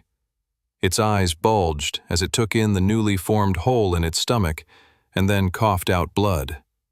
Then, the lightning chain hook pulled back and flung the harpy into a nearby building, destroying it instantly upon impact. What? Brock couldn't believe his eyes. Across the street was his colleague Curtis, wielding his special lightning chain ability, spinning it in the air before throwing out the hook with such precision that it wrapped around the final harpy's neck. In milliseconds, the harpy was vibrating from the intense shock of electricity, and milliseconds later, the vibrating electric hook had cleanly removed the harpy's head from its neck. Curtis ran over and materialized a healing potion and poured it into Brock's mouth. As soon as the healing potion cleared up Brock's wounds, the dwarf got up and shoved Curtis away. "Thank you, Curtis," he spat the words, hating his own gratitude to his colleague. "You're welcome," smirked the wizard-class traveler. "Oh, don't look at me so smugly, elf." 103. The royal handmaiden Mildred held onto the princess's wrist tightly as she led the two of them through the dangerous, battle-torn streets of Resfall. Mildred's whole purpose in life, since she had accepted the role of taking care of the princess, was to protect her at all costs. The stability of the country depended on the princess staying alive. If she were to die, chaos would reign, and arrogant slimes like Clarence or Archbishop Balin would try and take hold of power, just as they were doing now. Even if they lost the city into today's fight, if the princess survived, so did hope for all of Resfall and Volsungar at large. Mildred felt that responsibility as she tugged the princess forward. "This way," whispered the handmaiden, as she saw a trio of traveler priests lock eyes onto them. They turned a corner. Mildred's heart raced. She kicked down a nearby door of an old abandoned building and shuffled the princess up the stairs. "Come on," said Mildred as they hurried up the stairwell. The handmaiden's mana sense could see the three traveler priests coming after them. The archbishop probably had special squads whose sole purpose in the fight right now was to find and kill the two of them. The three traveler priests were not going to let them go, not without a fight at the very least. Mildred and Alice were on the top floor. "What are we going to do, Mildred?" cried the princess. "Get behind that shelf over there," commanded Mildred. The princess did as she was told, and Mildred then walked over to a nearby wooden table, flipped it over, and then shoved it right in the doorway, blocking the entrance. Mildred then hid by the entrance to the room and held her breath. She continued to track the three men hunting them down with her mana sense, following their movements as they came up the stairs. She closed her eyes, counting the seconds to their arrival. They were getting closer and closer. 3, 2, 1. The killers were moving so fast that the first member of the group got shoved over the table as they all crashed into each other. Clutching her hairpin, Mildred moved her hand out with lightning quickness, stabbing one traveler priest and then the other in the center of their foreheads. She left the fallen over one for last, stabbing him through the throat. She pulled her hairpin out from the dead attacker and wiped the blood off of it with her shirt. Fools, she thought to herself. The biggest mistake anyone who'd been through the White Gate and survived could make was that they thought they were somehow invincible, that their new powers were a guarantee of victory. So many travelers over-relied on their abilities, foregoing common sense and good strategy. The princess nearby shivered and made a gasping sound. You killed them with such ease," shivered she. "That is my job, Your Grace," said Mildred, whose eyes darted to the nearby window. "Duck!" The glass windows shattered as two more traveler priests kicked the windows down and swung into the room from outside. Mildred smirked. So, the first set of attackers weren't so foolish after all, she thought. They were smart enough to call for backup and tell them where they were going. No matter, I'll make quick work of these two as well. From her mana sense, Mildred gathered that these two priests were journeyman-tier travelers with high mana capacity, which meant only one thing. They could wield magic. One priest lifted up her arm and conjured a vine whip out of the air, while the other conjured an axe composed of fire. The vine whip woman rushed Mildred, while the flame axe went for the princess. Mildred moved with lightning quickness. At adept tier, she was faster than either of the two traveler priests by a long shot. She tripped the flame axe wielder, and he slammed into the ground. She then focused in on the man with her hairpin. She started stabbing him at random points across his body, and his flame axe suddenly flickered out of existence. "What have you done to my weapon?" gasped the evil traveler priest. "Why can't I conjure it?" Mildred picked him up by the head and then kicked him out the window to his death.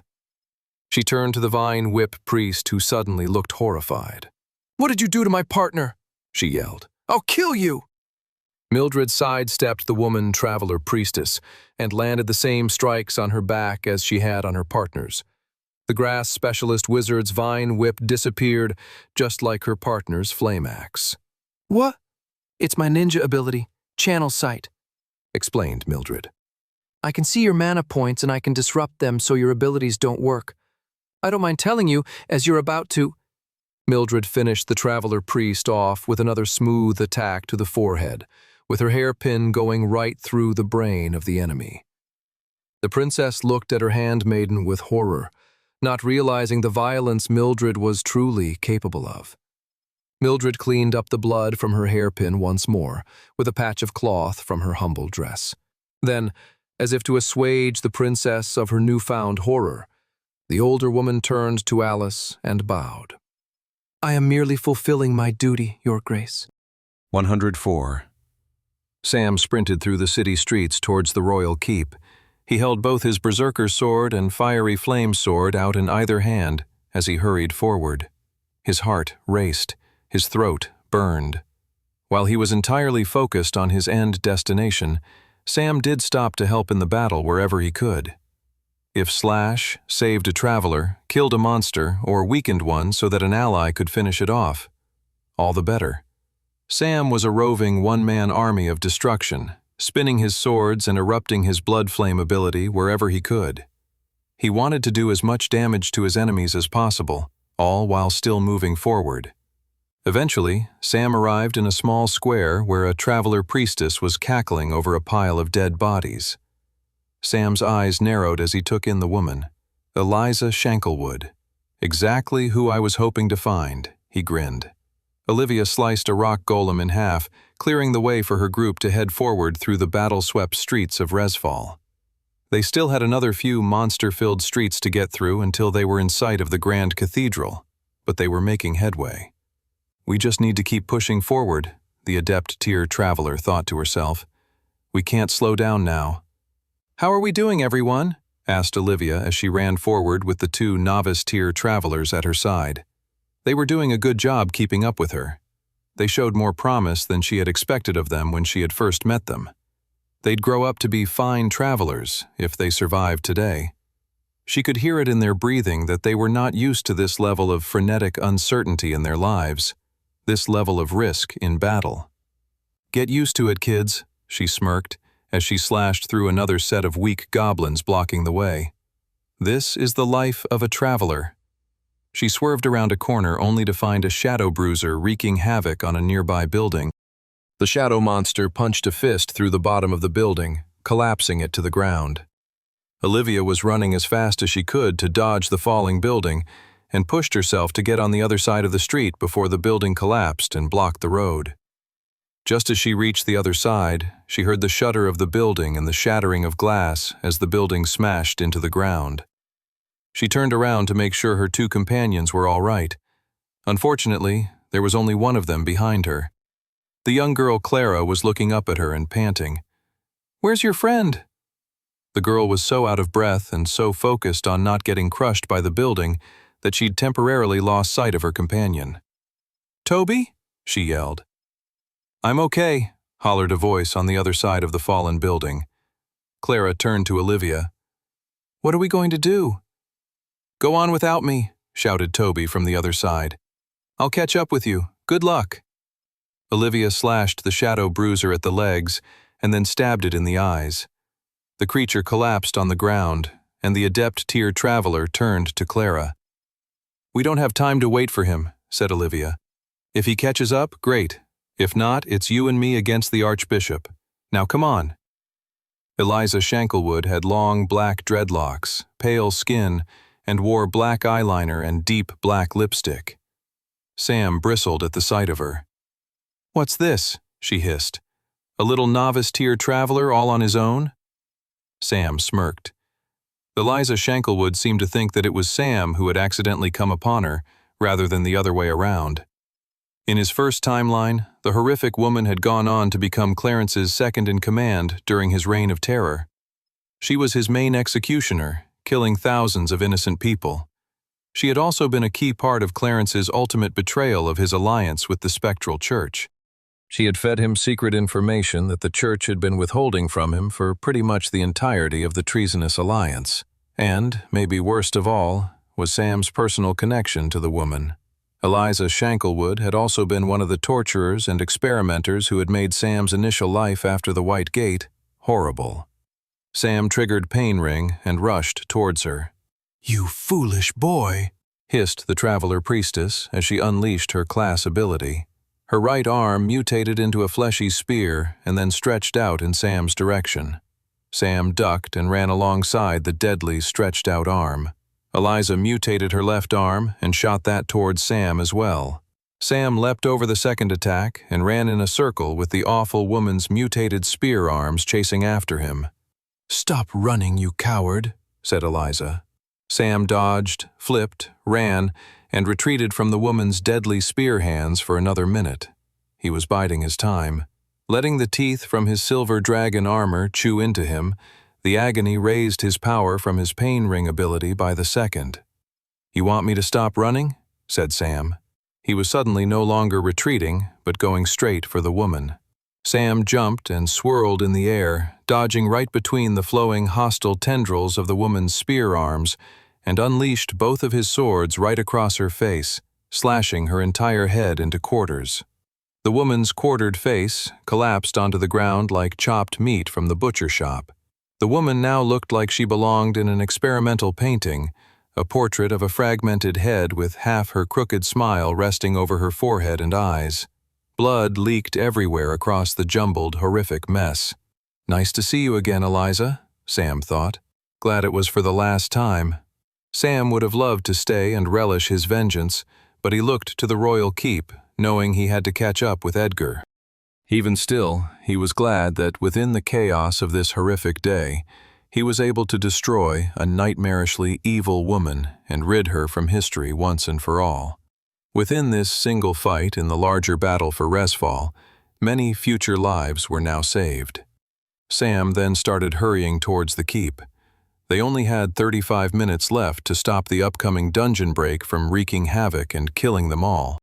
105. Curtis spun his lightning chain hook and threw it at enemy after enemy. Be it monster or traveler priest, he was happy to destroy any enemy of Resfall. He was running a tally in his head against Brock of how many monsters he'd slain, so that when they saw Olivia at the end of this, she'd recognize him as the superior suitor to Brock and confess her undying love for him and utter disgust for the dwarf, Brock. The daydream was incredibly motivating for Curtis as he swung his lightning chain hook of destruction all over the streets, slaying monsters and rescuing others with ease. Out of nowhere came a gang of 5 green, lizard-skin Naga spearmen. They hissed and rushed towards him. Curtis flung out his lightning chain hook and swiped it in the wide arc. The Naga all leaped high in the air, dodging the slash of Curtis's lightning hook. "Crap," Curtis thought. "They're gaining on me. I won't be able to deal with them all if they get too close." With his free left hand, he clawed the air and triggered his apprentice-tier wizard ability. One of the most incredible things about the wizard class was, despite its common rarity, it had a powerful amount of customization. At journeyman tier, a wizard unlocked a powerful elemental weapon conjuring ability, as displayed by Curtis's lightning chain hook. But the customization happened even before hitting the middle traveler tier. At apprentice tier, a wizard class user developed a unique elemental ability, and it was the unique elemental ability that was about to save Curtis's butt. His left hand sparkled with blue and purple electricity, and then Curtis threw out a ball of lightning at one of the incoming Naga spearmen. Except the lightning ball was no ordinary lightning ball. Before it collided with the Naga, it expanded and transformed into a cage with powerful bars made of lightning. Suddenly, the cage had captured the central Naga spearman. The lizard man's body trembled spasmodically as paralyzing lightning coursed through it from inside Curtis's lightning cage. The other Naga were still heading for him though, so no time to waste. Curtis then used the level 2 evolution of the ability, slamming the cage up and down, creating lightning bursts across the whole area. The attack managed to stun and trip the other Naga. "I got you now," Curtis grinned. He then triggered the level 3 evolution of his lightning cage ability. The cage that held the central Naga spearman suddenly shattered into a countless number of glass-like shards of lightning that went in every direction. The lightning shards rained down on the squad of Naga spearmen, slicing and cutting them to death. Within seconds, the 5 of them were nothing but mana stones on the ground. Curtis wiped the sweat off his forehead. Glad that's over with. He then turned to find Brock, but amid all the fighting, the dwarf had disappeared. "I better go find him before he gets nearly killed by harpies again," Curtis thought. Curtis figured Brock couldn't have gone far, except when he decided to turn around and search for his dwarf companion, he came face to face with a rock ogre. It was a large ogre monster, but instead of normal green or grayish skin, the monster's body was composed of stone. Curtis grimaced at the sight of the horrific creature. He wasted no time spinning his lightning hook and then shooting it out towards the monster. The rock ogre grabbed hold of the hook and shattered it. "What?" Curtis was shocked. The creature was immune to lightning magic. Now that's a big problem, Curtis thought. He still had a few options at his disposal as he conjured raw mana and threw out a blast of basic mana. The rock ogre swiped it away as if Curtis's magic was nothing more than an annoying bug. The monster stepped forward, towering over Curtis. Curtis started creeping backwards. "What do I do?" he thought. "It's completely immune to all magical attacks." As the rock ogre got closer and closer, Curtis looked around for his companion, Brock. He sure could use the dwarf's physical fighting prowess right now. It was at that exact moment that he heard a voice from above. "The horror show will be over soon, Curtis," said a voice. "Just say dwarves are superior to elves." "I would never say such a thing, you foolish numbskull," hissed Curtis. "Are you really going to hold my opinion hostage as my life is on the line?" "You tell me," said Brock. "Are you willing to risk your life on it?" "This is ridiculous," said Brock. "Fine. Dwarves are better than elves. Are you happy, you immature—" "I thought so," yelled the dwarf. The dwarf then unleashed level 2 of his journeyman tier warrior ability. The simply titled, yet incredibly powerful move known as forward charge. At this level, the ability allowed a warrior to thrust himself forward with incredible speed and unleash a devastating attack with their weapon. At level 2, the forward charge could become a forward leap for even greater destruction. Unleashing this ability, Brock emerged from the roof of a building and jumped off it, swinging his warhammer and imbuing it with mana as it crashed down onto the skull of the rock ogre and obliterated it upon impact. The dwarf's hammer attack then smashed into the ground, leaving a small crater. Brock yanked his hammer out of the ground and grinned at Curtis. "Consider us even," huffed the dwarf. 106. Toby's eyes widened and he gasped at the sight of the demolished building in front of him. "I'm all alone in this monster-infested city," he shivered at the thought, as the countless ways he might be killed any moment now rushed through his head. Then, from beyond the demolished wall, he heard someone scream. It was a shriek of terror, not unlike the many times he thought he'd been infected with dirty water disease, or woke up thinking his blanket had suffocated him. Except this wasn't his shriek of terror, it was someone else's. And Toby recognized the voice. It was someone really important to him. It was Clara. Toby gulped. His friend was in trouble. He needed to help her. He had to get back to Clara and Olivia immediately. "I won't let them get hurt," he thought. "I need to help them now." His confidence and determination, however, disintegrated as he turned around to the smashed building and took in the smoke and blood-filled streets and the army of monsters roaming in front of him. Toby trembled. "The monsters probably won't even notice me," he said to himself. "Yeah, that sounds right. I'm just a little novice-tier wizard traveler. They'd want a challenge. They would never see me as easy, delicious, and succulent flesh to be preyed upon. Oh boy, who am I kidding? They'll definitely think that. Toby's eyes filled with tears as he rushed forward into the battle-torn streets. He figured he could try and run and outmaneuver the monsters, and, if so, he'd be able to catch up with Clara and Olivia and help them with whatever danger they were currently facing in no time at all. He got to the first street corner and turned, managing to not draw the attention of a group of monsters that were in a fight with a squad of other travelers. They got their mission, Toby thought. I got mine. He kept running. As he ran, he tried to tell himself positive affirmations. He had been told that they supposedly could be of great help to someone as anxious and paranoid as him. I am a strong, confident, and independent man who can both protect himself and others, he said to himself while tears fell from his eyes as he swallowed back the terror of all the monsters around him. It was at that moment that a group of goblins started to charge after him, except two strange-looking men interrupted them. They were bare-knuckle boxers who went toe-to-toe with the goblin warriors. Who the heck are those guys? They're not even travelers. Toby was amazed at their fearlessness. The two human civilians punched and destroyed the goblins until they were nothing but mana stones. Who are you guys?" said Toby, aghast. The two men looked over to Toby. "The name is Dangerous Darren," smiled one of the men. "And my name is Felix Firepunch," said the other. "You may have heard of us," said Dangerous Darren. "I guess you could say we're minor celebrities in the illegal underground fighting circuit of Resfall." "Don't be humble, Darren," said Felix. "We're definitely major celebrities." Toby didn't know what to say to these two strange men.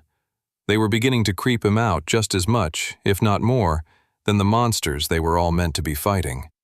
"You see, late last year my wife left me for another man," said Felix, wiping a tear from his eye. I didn't ask you about—" "And the thing I learned from that experience," said Felix, ignoring Toby's protestations, "was that despite my incredible muscular appearance and devilishly handsome good looks, I still harbored a deep sense of insecurity. And that was when I realized I had to team up with my longtime rival Dangerous Darren and show the world that you can be a strong and courageous fighter even without having the magical aptitude of a traveler." "That's right. Dangerous Fire Brigade assemble," shouted Darren, letting out a whistle. A group of burly young boys and girls stepped out from a nearby alleyway with their fists raised to fight. "We're not going to let the Travelers Guild hog all the glory," said Felix. "We plan on protecting this city just as much as you." Toby didn't want to correct them and tell them they were speaking to the wimpiest and most fearful traveler in the entirety of the Resfall Travelers Guild. But more than that, Toby was profoundly moved by this group of citizens. They had no magic abilities, and yet they fought these monsters with an unbridled fearlessness.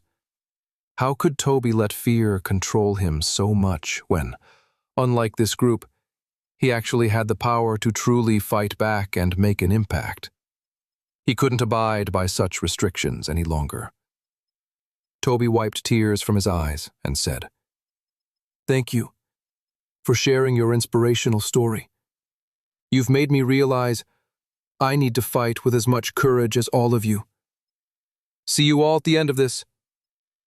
Toby rushed off on his own, only to come face to face with a group of growling and snarling ember wolves. "Ah!" shrieked Toby. He shivered at the sight of the vicious and monstrous wolves. The wolves snarled at him and took a step towards him. "Please don't eat me!" cried Toby. The wolves all pounced towards him, and that was when Toby snapped out of his fear. He shook his head. "Screw that," he thought. "They should be afraid of me." He gripped his wizard staff and clenched his fist and conjured a massive torrent of water and then pushed it out, knocking back the two ember wolves closest to him. "I refuse to be afraid of you," shouted Toby. "Especially because I can manipulate the very element that you're weakest against." There were still 3 more ember wolves rushing from the side towards him. Toby leaped back and clawed the air with his fingers as he manipulated the mana in and outside of himself to create powerful particles of water that came together in a swirling mass of hostile energy. He shot the water blast out at the incoming wolves and knocked them back. The wolves were hurled backwards by the force of the magic projectile, one smashing into the wall and instantly disintegrating down into a mana stone. A few other ember wolves lay weakened on the ground. Their formerly orange glowing skin looked like the surface of a wet, damp log. Toby had completely doused the ember from the ember wolf's skin, and it looked to be suffocating the monsters, almost like what would happen if you sealed shut the gills of a fish. The ember wolves whimpered, and they all slowly disintegrated around him. Toby wanted to pick up the mana stones, but left them behind because he knew he had to help Clara, so he kept pushing forward. As he ran, his eyes filled with tears. He was worrying about Clara. He didn't want her to die. He didn't want her to even get a little bit hurt. There was so much he still hadn't said to her about how he felt, about the life he dreamed they might one day have if they weren't killed by the thousands of possible ways one could be killed before then. There was so much he wanted to say to her, and hadn't yet. She can't die, he thought as tears welled up in his eyes. She just can't.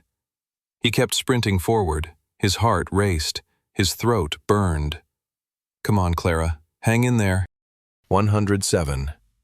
Towering over both Olivia and Clara was a monster unlike either of them had ever seen before. The monster was a giant that stood upright like a human, but had the fur and face of a tiger. It had yellow eyes, whiskers, and an angry face. It also wielded a giant axe. "Any ideas on how to fight this thing?" asked Clara. Olivia gripped her sword and gritted her teeth and said, "Yeah, up close and personal. Come on." Clara's heart skipped a beat as Olivia charged forward.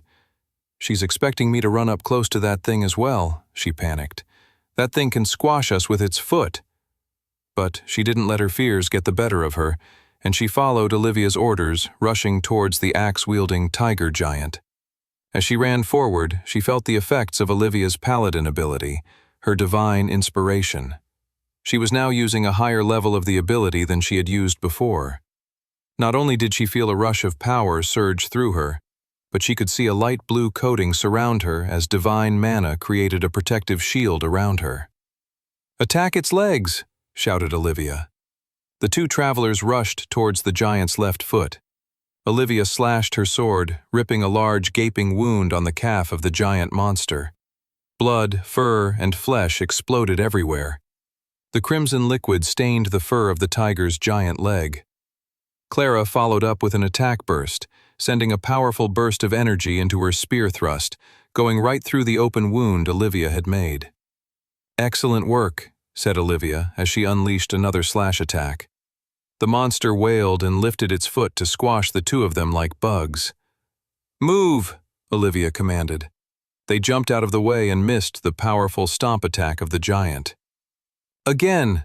Olivia shouted. They moved back in again towards the giant's legs, and Olivia thrust her blade into the open wound and jerked the blade inside, ripping through the flesh and bone until the giant could no longer keep balance on both feet and collapsed on his knees. "We almost have this," shouted Olivia. Olivia ran towards the giant to climb its back when the tiger blinked its cat-like eyes, and suddenly Olivia froze. "Ugh," groaned Olivia. Her head and neck squirmed, but the rest of her body was frozen in place.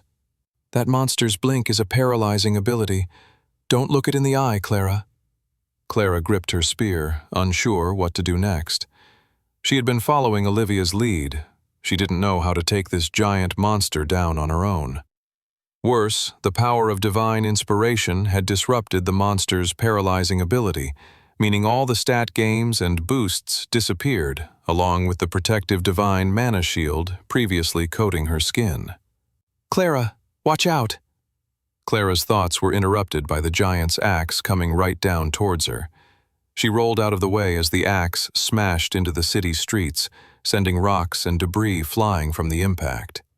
The tiger giant then did something Clara wasn't expecting. Right as Clara was getting back on her feet, the tiger giant let go of its axe and swiped its paw towards her. Despite its giant size, the monster was fast and agile, and suddenly Clara found herself clutched in the grip of the tiger giant. She squirmed, trying to push herself out from the monster's grip. "Let me go, you monster loser!" she shouted, smashing her fists onto the creature's paw to no avail. Soon the tiger giant lifted Clara in the air. Her hair fell forward and her stomach lurched as the tiger giant held Clara upside down, dangling it over its wide mouth, ready to drop her in. She kept fighting and squirming. "This can't be it," she thought. "This can't be how I die. There must be a way to escape. Someone must be nearby. Sam, Guildmaster Redfield, or even Olivia's two ridiculous, love-struck colleagues." "Help!" cried Clara. The tiger giant released Clara from its grip, letting her fall into its mouth and down its throat. Except, before Clara entered the monster's mouth, a giant water ball knocked her in the air, sending her flying away from the tiger giant's jaws. Clara flew through the air, disoriented, and she soon found herself falling back towards the cobblestone street. It looked as if she'd luckily dodged the bowels of the tiger giant, only to become a pile of blood-splattered flesh on the ground. But right as she was about to splat right on the ground, she found herself caught in the arms of a man. No, it wasn't a man, more a boy. She looked up and couldn't believe it. It was her childhood friend. "Toby," she thought, looking up at the boy with wonder. "Is that really you?" Toby held Clara in his arms and stared at the tiger giant with rage. "Stay away from my friends," he yelled, as for once in his life he truly showed no fear. Mildred made sure Princess Alice stayed hidden in the corner of their hideout. The handmaiden clung silently to the wall across from Alice, ready for any attackers who tried to step into the room directly. Mildred focused on her mana sense, along with keeping an eye on the nearby windows. In an ideal world, Mildred wouldn't have picked this room as their hideout, but she was improvising with the hand they had been dealt. The handmaiden decided it was better to stay hidden than to attempt to find somewhere safer. If they stayed where they were, the higher the likelihood that they wouldn't attract any more unwanted attention. All they had to do now was wait out the battle and hope Edgar and the other travelers were able to stop this bloody coup from going any further than it already had. "Come on, Edgar," she thought. "You can do this, you irritating old coot." Her hopes of a tedious and boring wait for the battle to be over were dashed when suddenly she picked up in her mana sense a group of incoming hostile enemies. She stepped behind a bookcase and triggered her level 1 version of her ninja class's novice tier ability, Stealth Walk. Under the guise of shadows, her whole body could become invisible. Not a trace of her could be seen. So when the first new wave of traveler priests entered through the front door of their hideout, they didn't see the knives coming until they were through their throats. 3 more traveler priests swung in through the windows. "I see," Mildred thought. "They're going to come at us from both sides this time. They're wising up." The 3 traveler priests were classic warrior classes. If Mildred had to guess, she would say they were probably apprentice tier, definitely not higher than that. One was wielding a sword, another wielded an axe in both hands, and the third had a flail. She threw out another wave of knives at the new attackers. It gave away her hiding spot, forcing her to move and lose her invisibility, but she had to keep the warriors' attention on her and away from the princess. The 3 warriors rushed after her, knocking furniture out of the way or just smashing through it with their powerful weaponry. She materialized 2 more daggers from her inventory and then threw them towards her attackers, while triggering Journeyman Tier Ninja ability, Mirage Blades. The 2 daggers suddenly turned into 3 more, meaning to the warriors it looked like 8 daggers were now coming at them. And, effectively, it was true. Even though the majority of the daggers were mirages, these were illusionary projectiles that were deadlier than the real thing. The blades smashed through the warriors' armor and flesh, causing the warriors to trip and stumble. Mildred smirked. "One rule about facing a ninja, lads," Mildred thought to herself. "Never stumble." In a second, Mildred was behind them, shoving her hairpin in the back of their heads with the speed of a manic orchestra conductor. Mildred assumed that was all of them, until another wave appeared. "Damn, word must have gotten out somehow that the princess is here," Mildred thought. Otherwise, why were so many enemies descending upon them? Mildred rolled up her sleeves and readied herself to keep fighting. She could take on low-tier goons all day. It was at that exact moment when an orb came flying in from the front hall. Mildred's eyes widened. Uh-oh. The orb exploded into a massive ray of light, blinding Mildred. Even with her eyes closed and using her mana sense, the disorienting flash grenade had done its damage on her. She'd been temporarily crippled. By the time she could see and would have been able to move properly again, 2 warriors were holding her on the ground. A man nearby snickered. "You like my little trinket, huh?" Mildred grimaced. The man clearly had the uncommon class known as Engineer. The class allowed the user to create weird items of mana. She was great at fighting standard warriors or mages, but squirmy little tinkerers with the Engineer class had always been tricky for her, especially if they caught her by surprise. 2 other warriors started to approach Princess Alice, who was cowering in the corner. The 2 warriors snickered. "Time to kill the weak little princess." Mildred squirmed, but she couldn't escape their grip. "I can't fail the princess," Mildred thought. "I must do something." Alice shivered in the corner as the 2 men approached her. The men laughed. "There's nothing you can do, can you? You're helpless." It was at that point that something triggered inside of Alice. She stopped shivering.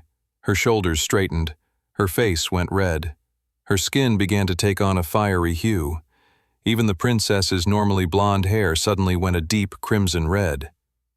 "Oh boy," Mildred thought as she watched what was about to happen. The former king, Alice's father, hadn't just hired Mildred to be a handmaiden to protect Alice from potential enemies, but it was to protect the girl from herself. Alice had been given a powerful mythic class from a class stone with some very unique properties. The class had a latency period to it that made it uncontrollable and existed deep and far away from one's conscious mind. The special stone had given the girl a powerful mythic rarity class known simply as Phoenix. As fire began to swirl around Princess Alice Grace, the girl screamed, "I am not helpless!" The princess grabbed the head of the approaching warrior and roasted him alive, until he collapsed into ash within a few seconds. The other warrior cowered and stepped back. The princess thrust her hand forward, shooting out a swirl of fire that sent his flaming corpse out the window. The girl screamed and created torrents of fire all around her. The gushing flames shot the remaining nearby enemies through the roof of the building and out to their deaths on the pavement nearby. 109. Sam sliced off the head of a Drake warrior and kicked its body out of the way. He kept moving forward. The royal keep was now in view. He was almost there. He was running down the street when a trio of traveler priests stepped out from an alleyway.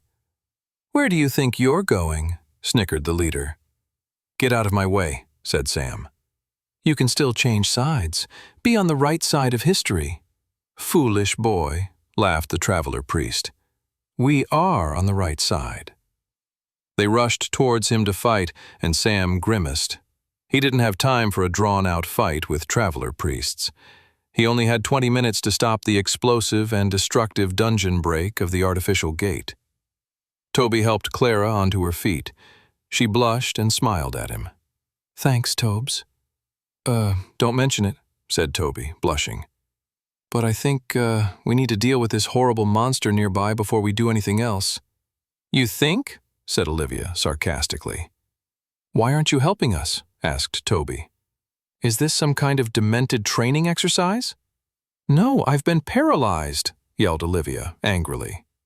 "Don't look that thing in the eye. It has a blink ability that can paralyze you." Toby shivered. That sounded rough. The monster was clearly at least apprentice tier in its stats, meaning Clara and him both were going to struggle to slay it on their own. They definitely needed Olivia's help. The real question was, how could they undo Olivia's paralysis? "I have an idea," said Toby. "Clara, distract him for me." Clara nodded and rushed forward to the creature's non-wounded leg and unleashed a powerful attack burst into its flesh. The tiger giant's focus returned to Clara, and it snatched its claws towards her. Clara managed to sidestep and deal another painful spear thrust into its leg. The monster wailed. At that point, Toby conjured another water ball and whipped it towards the tiger giant, knocking him right in the eyelid. The creature reached for its eye in pain, its eyes fluttering and blinking from the irritation. He turned to Olivia. "Try moving now." Olivia stepped forward and was stunned. She smirked. "Curtis has been training you well." Olivia then jumped forward and shouted, "Holy slash!" A bright white light of energy formed as Olivia slashed diagonally across the tiger giant. It all happened within seconds. Olivia landed on her feet as the tiger giant that had been cut into halves slid off balance and collapsed on the ground, dead. Both Clara and Toby looked at the adept tier traveler in stunned amazement. The power at higher tiers is truly astounding, Toby thought to himself. "No more wasting time," said Olivia. "Time to move out. We're almost there." They hurried down the street, and within a few minutes they were outside the grand cathedral of the spectral church. It was time to take on the archbishop. Sam ducked his head as an ice blast came hurtling his way. He triggered Pain Ring, marking the battlefield, encompassing the 3 traveler priests within it. His silver dragon armor continued to eat in and out of his flesh in a symbiotic relationship with his necklace of healing. The silver dragon armor tore into his flesh hungrily, and the necklace of healing restored his body, offering an endless snack to the excruciating armor.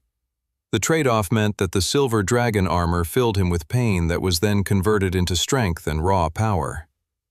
"You can't defeat us, wimp," said the traveler priests. "You're nothing but a novice-tier traveler." Sam ignored the men's taunts, knowing he was about to prove them wrong. He rushed forward and materialized his berserker sword, stabbing one traveler priest right in the stomach. A burst of blood shot forth onto the ground. "But how?" gurgled the traveler priest. "My defense stat should make it too difficult for you to harm me." Sam didn't care to answer the man's question, slashing his sword upward. He didn't have time to converse with people who wanted to contribute to the ultimate demise of Westria and everyone who lived in it. With the first dead traveler priest on the ground, Sam rushed forward and then triggered Blood Flame. The other 2 traveler priests roasted alive as he ran towards the royal keep. He arrived at the entrance a short time later and walked up the steps, readying himself for the final battle ahead. He only had 15 more minutes to finish the battle and save the city from utter destruction. 110. Edgar screamed as he pummeled excessive amounts of spirit druid mana into the shadow shield. He could feel the shield's power draining and weakening. Edgar roared as he gave one final push of mana into his enemy's powerful shield ability. Suddenly, the energy shield burst into a cloud of smoke. Black wisps blew away in the breeze, and within moments, if you hadn't been there beforehand, you would never have been able to guess that a shadow shield had once occupied the space. Edgar caught his breath and wiped sweat off his forehead. It had taken the guildmaster 45 minutes to break the shield, which felt like a colossal waste of his time, considering elsewhere people were fighting for their lives. But he was the only one with the master-tier magic affinity capable of breaking such a powerful shield in as quick a time as he had done.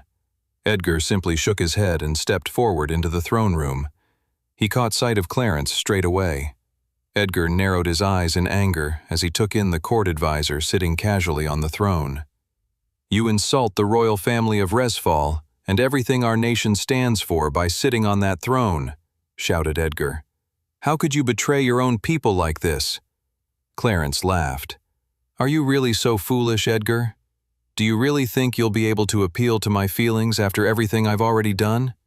After I've tried to murder the princess and have staged a monstrous takeover of the city?" Edgar growled. "You really are a piece of garbage. You're a parasite and scourge on the innocent people of Resfall." "There you go again," said Clarence. "You waste all of our time. Resfall, Volsungar, honor, valor. These are all mere words. Words meant to control and enslave people. Call this place whatever you want, but it will soon be I who recreates it to suit my vision." "Your vision," said Edgar, anger lacing his words. "Who gave you the right to make such a choice for so many innocent people? And besides, what do you think is going to happen? You think you and the Archbishop are really going to be able to work together so cozily once you no longer have a common enemy?" "Don't you worry about that," sneered Clarence. "I have plans for them." Edgar had heard enough. He had to stop this horrible man. Destroying him would eliminate the artificial dungeon from exploding forth over the city. There was no more time for talk. Edgar assumed a battle position and conjured his spirit druid claws. More than that, he triggered level 2 of his apprentice tier ability, Conjure Spirit Flame Skin. The angelic clear mana, with the faintest hint of a pink hue, began to cover Edgar's entire body. The level 1 version of this ability had been purely protective, a defensive shield against attacks. But at level 2, it allowed Edgar to channel the spirit mana into his attacks and movements, increasing his stats exponentially. Edgar rushed forward, and Clarence snapped his fingers, and 3 swirls of shadows emerged between the 2 powerful travelers, and 3 shadow minions materialized. "Stop hiding behind your minions, you coward!" shouted Edgar, as he rushed forward to take on the shadow minions as quickly as possible. The shadow minions galloped towards him, and Edgar elongated his claws, making them massive, and slashed right through them. They were obliterated straight away.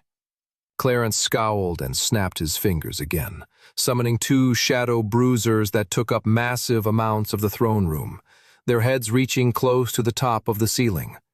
Clarence shouted, "Destroy him!" One shadow bruiser threw a punch right where Edgar was standing, but the Master Tier Traveler dodged it with ease, just as he anticipated the second shadow bruiser punching where they thought he was going to go. The punches were powerful and created massive shaking tremors across the entire throne hall. The blasts of the attacks created large, crater-like holes in the floor. Edgar jumped and flew up to meet the shadow bruisers face to face. They threw out their large, wispy black hands, trying to snatch him within their dark, evil tendrils and grip, but Edgar moved with a speed that confounded them. He flew between their heads and began to spin in the same spot, creating a whirlwind of blades with his spirit druid claws, ripping shreds through the shadow bruisers' heads. They burst into dust and crumpled onto the floor. Edgar looked down at the sneering Clarence. "You won't be able to hide from me forever," shouted Edgar as he soared down to meet Clarence head-on, pulling back one of his clawed fists, ready to strike and stab him right through his smug, evil face. The front door of the Spectral Church's Grand Cathedral loomed over Toby and his 2 companions, Clara and Olivia. Toby gulped, just looking at the entrance to the horrible building. "I can't believe we're actually back here," he thought. "I can't believe we've returned here voluntarily." Toby bristled just thinking about the memory. He could feel the sneers and laughter of the malicious traveler priests who took them there against their will, who shoved them through the nightmarish portal of the White Gate. "Toby!" Toby snapped out of his dark memory to see Clara looking at him sternly. "Come on," she said. "We don't have any time to waste." Toby nodded and tried to shake the traumatic memory away as they took a step into the large, grandiose building. Olivia led the way into the Spectral Church's Grand Cathedral. She was slightly perplexed that there had been no guards stationed at the entrance. Were all the traveler priests out fighting and causing havoc in the rest of the city? But if their leader had come here to hide out and orchestrate things from the sidelines, wouldn't it make sense to have a few guards on deck? It was at that moment that she noticed a pale foot poking out from one of the nearby pews. It wasn't any type of foot. It was the foot of a corpse. Suddenly the corpse lifted itself up, followed by other seemingly dead people. "Don't tell me," said Toby, shaking his head with tears in his eyes. "Are those zombies?" A horde of them rushed towards them. Olivia lifted her sword and triggered her apprentice-tier paladin ability, Divine Blade. The silver sword gripped in her hand suddenly took on a bright blue hue of divine energy. Olivia slashed her sword at the first incoming zombie, chopping its head straight off. She triggered allies' abilities as well. Divine Inspiration, boosting her. "Come on, we need to fight through this horde as quickly as possible," said Olivia, stabbing the zombie right through the center of its forehead with her divine blade. Just as she slashed another incoming horde of vicious zombies, she felt the young girl Clara right beside her, gripping her spear. She thrust her spear upward towards the zombies' brains with grace and precision, obliterating them before they could get close enough to harm her. Over their shoulders, Toby threw out water blasts, knocking the zombie hordes back and keeping them at bay. But even as the three of them got into a rhythm of ultimate zombie destruction, the Archbishop had clearly left the whole church filled with undead monsters, and the horde appeared to be unabating. Worse, flying down from the ceiling were more than just undead zombies, but zombie hawks. The deadly and vicious birds had black feathers and glowing green eyes. "Incoming!" screamed Toby, as he hurled powerful blasts of water at the birds to keep them back. Clara roared as she triggered her attack burst spell, sending an explosion of powerful energy forward in the direction of the incoming zombie hawks. But there were too many of them. The zombie hawks began to descend towards them and surround them in a huge flock. This is getting annoying, Olivia thought. She triggered the level 3 evolution of her divine blade and thrust it forward to the sky. Multiple bright blue swords of divine energy surrounded the adept tier traveler and shot upward in the sky. The sharp, deadly projectiles flew upwards, cutting through the undead flesh of the birds. The divine blades ended up killing many of the nightmarish birds, stabbing them right through their small heads and brains.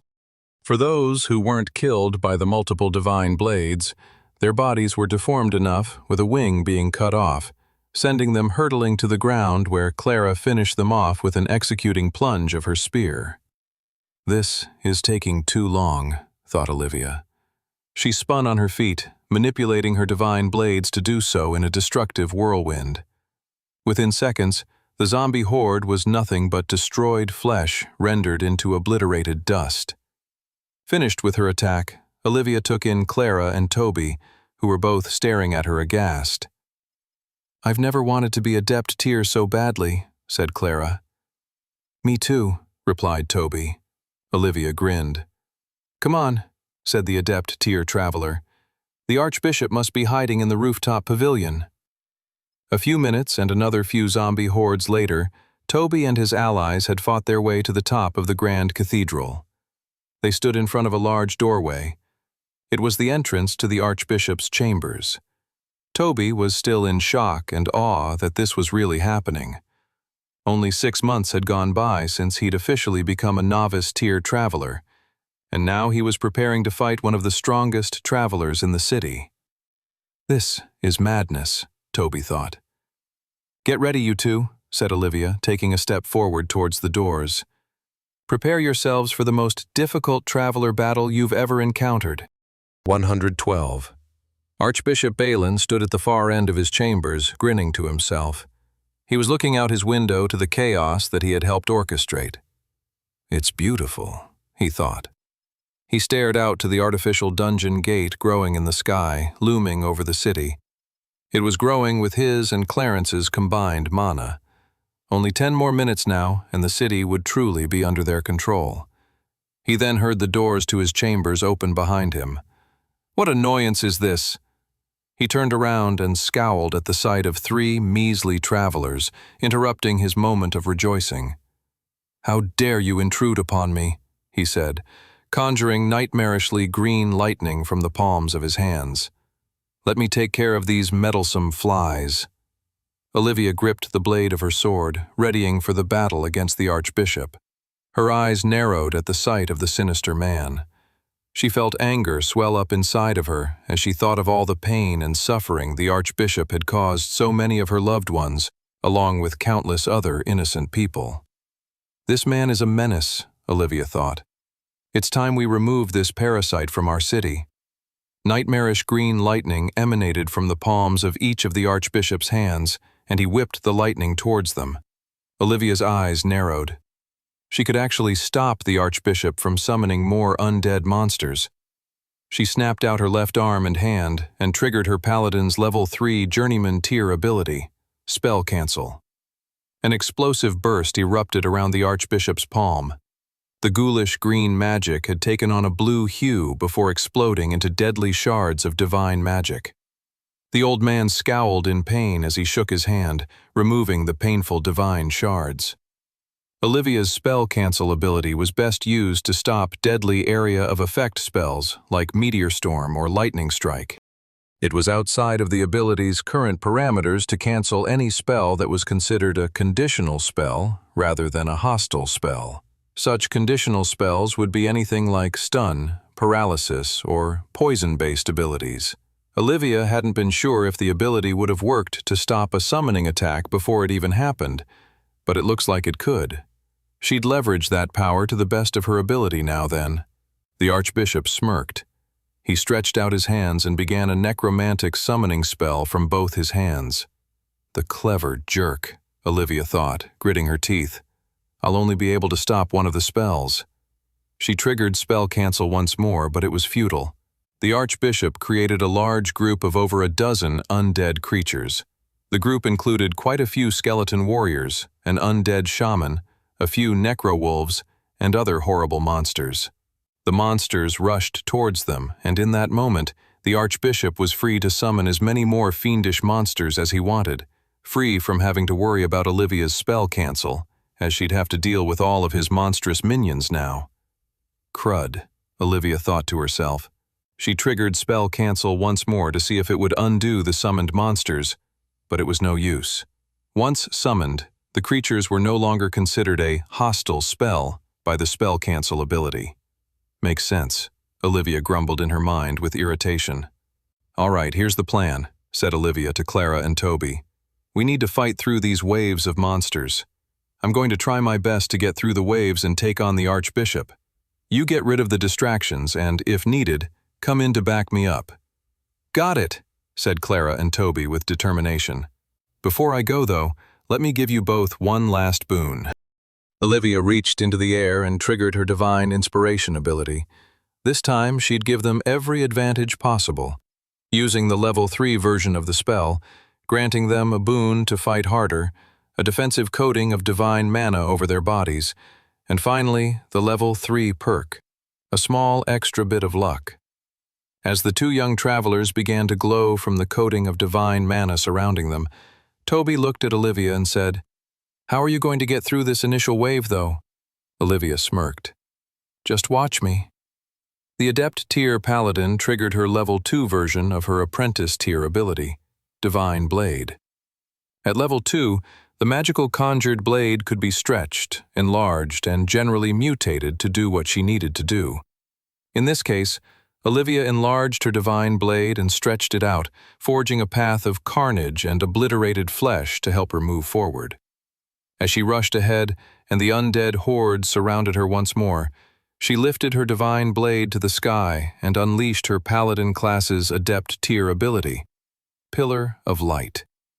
A huge obelisk of bright white light emerged, knocking back all the surrounding undead monsters and harming any that attempted to get close to her or the Pillar of Light. Olivia then triggered her level 3 spell cancel, obliterating her own hostile attack spell to create a massive blade of deadly shards of divine magic. Magical glass shot out in every direction, ripping through the flesh and skulls of the undead, killing many and injuring more. By the time Olivia's spell was over, she had crossed the divide between the undead horde and the Archbishop. She looked over the horde and back to Clara and Toby. Remember, you two stay back and handle the lesser monsters, shouted Olivia. Leave the Archbishop to me. 113. The Archbishop rushed forward and met the Adept tier Traveler woman head-on. He conjured magical necromantic daggers composed of green ghoulish energy in either hand. His necromantic daggers clashed with the steel of her silver paladin's blade. You have so little power, sneered the Archbishop. At Adept tier, the woman could clearly hold her own against his powerful undead monsters, but against him directly, she was still no match. He lifted his arm and shot a wave of powerful energy into her chest, which sent the woman hurtling into the nearby wall. Face it, you little wench, hissed the Archbishop. You can't defeat me. You're not strong enough. I'll kill you, and then I'll kill your puny little friends over there too, and I'll smile while doing it. The Archbishop grinned as he watched the Traveler woman struggle on the ground, barely able to pick herself up. "You're an absolute piece of trash," said the woman as she wobbled back onto her feet. The woman screamed and rushed to attack the Archbishop once more. "A stubborn little fly, isn't she?" thought the powerful spectral church leader. But a stubborn fly only gets squashed faster than the rest. Clara thrust her spear into the chest of a corpse knight. She then held the corpse up, only to smash it into the ground. She ripped her spear free and then thrust it back into the undead creature's head. The glowing red eyes faded away after that final attack, and Clara ripped her spear free to keep the battle going. Toby hung behind her, flinging hostile water attacks for extra support. As they made their way through the small regiment of undead monsters, Clara would glance over to Olivia, fighting against the Archbishop. Clara couldn't help feeling concerned for the adept tier traveler going head-to-head with the Archbishop. "Hang in there, Olivia," thought Clara as she stabbed another undead warrior. "If we clear these lesser monsters for you, we can come in and help you." Elizabeth triggered level 3 of her divine blade, sending multiple blasts of sharp, sword-like divine energy right in the Archbishop's direction. The man ducked as the powerful energy smashed into the wall behind him. Olivia, however, didn't let her onslaught abate.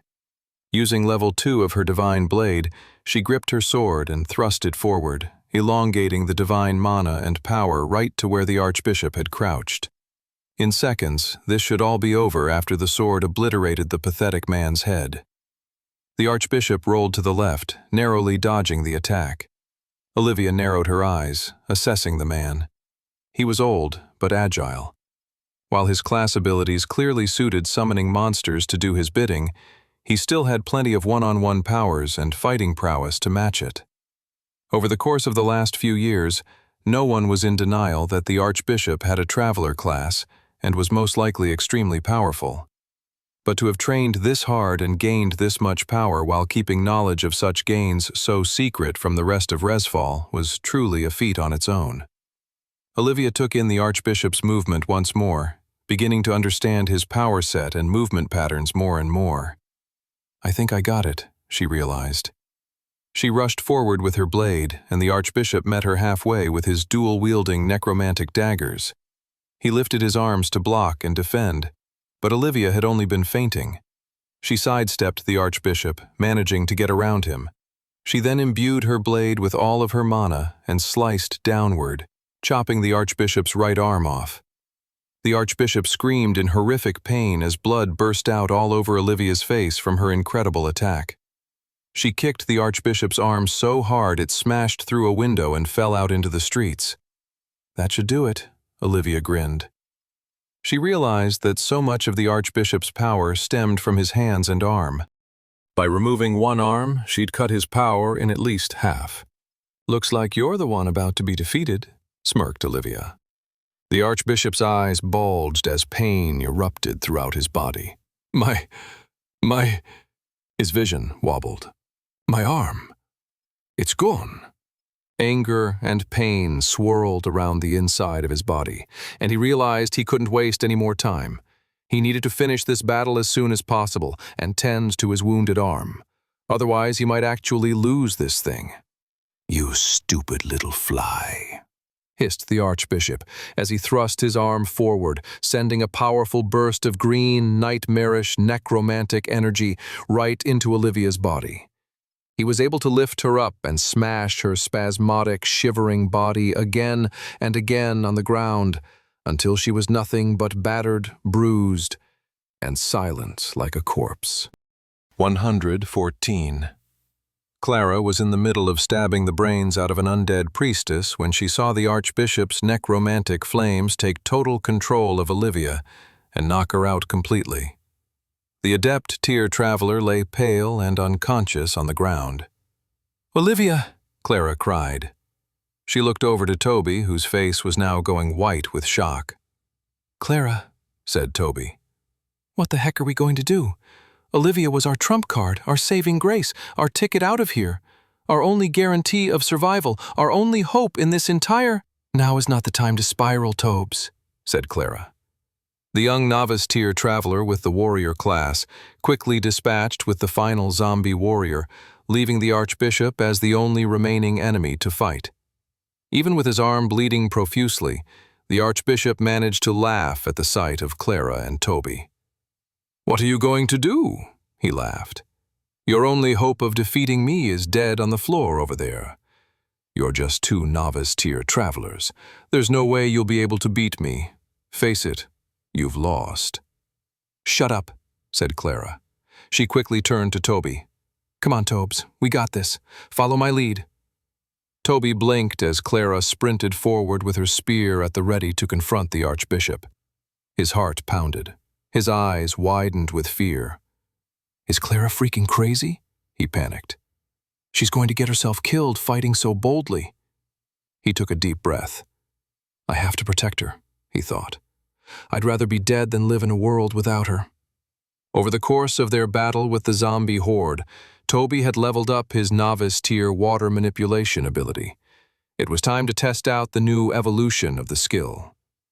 Toby conjured all the mana in his body and created a powerful gushing force of water from his two palms.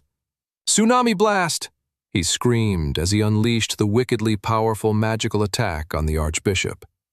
The old master-tier traveler snickered as the attack hit him head-on. The Archbishop wobbled on his feet and had to take a step back as the hostile water pounded against him.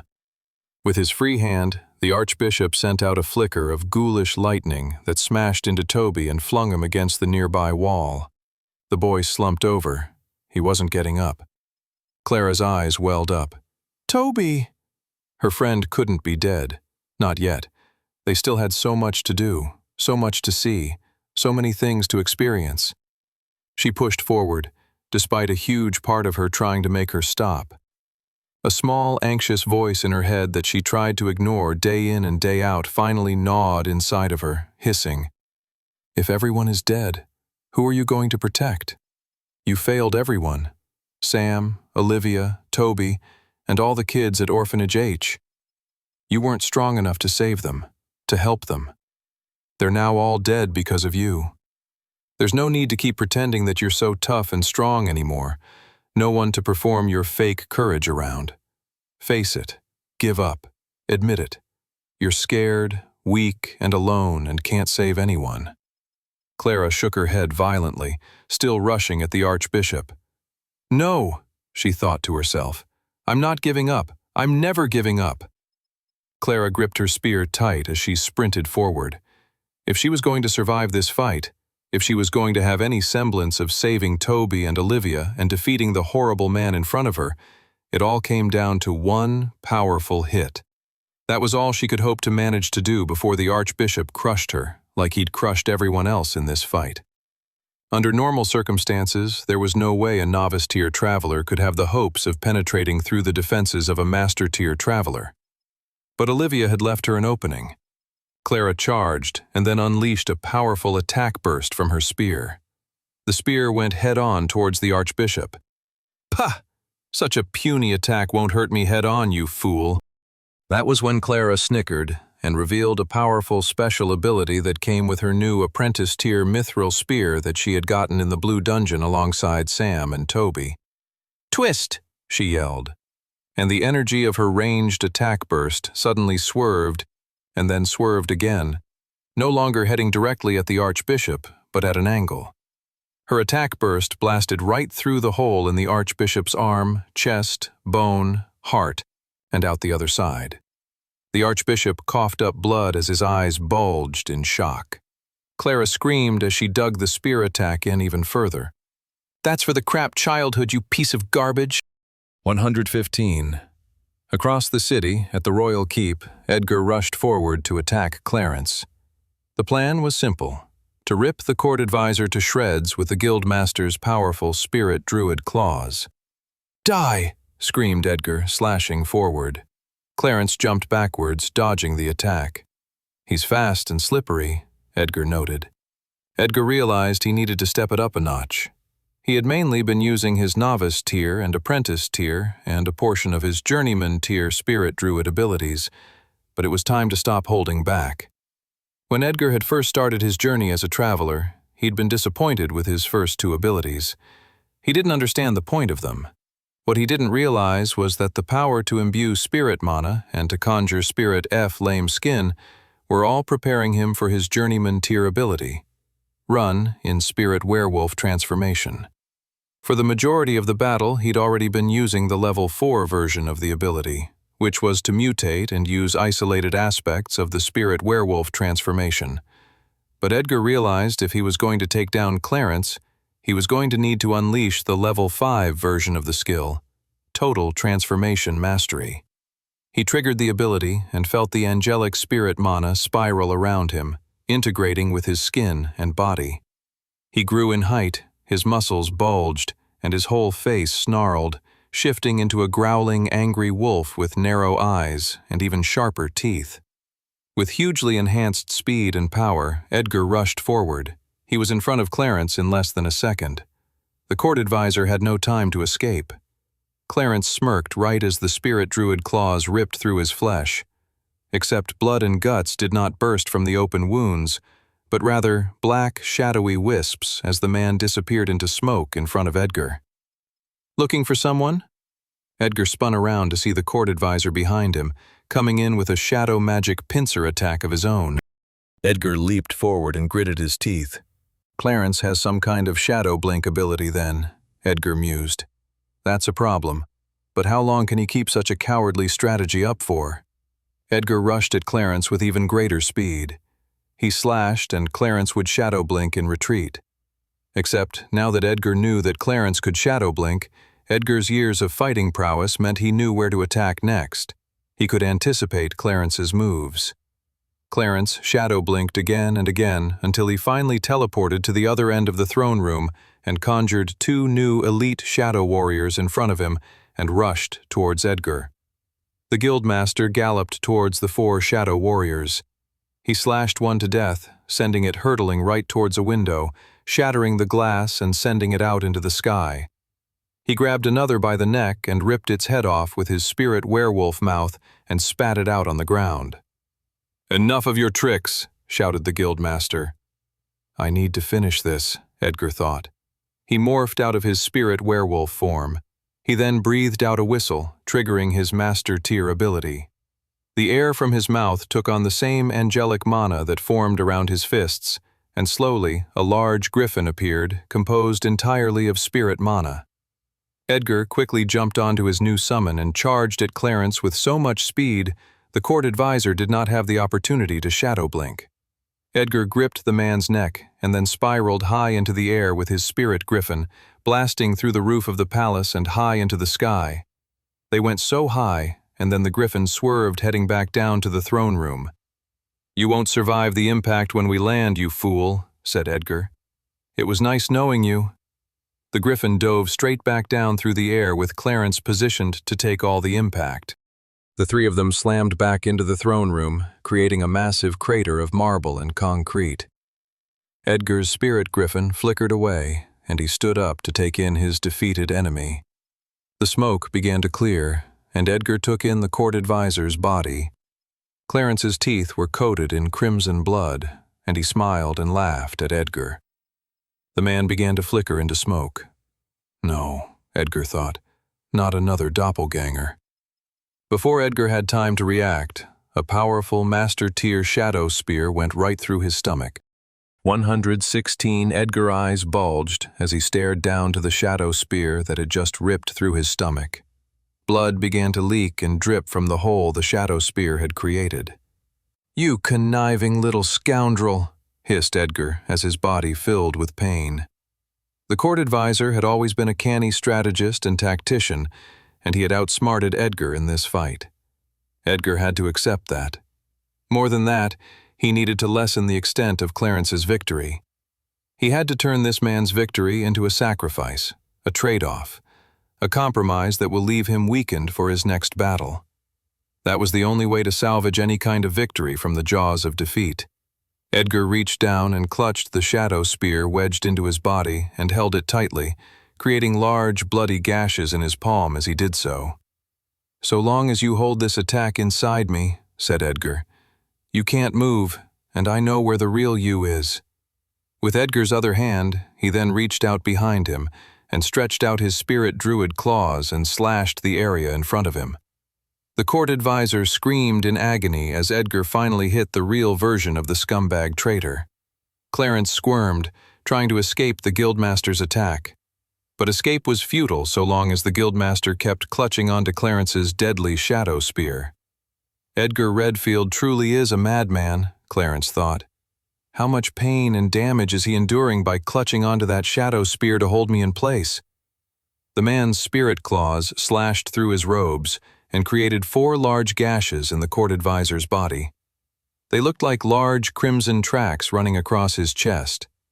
The pain was unbelievable. The guildmaster's strength was undeniable. Clarence had no doubt that the man's title as the leader of the Travelers' Guild was truly deserved. The court advisor then sensed that Edgar's power was waning, and he felt the man's hold on his shadow spear loosen. Clarence wasted no time, ripping it free and leaving the gaping hole in Edgar's stomach. The guildmaster coughed out blood and collapsed onto the floor. The man would be dead in a few more seconds. Clarence grinned, knowing that his final plans were coming to fruition. Only a few more minutes now and the artificial dungeon would break, and there would truly be no hope for Resfall after that. Then, suddenly Clarence heard footsteps. Someone else was coming. Who's this? Clarence scowled to himself. Edgar felt the blood draining from his body. His cheek lay hard against the stone floor. He was struggling to keep his eyes open. Is this really the end for me? Even at his age, Edgar couldn't help but think that there was still so much he'd like to do. There were so many at the guild who he cared for that still needed his guidance and training. Olivia, Curtis, Brock, Toby, Clara, the young, talented orphan traveler prodigy Sam. And then there was Mildred. So much between them still remained unsaid. There was only one positive to death, Edgar thought, and that would be the freedom from his chronic back pain. Maybe, just maybe, that will make dying worth it, he grumbled to himself as his vision began to fade around him. Then, in the distance, he made out a figure of someone stepping into the throne room. A black-haired boy with crimson-red eyes. Sam, he thought. You made it. Edgar grinned. He was happy to know he could die with a little bit of hope still left in the world. Clarence's attention was fully on the newest intruder. The boy had shaggy black hair and strange red eyes. He wore rare and powerful-looking silver armor. He'd seen this kid before. He'd thwarted his first assassination attempt of the princess back at the winter ball. Do you really think you can defeat me after your precious guildmaster failed to? Sneered Clarence. The insolent young man had the audacity to smirk at him. Let's find out, he said.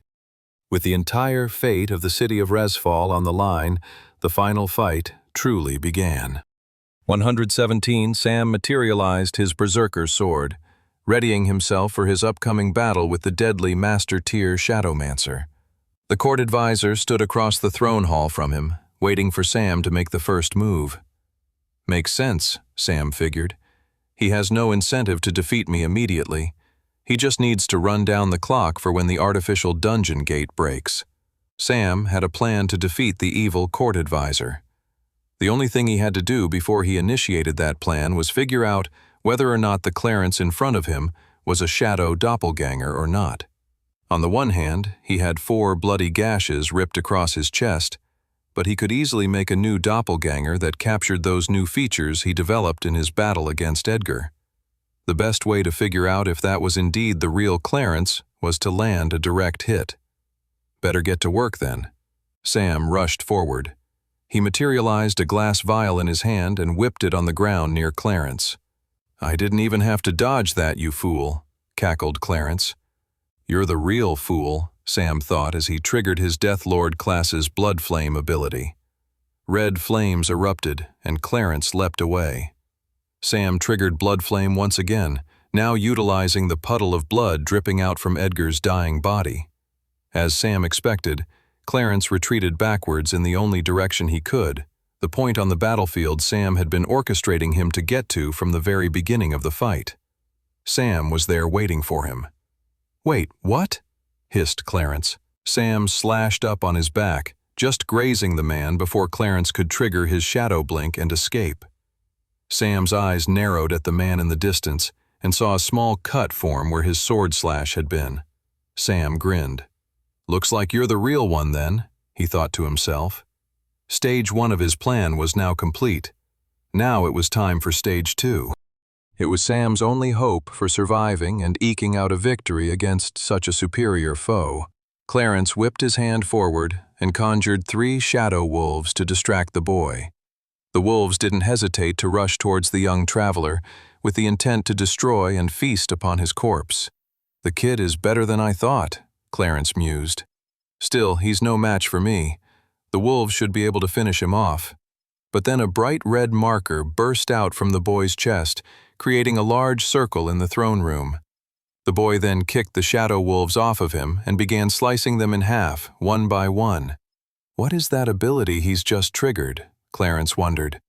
I've never seen such a class before, same with the strange blood magic. The boy would have made a good ally if he hadn't chosen to fight me with such dedication. Insolence must be punished with death. The boy finished fighting the shadow wolves and ran towards Clarence with his fearsome sword raised. Clarence summoned his shadow spear and raised it defensively. The boy's sword crashed into the shadow spear, clanging off one another before both of them retaliated with a follow-up attack. On the 5th time they clashed like this, the boy came out of nowhere, materializing a flame sword, manifesting right towards Clarence's undefended stomach. Clarence's eyes widened in shock. He shadow blinked behind the boy. "It was nice playing with you, young man," said Clarence. "But enough is enough. Goodbye." Clarence then stabbed the boy in the back between his armored plates, dealing a devastating wound. The boy writhed on the floor with an immense amount of pain. He would be dead in a matter of seconds. 3 weeks ago, as Sam and Edgar prepared for the large battle looming over them, Sam explained the intricate powers and abilities of his newly acquired silver dragon armor. "It can absorb pain," Sam explained, "and can redistribute it to mitigate pain. It can even hold pain back for a later period of time." After that, Sam explained how he wanted Edgar to help him. In a private training room, Sam and Edgar faced each other. "You want me to do what now?" balked the guildmaster. "I want you to cause me the most amount of pain possible," explained Sam. "The pain can bring me to the brink of death, but it must not kill me."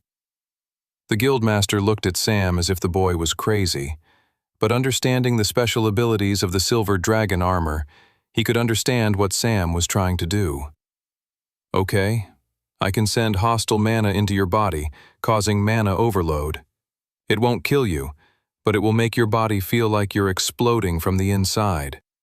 It's the main method rogue travelers use for torturing people. My master tier traveler mana will overwhelm your body and make you feel as if you're experiencing 10,000 deaths all at once. Are you okay with that?" That was when Sam smirked.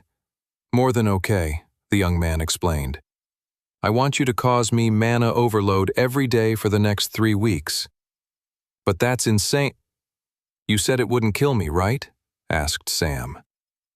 "Yeah, but..." "No buts. Just do it."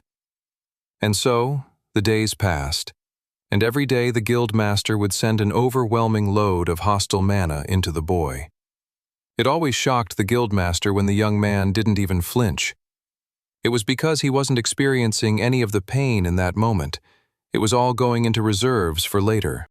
Finally, on the day before the spring festival, after sending another massive wave of hostile master-tier mana into the young man's silver dragon armor, the guildmaster asked, "But when it comes time to unleash this pain on yourself, you're going to be incapacitated for at least a minute. Your enemy will know you're up to something." Sam smiled. "Not unless I make my enemy think he caused the damage himself," said Sam. "It's a big risk," sighed the guildmaster. "The whole plan will hinge on that." Sam smiled once more. "It's a risk I'm willing to take." Clarence grinned as he watched the boy spasm on the ground, his pool of blood growing larger and larger. "You're dead, foolish boy," he spat. "Resfall is mine." Clarence walked away from the dying boy and towards the balcony of the throne room. The artificial dungeon would break in just under a minute. His plan was complete. He had succeeded in his hostile takeover. With the guildmaster and the kid dead on the floor, truly no one could stop him now. But just as Clarence was basking in his success, he heard a shuffling sound behind him. He turned around, and his eyes bulged in shock. "What's this?" Wobbling, the kid was getting up off the ground. "How are you still alive?" Sam smirked.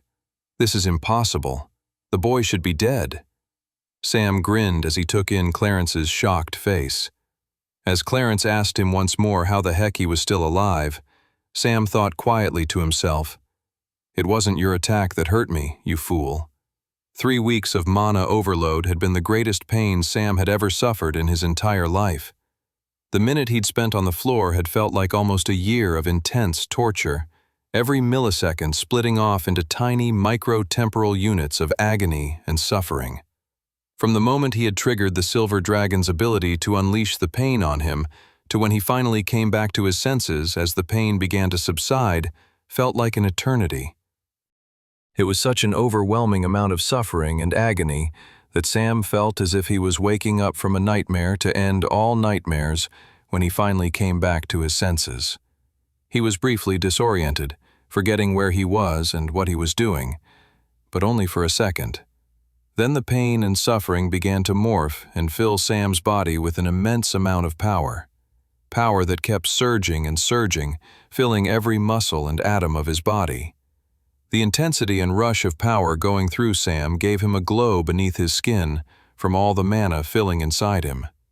The pain was not only filling him with strength, but at level 2 pain ring, he could see Clarence's weak point with utter ease. The Shadowmancer was clever and had formed parts of his body with shadow armor, but he could see through all of that to where he was weakest. It was the 3rd scar Edgar had left from the bottom. It glowed out to Sam in his vision, like a big, easy target to aim for. Sam rushed forward with increased lightning speed and slashed his berserker sword right into Clarence's open wound. Sam was wielding so much power, his strength was temporarily beyond even master tier. The power was so great that upon impact, Clarence exploded into dust. Mildred lay crouched, holding the body of the princess she had sworn to protect. She was unconscious but still breathing. "Come on, princess, wake up," said Mildred, looking down at the girl beneath the sky in the top-floor building that no longer had a roof after Alice's eruption of phoenix magic. After the girl had destroyed their attackers, Mildred had gotten close enough and, with her ninja's channel sight ability, was able to block Alice's mana channels and disable her phoenix transformation. Mildred looked out across the city and began to smile. At that exact same moment, the princess came back to consciousness. "Mildred, what's going on?" she said. "Are we still under attack? We must arrest whoever destroyed the roof of this building." Princess?" said Mildred awkwardly. "You may have been the one to do that." "Oh," said the princess, blushing. "Look," said Mildred. Princess Alice Grace looked across the city with amazement. Mildred's face was soft as she looked outward. She knew something had clearly changed, but she wasn't sure what. She saw the artificial dungeon gate had faded away. The clouds were disappearing, and the sun was returning to shine down on all of them. The monsters in the nearby streets were fading away as well. The princess turned to her handmaiden. Could it really be? Felix Fire Punch, Dangerous Darren, and the Dangerous Fire Brigade all punched the air in victory as the monsters around them began to fade away and disappear. "The Dangerous Fire Brigade saves the day yet again!" they cheered.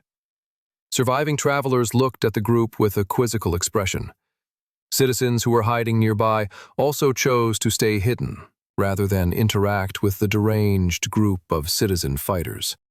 Felix Fire Punch wiped a tear from his eye and said, "I can't believe it." Brock and Curtis both raced to destroy a goblin chieftain when it flickered out of existence before either one of them could slay it. "You stole my kill!" shouted Brock. "I call foul.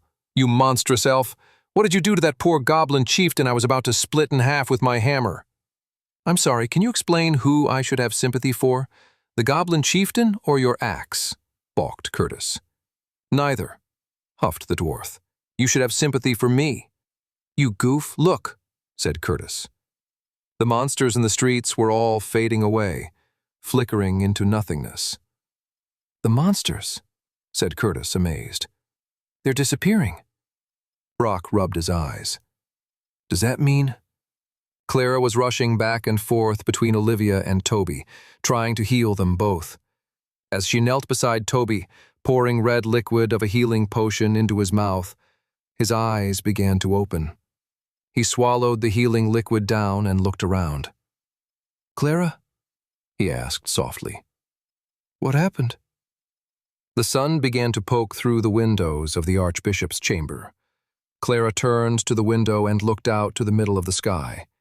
She could see that the artificial dungeon gate had disappeared, replaced by a bright, clear blue sky. She smiled and sighed with relief. They really did it. Edgar's vision went in and out as his consciousness wavered. He looked over at Sam, standing as the disintegrated dust of the former court advisor swirled around the boy. The power leaking out of the boy was incredible. He smiled at the young man whose cunning strategy had led to their victory. Unbelievable, Edgar thought. The young man's prowess is truly beyond words. As the monsters faded away, the clouds disappeared and let in the blue sky and shining sun, and the citizens of Resfall began to poke their heads out from their hiding places and shelters of refuge. People cheered in joyous relief. The hostile takeover of Resfall and the assassination of Princess Alice Grace had finally and truly been averted. The days following the failed assassination of Princess Alice Grace were one of hope and optimism. With the devastating crisis averted, the citizens of Resfall rallied together to help rebuild from the damage the city had sustained during the attack. Everyone worked as a team, everyone working for free and without cost. Healers tended to the wounded, builders helped repair damaged buildings, cooks and food stalls gave out free meals to everyone in the square. There was a strong sense of unity among the citizens. They had survived a deadly ordeal through their united perseverance, and so they would continue that unity as they rebuilt after such a cataclysmic attack on their home. There was a sense of change and hope that swept through the whole city like a joyous breeze on a beautiful spring day. The spectral church was stripped of its power to train and conscript travelers. The secret white gate, hidden beneath its grand cathedral, became official property of the Travelers' Guild, creating a new sense of order and balance to the city. The Travelers' Guild and the Spectral Church would no longer be institutions that were in tension with one another. They were now set up to work harmoniously together. Remaining Traveler priests were rounded up and arrested, while those who were part of the church but not involved in the violence were promoted into new positions of power. The Spectral Church would return to its original duties that it had always been known for, and what had helped it garner such a great reputation in the past. It would take up its work as a charitable organization for social good. As the city rebuilt and reconceptualized how it functioned and worked together, an even greater cause for hope came in the form of Princess Alice Grace's upcoming coronation. "It's official," said the princess as she paced across her bedroom. "I'm freaking out, Mildred." The handmaiden strode over to the princess and grabbed her by the shoulder. Take a deep breath, princess. Inhale, exhale. The princess inhaled and then somehow started choking on the air and having a coughing fit. See, Mildred, cried Alice. I can't even breathe without messing it up. How will I ever be queen? Alice had been getting more and more stressed and panicky about her coronation as the big day got closer and closer. It was going to happen any minute now, and she felt like she was going to throw up. Then even the thought of throwing up made her freak out about getting puke all over her dress. It was a vicious cycle. There is no denying you have a certain habit of messing things up, said the princess. Just say it, Mildred. I know that's what you were going to say. Yes, of messing things up, said the handmaiden. But everyone makes mistakes. The true mark of a great queen is how they step up to the occasion when they do mess up, and showing empathy and restraint when others make mistakes around you. So it's okay for a queen to make mistakes? Asked Alice, as she wiped a tear from her eye. Of course, smiled the handmaiden. You're all the better for it even. The people can relate to you because of it, and that makes them love and respect you as their leader. Thanks, Mildred, said Alice. You really know just what to say. I'm only saying what your grandmother would have told you had she still been alive to see you now, smiled the handmaiden. I know she would have been so proud of you. All of your family would have. Your mom, your dad. Now come on. It's time that you follow in their footsteps. The ceremony is about to begin. Mildred took Alice's hand and escorted her down through the palace from her chambers to the throne hall, where the entire nobility, merchants, and guild leaders were standing at attention, waiting for her to enter. The young man with shaggy black hair and red eyes, who she felt was incredibly insufferable and annoying, was standing in the crowd alongside the guildmaster of the Travelers' Guild. The black-haired boy smiled at her as she stepped out into the hall. She blushed and looked away in a huff. She sat down and the grandiose coronation ceremony began.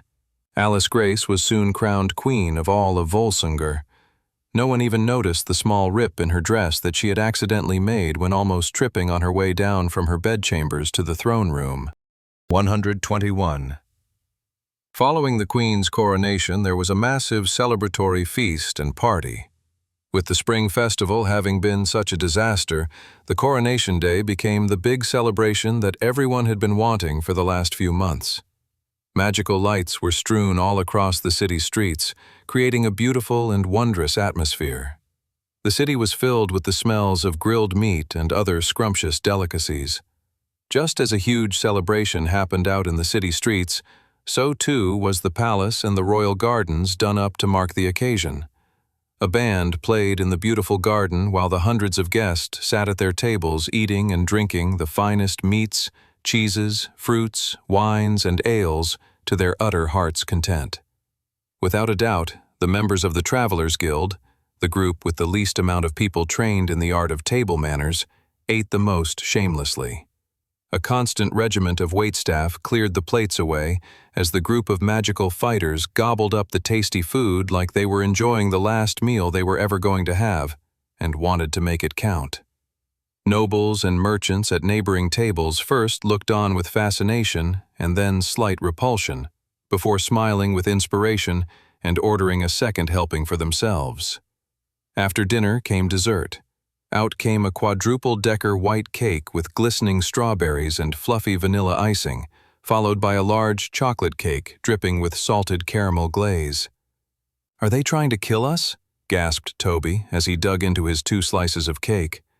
"They keep serving us delicious food. I don't have the room for all of this." He almost fainted when the waitstaff brought out apple pies and an assortment of different ice cream flavors. "I must eat all of that," sighed Toby. "Even if I don't survive, I must eat that ice cream and pie." With dessert over, the band kicked it up a notch, and the different groups of people started dancing. On top of that, with the eating portion of the evening over, the drinking portion started in earnest. As Brock went up to pour himself another glass of ale, he accidentally knocked shoulders with a priest of the spectral church. "Aye, watch where you're going," barked Brock. The priest sneered at Brock and said, "I'd say the same to you." Everyone nearby suddenly froze. A simmering tension could be felt across the party. Would the newfound peace and order between the rival institutions crumble so quickly? Was the strife that had plagued the city for years not truly gone? Then Brock smirked. "You know, there's a dwarfish saying," said Brock, "that if you bump into someone on your way to get a drink, you buy the person you bumped into a drink as well. So what are you having?" The priest blinked and then smiled. "An ale, please." "Good man, that's what I'm having too," said Brock. And then everyone laughed and cheered. For the first time in many years, the different institutions of power in Resfall were truly in harmony. 40 minutes later, Brock approached Curtis and threw down 2 shots of dwarven whiskey. We never settled our bet out on the battlefield, said Brock, meaning we must settle it here. Honor will be decided by who can drink the most amount of whiskey shots. That's the most ridiculous thing I've ever heard, said Curtis, before cracking a grin. You're on. Everyone at the nearby table gasped. But dwarven whiskey is known to be extra powerful. It's been used to put raging giants to sleep. I'm not afraid, glared Brock. Are you, Elf? Just line up the shots already, said Curtis. I'm looking forward to defeating you once and for all. And so began the epic dwarven whiskey shot debacle. After the first 3 shots, the competition got even fiercer. Both Curtis and Brock's cheeks were flushed red, but neither one looked as if they had had enough. 10 shots later, their bodies were both shaking. Another, they both declared. The waitstaff shivered.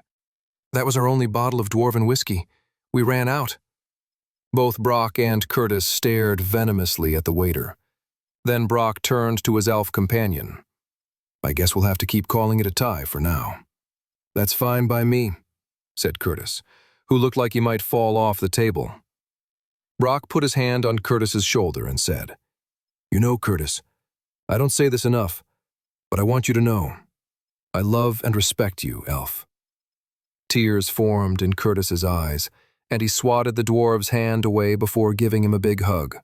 No, I love and respect you, said Curtis back.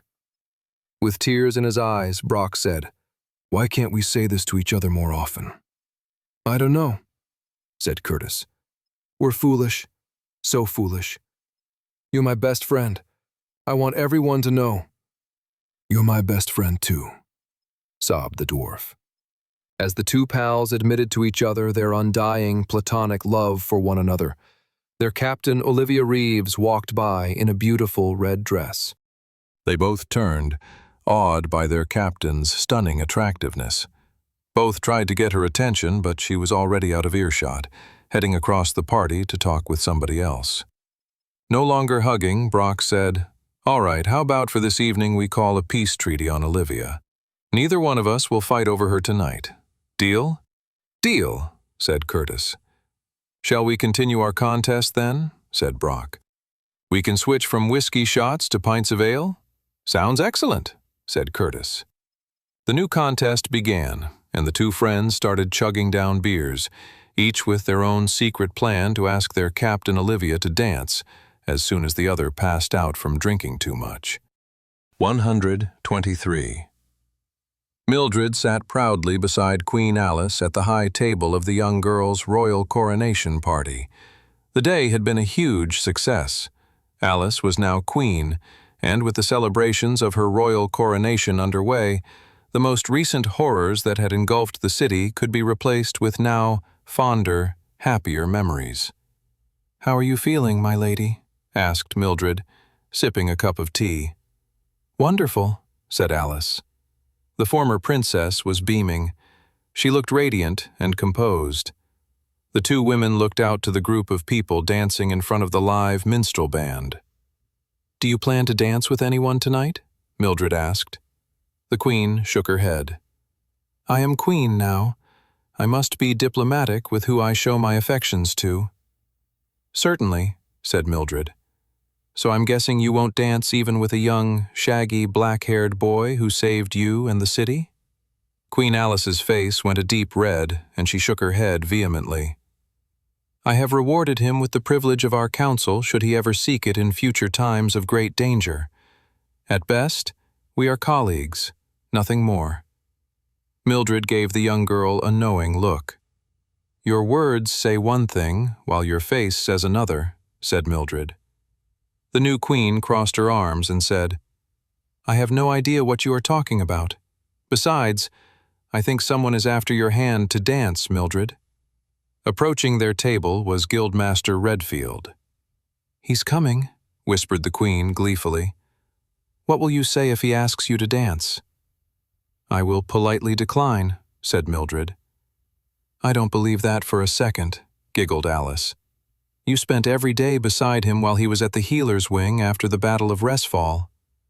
"Quiet," said the handmaiden, just before the guildmaster was standing beside them. He doesn't know that. He was unconscious the entire time. Edgar smiled at Mildred and bowed. Beautiful Mildred, can I have the pleasure of a dance? Mildred, who was very good at not showing any emotion, for the first time in many years, blushed. Edgar took Mildred's hand and walked her out to the dance floor.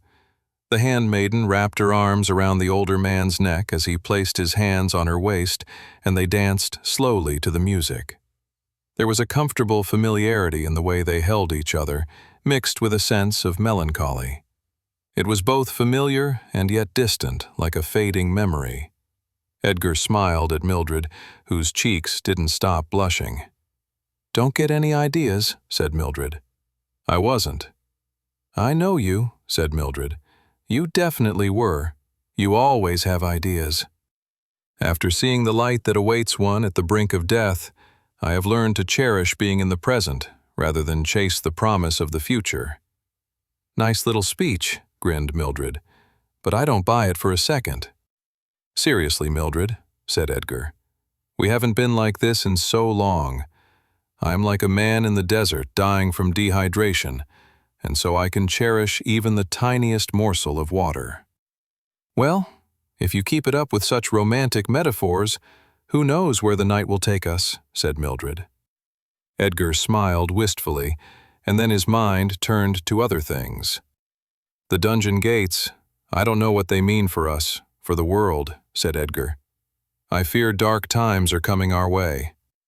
Mildred stepped a bit closer and rested her head on Edgar's shoulder as they danced. "Let's just enjoy this moment of respite," said Mildred softly. "You know as well as me that we get so precious few of them across a lifetime." 124. Clara looked around the royal coronation at a loss of who to speak with or what to do. Every noble who made eye contact only made her bristle with disappointment. Where the heck is he?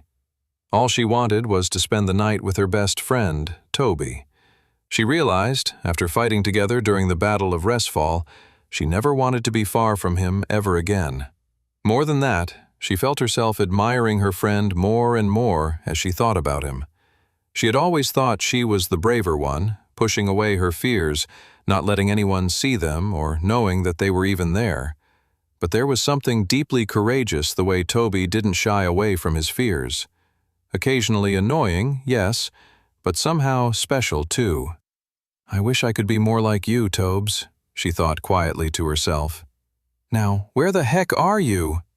She asked the others in the guild whether they'd seen him, but Toby had seemingly disappeared from the party. Did he go back to the guild for an early night? Or did he, and she felt a flutter of sadness in her stomach, just not want to spend more time with me? As the royal coronation party progressed, Toby found himself in a position he was quite familiar with. He was hiding and terrified. He stood behind a fountain of red wine, furtively glancing over at Clara, who was standing alone near the dance floor. She clearly wants someone to ask her, he thought. Why shouldn't it be me? The question seemed simple enough, but Toby's brain was good at cataloging potential disaster. He could ask her and she'd beat him up for ever considering the idea of them dancing together. He could ask her and she could tell him that she was actually waiting for one of the noble guys who was attending to ask her, and then Toby would subsequently die from the most severe form of heartache ever witnessed in all of Westria. He could ask her, and the universe recognizing that it was such an absurd idea that someone like him could ever dance with someone as amazing as her, that he would accidentally rip open the space-time continuum and cause the entire universe to implode on itself. All of those things might happen, he thought. Or we might just dance and it might be really nice. He gulped, struggling to believe there might be any hint of truth in the latter. He took a sip of water and thought of the words Brock had said to him at the winter ball all those months back. Drink hype juice, not haterade, and do what you gotta do, fella. He chugged back the glass of water, wiped the sweat off his brow, and started walking across the garden party towards Clara, who was standing all alone. The walk across the party may have been the longest walk of Toby's entire life. He felt every step he took, every beat of his palpitating heart. He was practically hyperventilating by the time he was standing in front of her. "Hey, Clara," he said, his voice cracking as he spoke. do you maybe wanna, sort of, it's not a big deal or anything, but dance? With me? Clara smiled. Yeah, Tobes, I'd love to. It's okay if you don't want to, not a big deal or anything. I don't want to put pressure on you or mess with our friendship or whatever. Totally understand if you're waiting for a noble... Toby's fear had taken over and he'd been rambling, and it took a moment for his thoughts to catch up with his voice. Wait, he paused. She said yes. Tobes? Clara looked up at him with her gorgeous green eyes. If his heart had been beating rapidly before, it was going even faster now. Oh man, I was so worried about asking her to dance, I'd never considered what would happen afterwards. I don't know how to dance. Clara took Toby's hand, and they walked out to the dance floor. Once they started dancing, Toby felt himself calming down as they swayed to the slow, gentle rhythms of the band's soft, romantic song. As the music continued, they moved closer and closer together as they danced. If Toby's hands started on Clara's waist, they were soon on her lower back. If Clara started the dance holding onto Toby's shoulders, they were soon wrapped around his neck with her head resting on his chest. As the song came to a close, Clara pulled away and kissed Toby on the cheek. She whispered, "You're the bravest guy I know, Tobes." Toby's whole face blushed. In that moment, he was the happiest young man in all of Westria. 125. Sam sat alone at his table at the royal coronation party. He was happy just sitting there. After the most recent events, he was happy to take a quiet, tranquil break. He smiled at the sight of his friends Toby and Clara holding hands as they went for a walk following their dance. I'm happy for them, he thought. In the distance, he saw the new queen surrounded by noble gentlemen, all trying to impress her and get her to dance. For a second, his eyes locked onto hers, and he felt a strange feeling in his stomach. The queen herself blushed and looked away. Should I maybe go and... He shook away the thought. Alice Grace was now the freaking queen of all of Volsungar. Who knew what mayhem Sam could cause in the ripple of time and history if he pursued her romantically? Not that he even necessarily wanted to. For one thing, he was a few years older than her, though only by a few. And then there was the fact that she was incredibly annoying. Sam had forgotten about that for a second. He crossed his arms contentedly. That's right, he thought. The queen is no good for you. Plus, you have other things to worry about anyway. He sighed with a wistful smile and looked at her once more. She was preoccupied with the nobles surrounding her now. She is pretty, though. Sam had figured he had had enough partying for that evening and stood up to go when he saw two nearby gentlemen who were staring at him oddly. There he is, whispered one of them. Let's go talk to him. They were both wearing the finest suits, yet looked a bit scraggly and uncomfortable, like they weren't quite used to wearing such fine materials. Sam looked at them oddly and then walked towards them. Do I know you two? The two men looked to each other nervously, and then one of them began speaking. You probably don't remember us, but we wanted to come say hello to you and say thank you. You changed our lives. Sam smiled. He had no idea what these two were talking about. He assumed they were just thanking him for his contributions during the Battle of Resfall. No problem at all, said Sam. Just doing my job. See? He doesn't remember us, said the other guard. We met just under a year ago now, at the end of September last year, said one of them. You probably don't recognize us as we're dressed a bit differently, but we were on guard duty one night when you decided to go out into the woods and fight against monsters with your crummy equipment. We thought you were a dead man, a goner. When you showed up the following morning, more determined than ever, I don't know, something sparked inside of me, and then later my friend here as well. See, I realized I wasn't living my truth. I may have been a mere guard, but my passion was for birds and bird watching. And boring the heck out of me about it, chimed in the other. Well, I decided I was going to retire from being a guard and use whatever resources I had to create a book to help people get better at bird watching. And I wasn't going to just let him abandon me on guard duty, so I quit alongside him, to support him in his annoying bird-watching habit. And together, they smiled, we created the book, and it was a huge bestseller. We're now opening a shop to sell bird-watching equipment. Sam looked at the two men aghast. I don't know what to say. Don't say anything, said one of the former guards. We just wanted to let you know how much you changed our lives. Thanks again. The two men then walked away, and Sam stood there, stunned. Since being sent back to this new timeline, Sam had been so focused on stopping the big events from his past that he hadn't really considered some of the smaller details. The threads of time were truly rich, complicated, and mysterious. He was realizing, as much as he could influence some of the bigger dominoes of fate, there would still be a ripple effect that would expand outward and influence so many different people beyond Sam's own ultimate goals. It wasn't just the major differences in the timelines that could alter people's lives, but the small changes as well. Watching the two former guards walk away into the garden, presumably to look at more birds, Sam couldn't help but smile. The following day, the entire Travelers Guild was in shambles. Brock and Curtis had fallen asleep in the front hallway.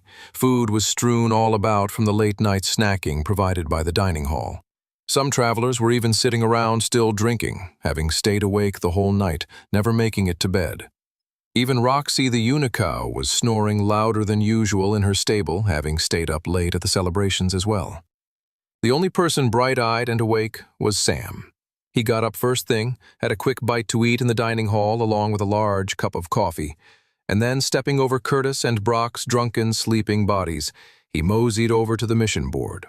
He was very pleased with how many terrible, cataclysmically awful things he'd stopped from happening so far. He'd saved his friends and survived the White Gate. He'd stopped the assassination of Alice Grace and the hostile takeover of Resfall. Not to mention all the more smaller, benevolent changes as well. Sam was pleased, but he also knew his job was far from done. In just under 3 more months, he'll have been back in time for a year now, meaning they had just barely over 4 more years to prepare for the apocalypse brimming on the horizon. And before that, there was still the Dwarven cataclysm and the Elven genocide to worry about. He went to the mission board, picked up an assignment, and headed out of the guild towards the city gates. He had a lot more work to do. Edgar Redfield had fallen asleep at his desk and had been woken up by the sound of movement in the guild hall below. "Who's causing that ruckus?" he grumbled out loud as he rubbed his eyes to wake up. He heard the guild hall door slam shut, and then walked over to his window to see who was causing so much noise at such an early hour, after such a big celebration the night before. He smiled as he saw the shaggy, black-haired boy run off towards the city gates on a new assignment. Why am I not surprised? The kid was something else. He was pure potential. It was like he knew what was going to happen a second before it actually happened. Maybe whatever dark things were still approaching on the horizon, this kid might be their one and only hope. Meanwhile, a similar sentiment to Edgar Redfield's was being composed in a deep, forgotten, and obscure basement of Resfall's ancient libraries. A forgotten historian was writing upon a scroll the events that had just passed. He wrote about a young man with black hair and crimson-red eyes, a hero of incredible potential, a traveler who seemed to be writing history with his own blade, a savior who fought as if he could actually see the future. The historian dipped his feather into its pot of ink and finished the end of the scroll, writing the words, "And so concludes merely the beginning of this chronicle, this history of the second chance swordsman." Sam awoke to the early morning sun flickering through the window of his dorm room in the Travelers Guild. He blinked and rubbed his eyes and pulled himself up so that his back was leaning against the wall at the front of his bed. He turned his head over to see his friends and fellow travelers still asleep on their bunk beds. First to rise again, Sam thought to himself cheerfully. He picked himself up, got dressed, and headed down to the Travelers Guild dining hall. All the windows were open in the guild hall in an attempt to keep the building as cool as possible. It was currently the month of June, and the hot summer days were beginning to take their toll on everyone. The heat wave meant that no one in the guild was currently getting a great night's sleep, and so everyone was constantly agitated and barking at each other. It was for those reasons that the most peaceful time in the guild hall was typically early in the morning. Sam entered the dining hall and made himself a plate of bacon, eggs, hash browns, and some strawberries. He also poured himself a big hot mug of black coffee. As he ate breakfast, he contemplated the next steps of his mission. It had been almost 10 months ago now since Sam had mysteriously woken up 5 years in the past. The goddess had sent Sam back in time right as he was about to die, and all of Westria was about to be destroyed by the Demon King and his horde. The weight of history now rested firmly on Sam's shoulders. Whether they knew it or not, all of the innocent lives of Westria were counting on him to save them from absolute and utter oblivion. For those reasons, it didn't matter whether it was hot or cold, Sam would always make sure to rise early. There was still so much to be done. He finished the food on his plate and downed his coffee and stood up. He put his food tray away and headed towards the guild hall's stables.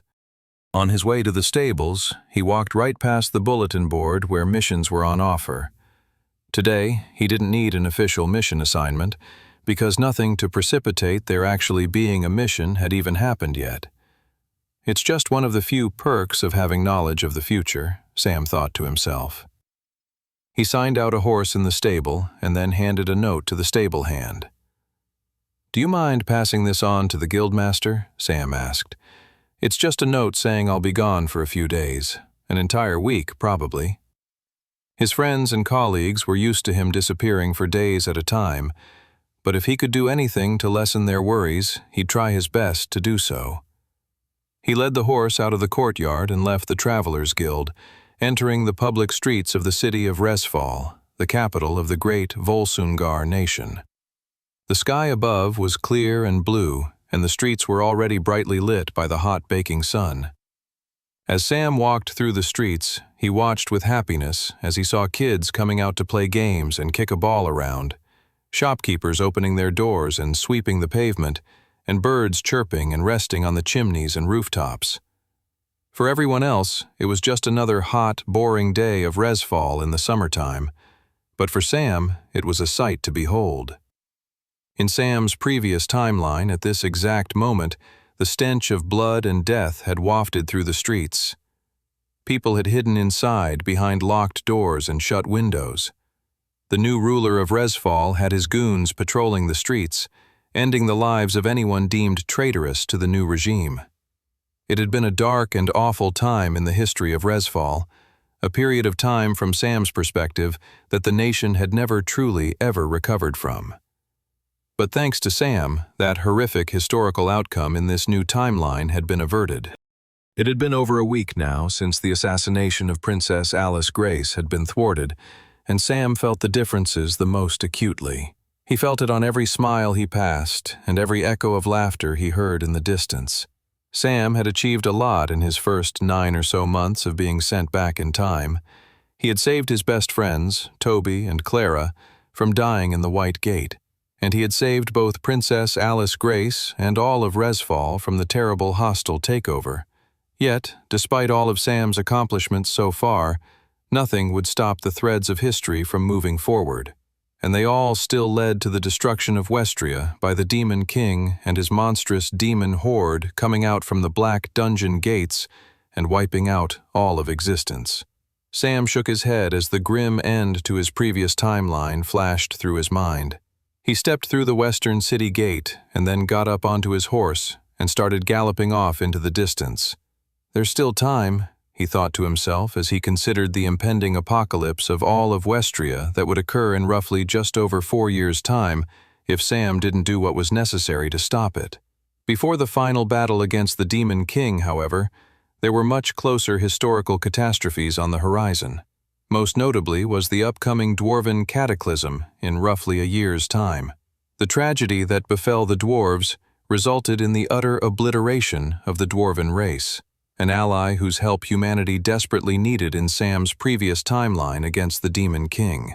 A year was enough time for Sam to train and prepare, which was easier said than done, as there were 2 other upcoming events that would need to be dealt with prior to then. First, there was the Crystal Sea Mermaid crisis, And then there was the secret gate affair. The situation was growing even more challenging now, as Sam had changed history significantly now. He had no doubt that bad things were still on the horizon. Very bad people still existed both near and far away, and they were definitely up to no good.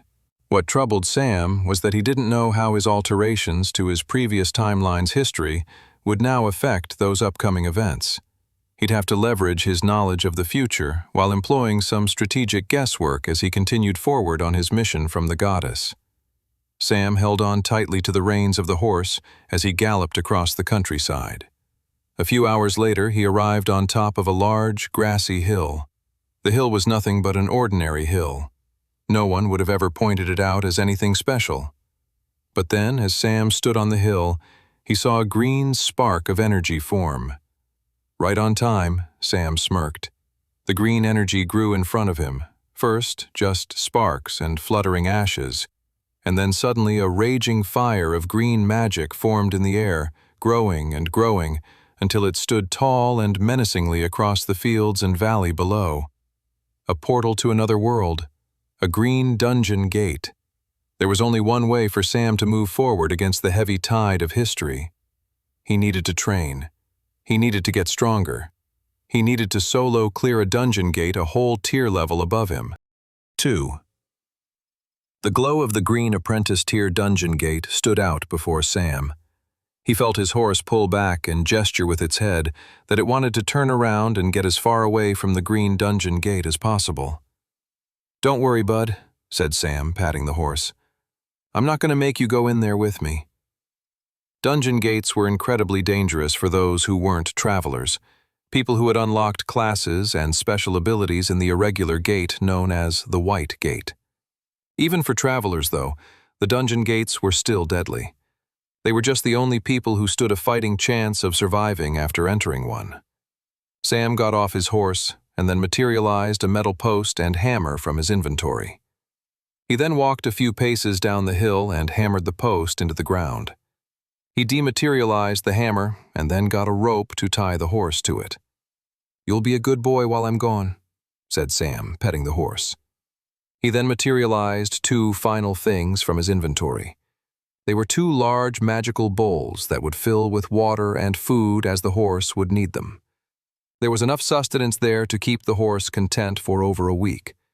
This was important because Sam couldn't predict how long he was going to be in the dungeon. Most typically, the time remained in parallel, but sometimes you could enter a gate and spend a few hours there and come out and a whole day would have passed in the outside world. It was very difficult to predict, which made entering a dungeon gate a huge risk, especially for Sam. He couldn't afford to lose a whole month of time, not with the heavy weight of the mission resting on his shoulders. Thankfully, though, when Sam hadn't been training in his first timeline, he had been a dedicated scholar of all things traveler-related. He had spent his recovery time and late evenings in the dusty stacks of libraries, going over ledger notes and scholarly catalogs of old dungeon gate reports, poring over every detail. Sam knew even back then that being a great and powerful fighter wasn't just about strength and incredible magical abilities. To be great, one needed immense amounts of knowledge as well. So, even before stepping into the glowing green dungeon gate in front of him, Sam already knew there would be no time discrepancy between the inner dungeon world and outside reality. "All right, time to get to work," Sam thought. He took a step forward and entered the dungeon gate. The transition between worlds was instantaneous. 1 second, Sam was standing on a scorching hot hill in Westria, and a second later, he was in a cool, breezy forest. Sam breathed in the cool air through his nostrils. The change in climate felt better than the coldest of showers. It was just right. Sam looked around, getting his bearings. The forest was bright green and felt lush and ancient. The trees were thick and powerful. Their roots poked in and out of the ground, creating homes for purple-colored mushrooms. Sun flickered through the leaves. The environment reminded Sam of the forests where the elves lived. Sam took a deep breath. He had come to this particular landscape to train, and with no immediate threat in his vicinity, He took a moment to go over his stats and see where he was and where he needed to get to. He called up his profile. Sam class, Blood Knight, super rare, rank, novice tier. Ability, Pain Ring, novice tier, level 2. Mark part of the battlefield as yours. Within that circle, the more you are hurt, the more powerful your attacks. Battle awareness also now increases as you take more damage. Class, Death Lord, legendary. Rank, novice tier. Ability, Blood Flame, novice tier, level 2. Morph all spilled blood in a nearby radius into a powerful magical fire. Can also create blood flame projectiles in hand from spilled blood. Strength, 24.2. Agility, 23.4. Endurance, 22.2. Magic Affinity, 25.6. Skill Quests. Pain Ring, level 3. Destroy 3,000 monsters with the aid of battle awareness. 400/3000. Blood Flame, level 3. Seek the enlightenment of the Blood Flame, 2/10. He grinned at his profile. It hadn't changed since the last time he looked at it, but he couldn't help smiling at all the potential. He was the only traveler in all of Westria with 2 classes. More than that, as far as he knew, he was the only traveler with a legendary class as well. He'd come to this dungeon gate, however, with the specific intention to train his Blood Knight class. He knew that when he went from novice tier to apprentice tier, he'd access a new ability in his Blood Knight class that would be extremely useful for him in the upcoming Crystal Sea Mermaid crisis. To reach apprentice tier in his Blood Knight class, he would need to get his strength and endurance stats up to 31 each. This forest would be the perfect training ground for his endurance and strength stats. Sam was about to set off and start exploring this forest dungeon world when he heard a ruffle of leaves. That definitely wasn't the breeze, Sam thought. He spun around on his foot to come face to face with a giant wooden club coming right down towards him. Sam jumped backwards to dodge the attack. The club smashed into the ground, creating a tremor of destruction. With the club now temporarily wedged into the ground it had so vehemently destroyed, Sam could get a good glance at the weapon's wielder. A thick blue hand was gripped around the club, revealing a large, muscular, and hunched troll-like giant. It had red eyes and sharp, yellow-stained teeth. It also had 2 sharp enamel trunks shooting out from either side of its chin. Sam didn't waste any time. He triggered his Pain Ring ability, creating a large red circle across the battlefield. Now, any damage Sam took within the Pain Ring would help increase his power, strength, and damage output, so long as he fought within the boundaries of the red circle. And, luckily for Sam, a few months ago he had acquired an incredible set of silver dragon armor that had gnawing teeth on the inside of it that constantly wore away at the wearer of the powerful equipment. So this meant that as soon as Sam triggered Pain Ring, his power and strength was increasing by the second, because he was already taking damage and pain from the armor itself. Even better, he had a ring of numbing that dulled his senses to the pain, and a necklace of healing that kept the armor from ever truly killing him. You should have attacked a wolf or something, buddy, Sam thought. You messed up. Big time. Before the blue giant could even lift up its club, Sam rushed forward, planting his feet on the club and sprinting towards the giant's head. As he ran, Sam then materialized his most powerful and rarest sword in his inventory, a black blade with sharp, ribbed edges that looked like the teeth of a monstrous shark. The Berserker Sword. The sword was Adept tier and was super rare on the rarity scale, making it a sword far beyond Sam's current pay grade of a novice tier traveler. It was a sword one would expect to see wielded by captains and generals, leaders of huge armies, not a 16-year-old orphan who had, at least technically in this timeline, only been a traveler for less than a year. But Sam certainly wasn't complaining. He had nothing bad to say about how much more powerful his sword was than him as he gripped it tightly and swung it with such speed and ferocity that it sawed right through the blue giant's neck, lobbing its head off quickly and cleanly. 3 blood spurted out from the blue giant's headless neck. Sam kicked himself away from the blue giant's chest, jumping into the air and back onto the grassy ground of the bright forest. The giant's severed head lay motionless by a tree trunk nearby. The giant's body soon joined its head, toppling over onto the ground. Soon after that, both the large body and detached head glowed silver and melted into the ground, disappearing and leaving nothing behind but a green-hued monster stone and a few gold coins. This was what happened when a dungeon monster died. They disintegrated into nothing and left behind a monster stone, coins, and occasionally some other form of loot. Monster stones were always a great bonus from slaying a monster. The stones contained raw mana left behind by the monster. They could be drained to help increase one's magic affinity or be used to help train one's stats more efficiently. Sam walked over to what the blue giant left behind, dematerializing the coins and monster stone into his inventory. Sam couldn't help but smile to himself. It looked as if his training was already off to a good start. Taking a deep breath, he then triggered his mana sense. He kept his eyes closed as his body sent out an undetectable ripple of mana into the area nearby. Who else is around here? Sam thought to himself as he let his mana sense scan the area. Mana sense was the incredible ability to detect other sources of mana in a surrounding area. It was the first form of mana manipulation available to novice-tier travelers upon hitting stat 11 with their magic affinity.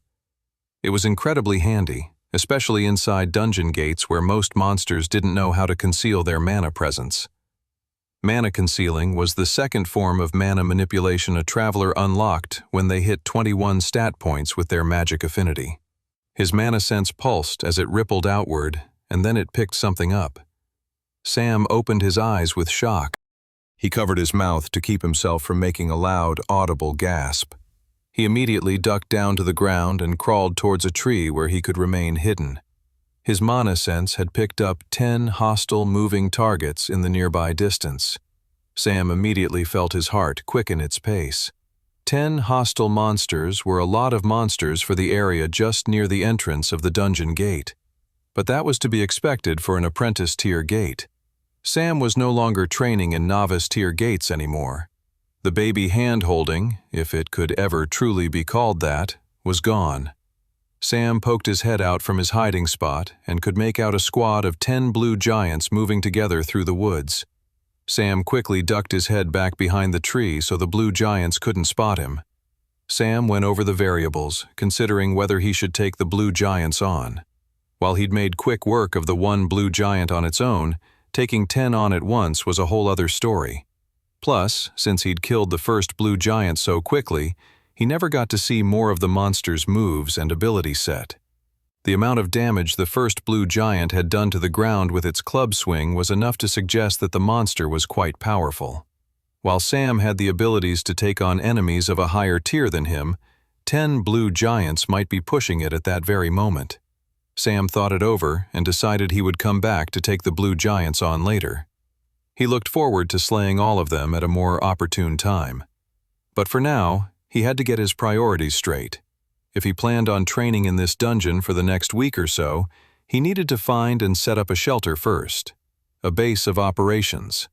And from his knowledge from his previous timeline, he knew exactly where to go.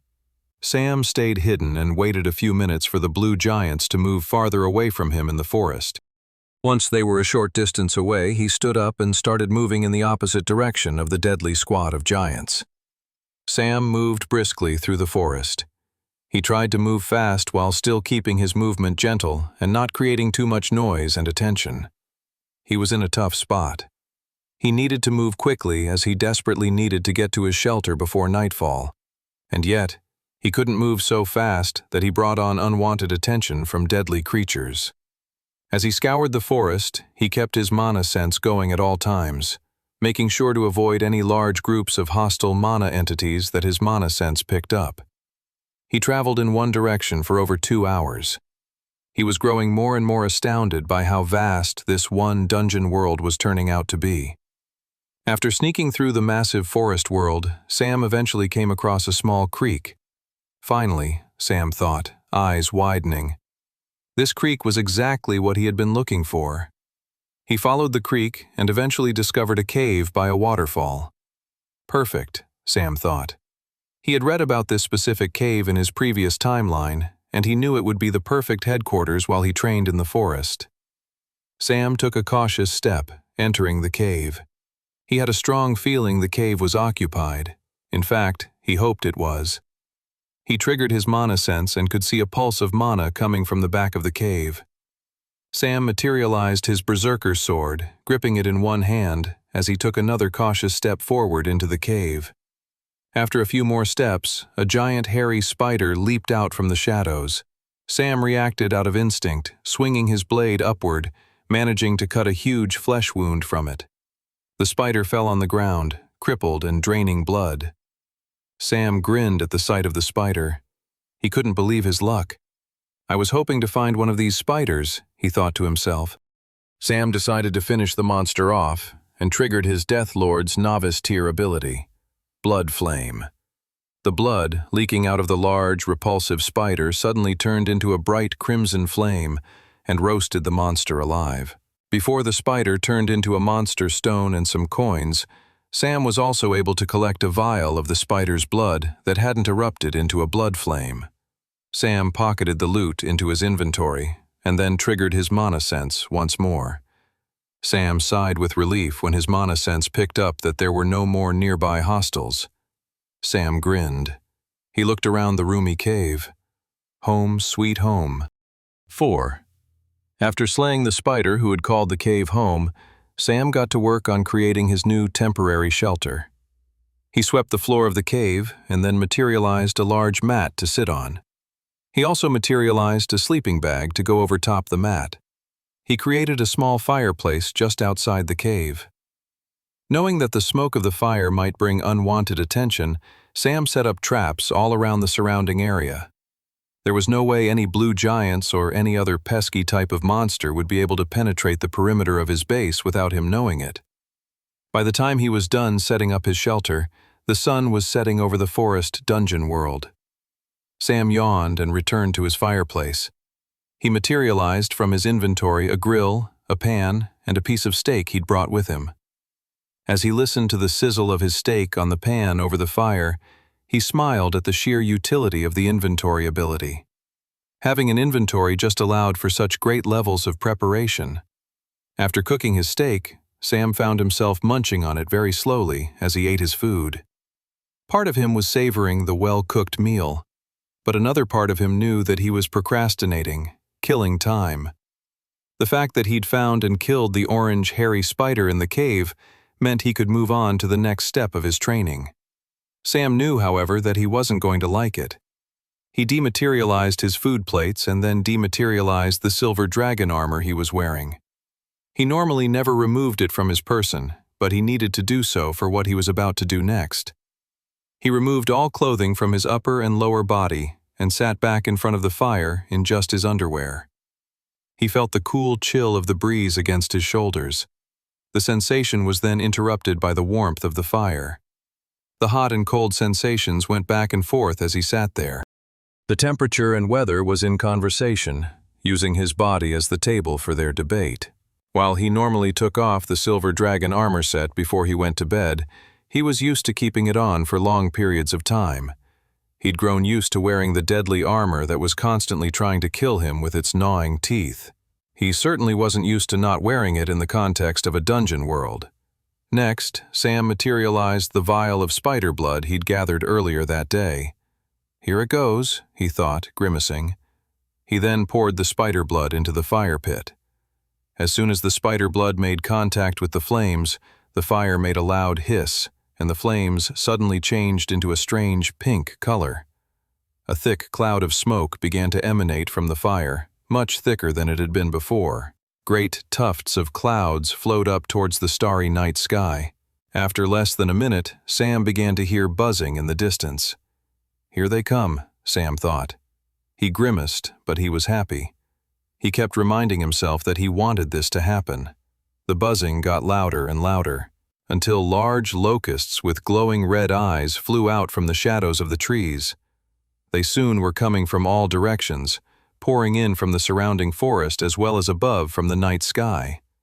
The bugs were known as vampire locusts. They were known to be incredibly venomous and poisonous. A single bite would kill someone within a few days. Multiple bites would lower that time by a lot. In Sam's previous timeline, all the travelers who had cleared this exact dungeon had died a few days after exiting it. The only thing that connected them were the small, mosquito-like bites they all had on the back of their neck. After a similar occurrence happened in other dungeons, scholars were able to piece things together and eventually discovered an antidote. But many had needlessly died before the discovery had been made. And now Sam was actively welcoming them, baiting him with the orange, hairy spider blood. In the research process, scholars had figured out the vampire locusts, when not hunting humans, craved orange, hairy spider blood. It was almost like an addictive, sugary substance for them. Hundreds of locusts surrounded Sam now. The countless amount of bugs descended towards him and the fire he had used to bait them. The buzzing filled Sam's ears. He could hear nothing else. Sam's eyes twitched as he considered the fact that just one bite would have enough venom to eventually kill him. But soon enough, the excruciating wait came to an end, and a vampire locust bit into his neck. The pain was sharp and immediate. His neck throbbed excruciatingly, sending a ripple of discomfort and pain throughout his entire body. That was only the first bite. Soon, the locusts were crawling all over Sam, biting and tearing into his flesh. The vampire locust's venom flowed through his body and veins as hundreds of locusts continued to feast upon him. Sam was no longer sitting down, but gyrating spasmodically on the ground, being torn apart like a dead rat feasted upon by bugs. After taking hundreds of bites, Sam's vision began to wobble, and he knew he was at a breaking point. He'd be dead in less than a minute unless he started the next part of his plan. Summoning the strength, he materialized another vial in his hand. He'd brought this vial with him before entering the green apprentice-tier dungeon gate. It was one of 2 vials he brought with him, the 2 of which were the only thing that guaranteed his survival from his impending death by locusts. He couldn't even see the vial he was gripping tightly in his hands, for there were too many vampire locusts now crawling all over him, and beyond that, his vision was blurring as his consciousness was slipping away from him. Still, he knew what he had to do. With the last bit of strength he had, he gripped the vial and smashed it on the ground near the fire. The vial oozed smoke and ripped through the sea of locusts like a plague, killing them all rapidly. The hundreds of locusts began to fall to the ground, dead from the suffocating smoke Sam had unleashed upon them. It was raw mana smoke, and it was extremely toxic and deadly to the vampire locusts. The buzzing quickly disappeared as the last locust collapsed to the ground. The crackle of the fire nearby returned to Sam's ears, as did the calm tranquility of the night. It would have all been well and good now that the hundreds of locusts were dead, except Sam still had their venom coursing through his entire body. That was when he materialized the second vial that was important to his survival. It was the specific antidote that he'd prepared for himself the day before. His vision was blurring, and he could barely move the arm he was holding the vial in to the tips of his lips. If he couldn't ingest the antidote, he'd die there in the dungeon within seconds. Westria would then fall to its tragic fate against the Demon King, and everything Sam had achieved so far would be for naught. Trembling, he got the vial to his lips and poured it into his mouth, taking a sip. He sipped enough of the antidote so that he wouldn't die, but then he left it at that. He wanted his body to fight off the poison mainly on its own with just a little bit of help from the antidote. Suffering had always been part of the plan. Minutes passed, and Sam continued to writhe on the floor, his body in a life-and-death struggle with the vampire locust venom trying to rip him apart from the insides. Minutes turned to hours, and Sam continued to shake and tremble throughout the entire course of the night.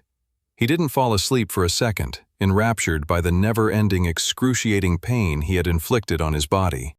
He tossed and turned, his muscles and limbs jerking and twitching in strange, uncontrollable ways all throughout the night.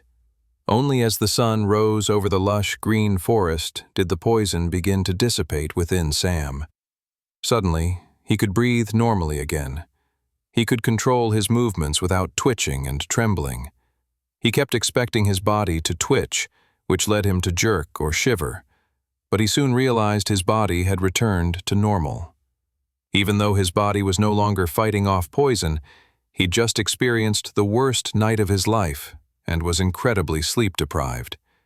He felt terrible all over. He crawled over to the cave and leaned his head against the wall of his shelter. He materialized a bottle of water and took a long chug of it. It's time to see if it was all worth it, Sam thought. He opened up the profile in his eyes and quickly looked it over. Sam class, Blood Knight, super rare. Rank, Novice tier. Ability, Pain Ring, Novice tier, level 2. Mark part of the battlefield is yours. Within that circle, the more you are hurt, the more powerful your attacks. Battle awareness also now increases as you take more damage. Class, Deathlord, Legendary. Rank, Novice tier. Ability, Blood Flame, Novice tier, level 2.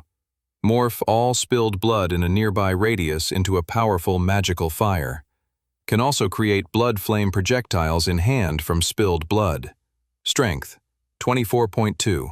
Agility, 23.4. Endurance, 31.1.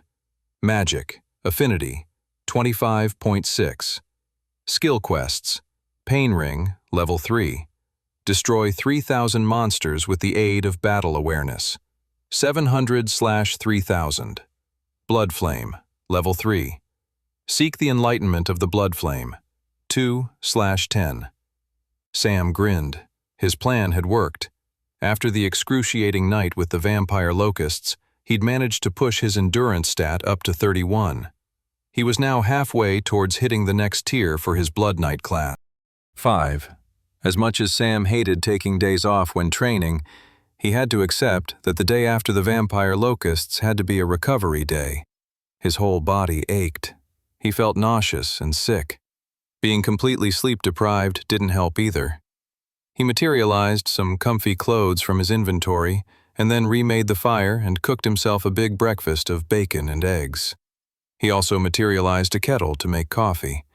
Even before the coffee was ready, the smoky, warm smell of it had Sam's mouth salivating. When he took his first sip of the black coffee he'd made, he couldn't help but think it was the best coffee he had ever had. After breakfast, he cleaned up all the monster stones left behind by the vampire locusts. They were blue novice-tier stones, so even though there were hundreds of them, they actually weren't going to be super worthwhile in helping him reach apprentice tier with his magic affinity. Still, he could sell them, or give them to some of the beginner traveler recruits in the Travelers Guild. After cleaning up, he took a swim in the creek by the waterfall. The cool water felt like a salve against his battered body from the night before. Swimming beneath the surface, he felt an incredible feeling of being refreshed. As he swam, he spotted a yummy fish and managed to skewer it with his mithril blade. That's lunch, Sam thought. And so the day passed quite leisurely as Sam rested and recovered from the excruciating evening from the night before. He went to bed early that night. He materialized a sleeping bag and pillow and made himself comfy in the cave. Rest came upon him easily. A good night's sleep would do him good. He needed to recover so that he could start training his strength stat the next day. As he drifted off to sleep, he was excited to continue progressing. Sam woke up to the sounds of a cry and a twig snapping. Sam's eyes shot wide open, instantly awake and alert. My trap. His trap going off meant clearly one thing: intruders and incoming danger. Sam got to his feet and triggered his mana sense. He detected 4 moving pulses of mana coming towards his base. They were all bunched together, going through the cleared passage made by the first trap that had gone off. He heard another snap go off as they walked into another one of his traps. Sam checked his mana sense and saw that 3 of the hostiles were moving forward, clearly leaving their trapped brethren behind. Sam quickly re-equipped himself, materializing his silver dragon armor set, followed by his berserker sword in one hand. He crept to the end of his cave, and from the shadows, he could make out his attackers. 4 large blue giants, each carrying their own massive clubs, moved forward in the direction of his cave. Sam clung to the shadows. The hostile enemies had clearly not spotted him yet. Sam materialized a vial of his own blood. He'd grown used to carrying a bunch around with him in his inventory, as both of his Blood Knight and Death Lord abilities had blood-based prerequisites. He gripped the vial and arched his arm back. He then whipped the vial across the shadows of the night, right in the direction of one blue giant. The glass vial of blood smashed against the giant chest. Crimson-red blood dripped down the giant's blue skin. Perfect, Sam thought. He triggered his Death Lord ability, Blood Flame. A bright flame of unnatural red color burst forth from the blue giant's chest, quickly setting the monster's whole body on fire. The giant flailed around, heading towards the creek. But Sam met the giant halfway, cutting a huge gash in its back with his berserker sword. The blue giant's dead, flaming body fell into the creek. A second later, a monster stone bobbed up to the surface of the water. Sam turned his attention to the remaining two blue giants. They both grunted and rushed towards him with their clubs raised. Sam waited a moment for them to get into range, and then triggered Pain Ring. A big circle of red energy shot forth from Sam, marking the battlefield. Sam's strength and power was now building by the second, thanks to the gnawing teeth on the inside of the silver dragon armor set. One blue giant swung its club at Sam's head. Sam ducked, dodging the blow, feeling the rush of wind at his neck from the swift attack. The second giant then swung its club right towards Sam, attempting to squash him like a bug. Rather than retreat, Sam rolled forward. The club came down at such an angle that if you rolled into the attack far enough, you could actually enter the attack's blind spot, putting your enemy in an incredibly vulnerable position. And that's exactly what Sam did. He emerged right from his roll, unharmed, and free to slash upwards, cutting the blue giant in half with his berserker sword from the ground upwards. Blood and guts spurted everywhere as the split giant peeled away from itself and collapsed onto the ground. The remaining blue giant screamed and attacked Sam with a rage. Sam dodged the blue giant's attack with ease and then triggered level 2 of his Death Lord's Blood Flame ability. The spilled blood from the recently slain blue giant flew off the ground and toward Sam's palm, gathering into a ball of powerful blood flame in his hand. He whipped the blood flame ball at the blue giant's head. The blast knocked the giant backwards and had it stumbling and confused. Sam then rushed forward with his sword. He'd gained so much extra power from the Pain Ring and Silver Dragon armor set combo by that point that his berserker sword punctured the giant's chest with ease and obliterated the monster's heart within a millisecond. 6. Sam pulled his blade back from the punctured chest of the blue giant. The monster's eyes widened as it coughed up blood as the shock of death overtook it. The monster collapsed in front of Sam and materialized into a monster stone. Sam gathered the fallen stones and wiped the sweat off his forehead. I guess that concludes my restful night's sleep, Sam thought. The hint of orange sun could be seen in the distance. Sam figured it was almost morning anyway. He made himself a quick breakfast and a cup of coffee and then stood up and looked at the forest. Those foolish blue giants tried to attack my base, he thought. He cracked his neck and started walking into the forest. He needed to train his strength stat now. It was time to go on the offensive. Over the next few days, Sam scoured the area of the Green Forest dungeon world. He ran through the bushes and woods with only one thing going through his mind: slay blue giants. He used his mana sense as much as possible, finding the blue giants and getting into fights with them. He didn't even try and kill them rapidly. Instead, he drew out the fights, clashing his sword with their clubs, all with the intention of raising and improving his strength stat. As he fought against the blue giants, he gathered more and more information about them. He quickly realized that it was a struggle for him to slay them without his Pain Ring. Obviously, he could sometimes get a critical hit when they were vulnerable, but generally speaking, he needed Pain Ring active so that he could eventually reach a level of strength and power where his strikes ripped through the blue giant's flesh with ease. During his days of hunting, he also learned that most blue giants scoured the forest in groups of 4 and 5. After days of hunting blue giants, Sam decided one afternoon to change things up and follow a squad and see where they went at night. And that was how he discovered an encampment of over 20 blue giants. The blue giants appeared to enjoy living near caves, as that was one of the few shelters where they could rest their long bodies. They had created an encampment around a series of caves and made a wooden defensive wall around the area. Sam took an hour hiding in the distance, assessing the blue giants' fortifications. He studied all the entryways and exit points. He didn't do this so that he could take them out stealthily. He did it so he could figure out a way to defeat them all as efficiently and optimally as possible, in a way that would raise his strength stat. That was why, even after careful deliberations, he simply marched straight into the middle of the encampment. One blue giant blew a horn, and all the different giants began to stream out of the cave complex and rush towards Sam. "Let's do this," he thought, and triggered his pain ring ability.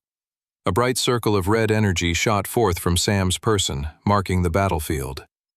Instantly, the gnawing teeth of his silver armor dragon set, digging in and out of his flesh, causing him pain and hurt, started getting converted into raw strength and power. The first wave of blue giants entered Sam's pain ring, and Sam wasted no time getting to work. He stayed agile on his feet, managing to slash each and every one of the 4 blue giants who made up the first wave of attackers. His silver dragon armor had still not raised his power levels to a point where he could rip through the blue giants with ease, which was fine, because every second fighting within Pain Ring got him closer to hitting that power level and then exceeding it. Also, Sam's quick slashes with his Berserker Sword was additionally helpful, as his Berserker Sword's special ability was to send his enemies into a hostile frenzy, which basically sent the blue giants into an unintelligent rage where they became a threat of as much destruction to themselves as they did for Sam. One blue giant got so angry, it swung its club down and managed to hit one of its companions in the head, knocking it unconscious. After slashing all the current blue giants in the pain ring, Sam then triggered Blood Flame. The 4 blue giants erupted into crimson flames, screaming as they were roasted alive. The blue giants collapsed on the ground, just in time for the next wave of enemies to rush to attack Sam from within his pain ring. The blue giants screamed with rage as they charged in against Sam. Sam leaped in the air and slashed his Berserker Sword. It ripped through a blue giant's neck with utter ease. Sam took note, seeing that his pain ring had pushed his power levels to where it needed to be to take on the horde of blue giants with ease. As the blue giant's head went flying through the air, Sam triggered level 2 of Blood Flame, creating a ball of red-crimson magic in the palm of his hand. He then whipped that flame ball right at the severed blue giant's head, soaring through the air. The blood flame ball then turned the blue giant's head and its enamel tusks into a hostile projectile of its own, rocketing the severed head right into the neck of another incoming blue giant. Sam didn't have time to soak in the awesomeness of his combo move, as he had to stay focused on his toes as the fight against the horde of blue giants grew more and more intense. More and more blue giants kept flooding out of the cave complex and rushing towards Sam with the intent to utterly obliterate his entire existence with the mere swing of their clubs. They screamed with rage as they joined the horde of blue giants already swarming around him. Sam didn't flinch at the sheer enormous amount of blue giants attacking him. He knew to achieve what he wanted, he needed to keep his cool. That was what years of being a soldier and a mercenary had taught him in his previous life. If you wanted to survive, you had to stay composed under pressure. Even if the pressure was so immense your entire life depended on not letting it bother you. You could not break. To break under the pressure meant sudden and immediate death, and not just for yourself, but for everyone you cared about as well. Sam didn't even blink as he danced between the swings of the blue giant's clubs. He dodged, ducked, and swerved, all while slashing his swords in the exact right space to create the most amount of damage possible. He punctured hearts, jugulars, and brains, knocking one blue giant out at a time. The pain from the silver dragon armor had been feeding his pain ring abilities so much raw power that he was now slicing through the blue giants with ease like a hot knife through butter. The horde of blue giants slowly began to thin out. One blue giant swung its club, and Sam leaped in the air to dodge the attack. Sam landed on the club and quickly ran up it onto the giant's arm and then swung his sword, slicing the blue giant's head off. There were only a few remaining blue giants now, and there was blood splattered everywhere that Sam triggered blood flame once more, roasting the remaining enemies in a blaze of a hostile conjured fire. As the blood flame died down around him, Sam caught his breath and smiled. He'd hit 31 with his strength stat. His Blood Knight class had finally reached apprentice tier, unlocking a brand new ability for him to employ. 7. The horrible stench of blood and death surrounded Sam, and yet he couldn't help but grin. He'd hit 31 in his strength stat. His Blood Knight class was now apprentice tier. He had a new ability, one that would prove incredibly useful in the upcoming Crystal Sea Mermaid crisis. He'd achieved everything he had set out to do in this dungeon. How could he not grin in such a scenario? Still, he couldn't run back to the Travelers Guild just yet. Nope, he'd have to take out the dungeon boss. If he left now, there would inevitably be a dungeon break, unleashing the monsters in the dungeon world out into the rest of Westria to terrorize and harm others. The only way to stop that from happening was to fulfill his job and responsibility as an official traveler of the Travelers Guild, which, in this case, was slaying the dungeon boss and clearing the dungeon. He took in a deep breath. The blue giant encampment was nothing but puddles of blood and ash. Plumes of smoke filled the air. The fortifications had all fallen down during the battle, either burned down by Sam's blood flame, or wrecked by the slash of his swords, or the swings of the blue giant's clubs. Sam walked away from the destruction and wreckage he'd caused. He looked forward determinedly towards the forest. He had a new task ahead of him, hunting down the dungeon boss. An hour later, Sam returned back to his home base for a final and brief visit. He removed his silver dragon armor set and took a swim in the nearby pond, cleansing himself of all the dirt and blood that had gotten all over him during his fight with the blue giants. He scrubbed off the dirt and bloodstains on his skin while combing his hair with his fingers underwater to get all the knotted blood, guts, and debris stuck in his shaggy brown hair. Following his dip in the pond, he made a fire and made himself a big meal of eggs, bacon, beans, and toast. Sam was pretty rigid with his dietary habits normally, wanting breakfast to be breakfast food and lunch to be lunch food, but breakfast was what he was craving even if it was the middle of the afternoon in the forest. He had originally stridden off from the previous blue giant encampment with the plan to fight the dungeon boss, and that was when his stomach rumbled. He'd been training fairly heavily up to that point and figured it was worthwhile to have a moment of rest to nourish himself before taking on the boss. Sam realized it would have been hasty and unnecessary to go directly to the dungeon boss after his previous battle. He finished all the food on his plate and took one last sip of his coffee before tidying everything up. With the quick rest, wash, and meal, Sam was finally ready to go scour the massive forested dungeon world and find the dungeon boss. As he traveled through the forest, Sam had a pretty good idea where he needed to go. During his days of training and battling the smaller bands of blue giants, Sam had pretty much explored every location of the dungeon world except for one, the northwest corner. So that was where Sam headed. He traveled for a few hours until eventually, through the green bushes and foliage, he could make out the signs of a large encampment. Sam crouched down as soon as he could make out signs of the enemy's presence. He waddled forward to get a better look of the encampment in front of him. It was 3 times the size of the previous encampment he'd fought in. The fortifications were even more severe. Walls were topped off with sharpened spears and the severed heads of wolves and boars. The dead beasts with their glassy, faded eyes looked out toward Sam with what had been their final looks of rage before a blue giant had slain it. Their snarling visages of hatred were meant as a warning to any hostile intruders. A warning, but also a threat. The warning said, "Don't come any closer." The threat said, "This is what will happen to you."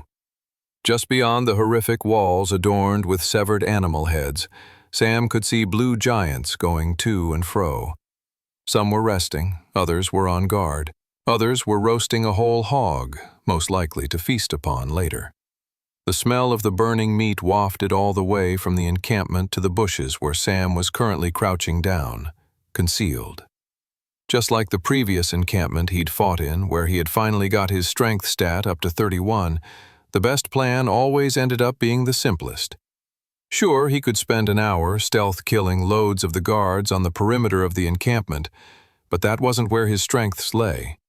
His strengths were in combat that was close-up and personal, ruthless, and blood-soaked. For a traveler like Sam, sporting both the super-rare Blood Knight class and the legendary Death Lord class, there was simply no need for stealth. Sam stood up from his hiding place, materialized his berserker sword, and charged head-on into the massive blue giant encampment. The guards at the encampment's entrance didn't even blow their alarm horns, assuming they'd be able to take on a puny human on their own. They were proven wrong in a matter of seconds. Sam stabbed his berserker sword into one's chest, and just as he ripped out the ribbed blade from the creature's body, pulling out blood, guts, and flesh, he then triggered level 2 of Blood Flame. The first kill led to the second as Sam conjured a ball of blood flame from the blood quickly emptying out of the first blue giant's stomach, and used it as a projectile to knock the second blue giant's jaw back, sending the creature stumbling backwards. Sam wasted no time, rushing up to the disoriented monster and slashing upwards. A huge gash formed right in the middle of the creature, spurting out a huge gusher of crimson fluid. The final cries and echoing thumps of the dead blue giant's corpses crashing into the ground was enough to alert the rest of the encampment that they had an intruder in their midst. Sam rushed forward. A squad of blue giants came at him in the middle of the encampment, and Sam made quick work of them. He was no longer interested in grinding out stats against these awful monsters. All he wanted was to find their leader, the dungeon boss. That was when an echoing horn went off. Sam looked up in the direction of the sound. High up in the hills emerged a blue giant, far more massive than any of the ones he'd fought so far. The blue giant was adorned with a helmet composed from the skulls of his enemies. His body was cloaked in the tanned hides of the powerful wild beasts he had slain. Even more terrifying than the blue giant king himself was the giant warthog he was riding upon. The warthog's fur was brown and sticky, drenched in both swamp water and the blood of battles recently fought while hunting. Like the blue giants, the warthog had massive tusks of its own, sticking out from its mouth and massive nostrils that were situated at the forefront of its face. "So you finally revealed yourself," Sam smirked. It was the dungeon world's boss. The remaining blue giant soldiers all backed away from Sam with the arrival of the blue giant king. It would be dishonorable to slay the king's prey for him. Fools, Sam thought. You wouldn't be acting so cordially if you knew what was coming your way. The blue giant king's warthog kicked its feet in the dirt impatiently. It sniffed and snorted, growing ever eager to rush towards Sam and kill him. Finally, the warthog kicked off and the blue giant king descended towards Sam. The dungeon boss had a powerful, massive spear lifted, ready to stab and puncture Sam's heart. As the blue giant king came towards Sam, atop his galloping warthog, Sam couldn't help but consider how the odds were currently stacked against him. His opponent was mounted, giving the monster a height and agility advantage over Sam. This advantage was only further compounded by the blue giant king's spear giving him incredible range. The blue giant king clearly could see this as well, smirking as Junior got closer and closer to Sam, and in range of dealing a devastating hit. But Sam had an ace up his sleeve. His heart pounded in his chest as the blue giant king got closer and closer. Sam could hear the hot, panting breaths of the hungry, destructive warthog as it got closer and closer. The blue giant king lifted his spear ready to puncture Sam's throat before Sam could even get close enough to attack. Sam knew the blue giant king was going to strike any second now. 3, 2, 1. Sam stretched out his arm and triggered his new Blood Knight Apprentice tier ability. A magical rope composed of flickering orange energy shot out from Sam's palm, flying forward right into the blue giant king's chest. A second later, the orange energy rope snatched the blue giant king, ripping him off of his giant warthog and delivering the boss monster to right in front of Sam. The new ability was called Herding Hook. Any pesky enemies could be hooked and dragged to fight Sam face to face. Not so protected now that you're not on your warthog, Sam thought. He then sliced the giant king's head off cleanly with his berserker sword. 8. Sam caught his breath as the headless dungeon boss corpse at his feet dematerialized into a monster stone. The warthog faded away along with the blue giant king. Sam concluded that they must have functioned as one unit within this dungeon world. Upon the death of the main boss, the warthog simply faded away. As for the remaining blue giants in the encampment, they had all scattered in fear of the man who had slain their king. Sam picked up the boss monster's dungeon orb and dematerialized it into his inventory. He quickly looked over his profile to review any stat gains acquired during the battle. Sam, Class, Blood Knight, Super Rare, Rank, Apprentice Tier. Abilities, Pain Ring, Novice Tier, Level 2. Mark part of the battlefield as yours. Within that circle, the more you are hurt, the more powerful your attacks. Battle awareness also now increases as you take more damage. Herding Hook, Apprentice Tier, Level 1. Shoot a straight hook rope that if it hits an enemy, it pulls them back closer towards you. Class, Deathlord, Legendary. Rank, Novice Tier. Ability, Blood Flame, Novice Tier, Level 2. Morph all spilled blood in a nearby radius into a powerful magical fire. Can also create blood flame projectiles in hand from spilled blood. Strength, 31. Agility, 26.2. Endurance, 31.1. Magic Affinity, 26.1. Skill Quests. Pain Ring, Level 3.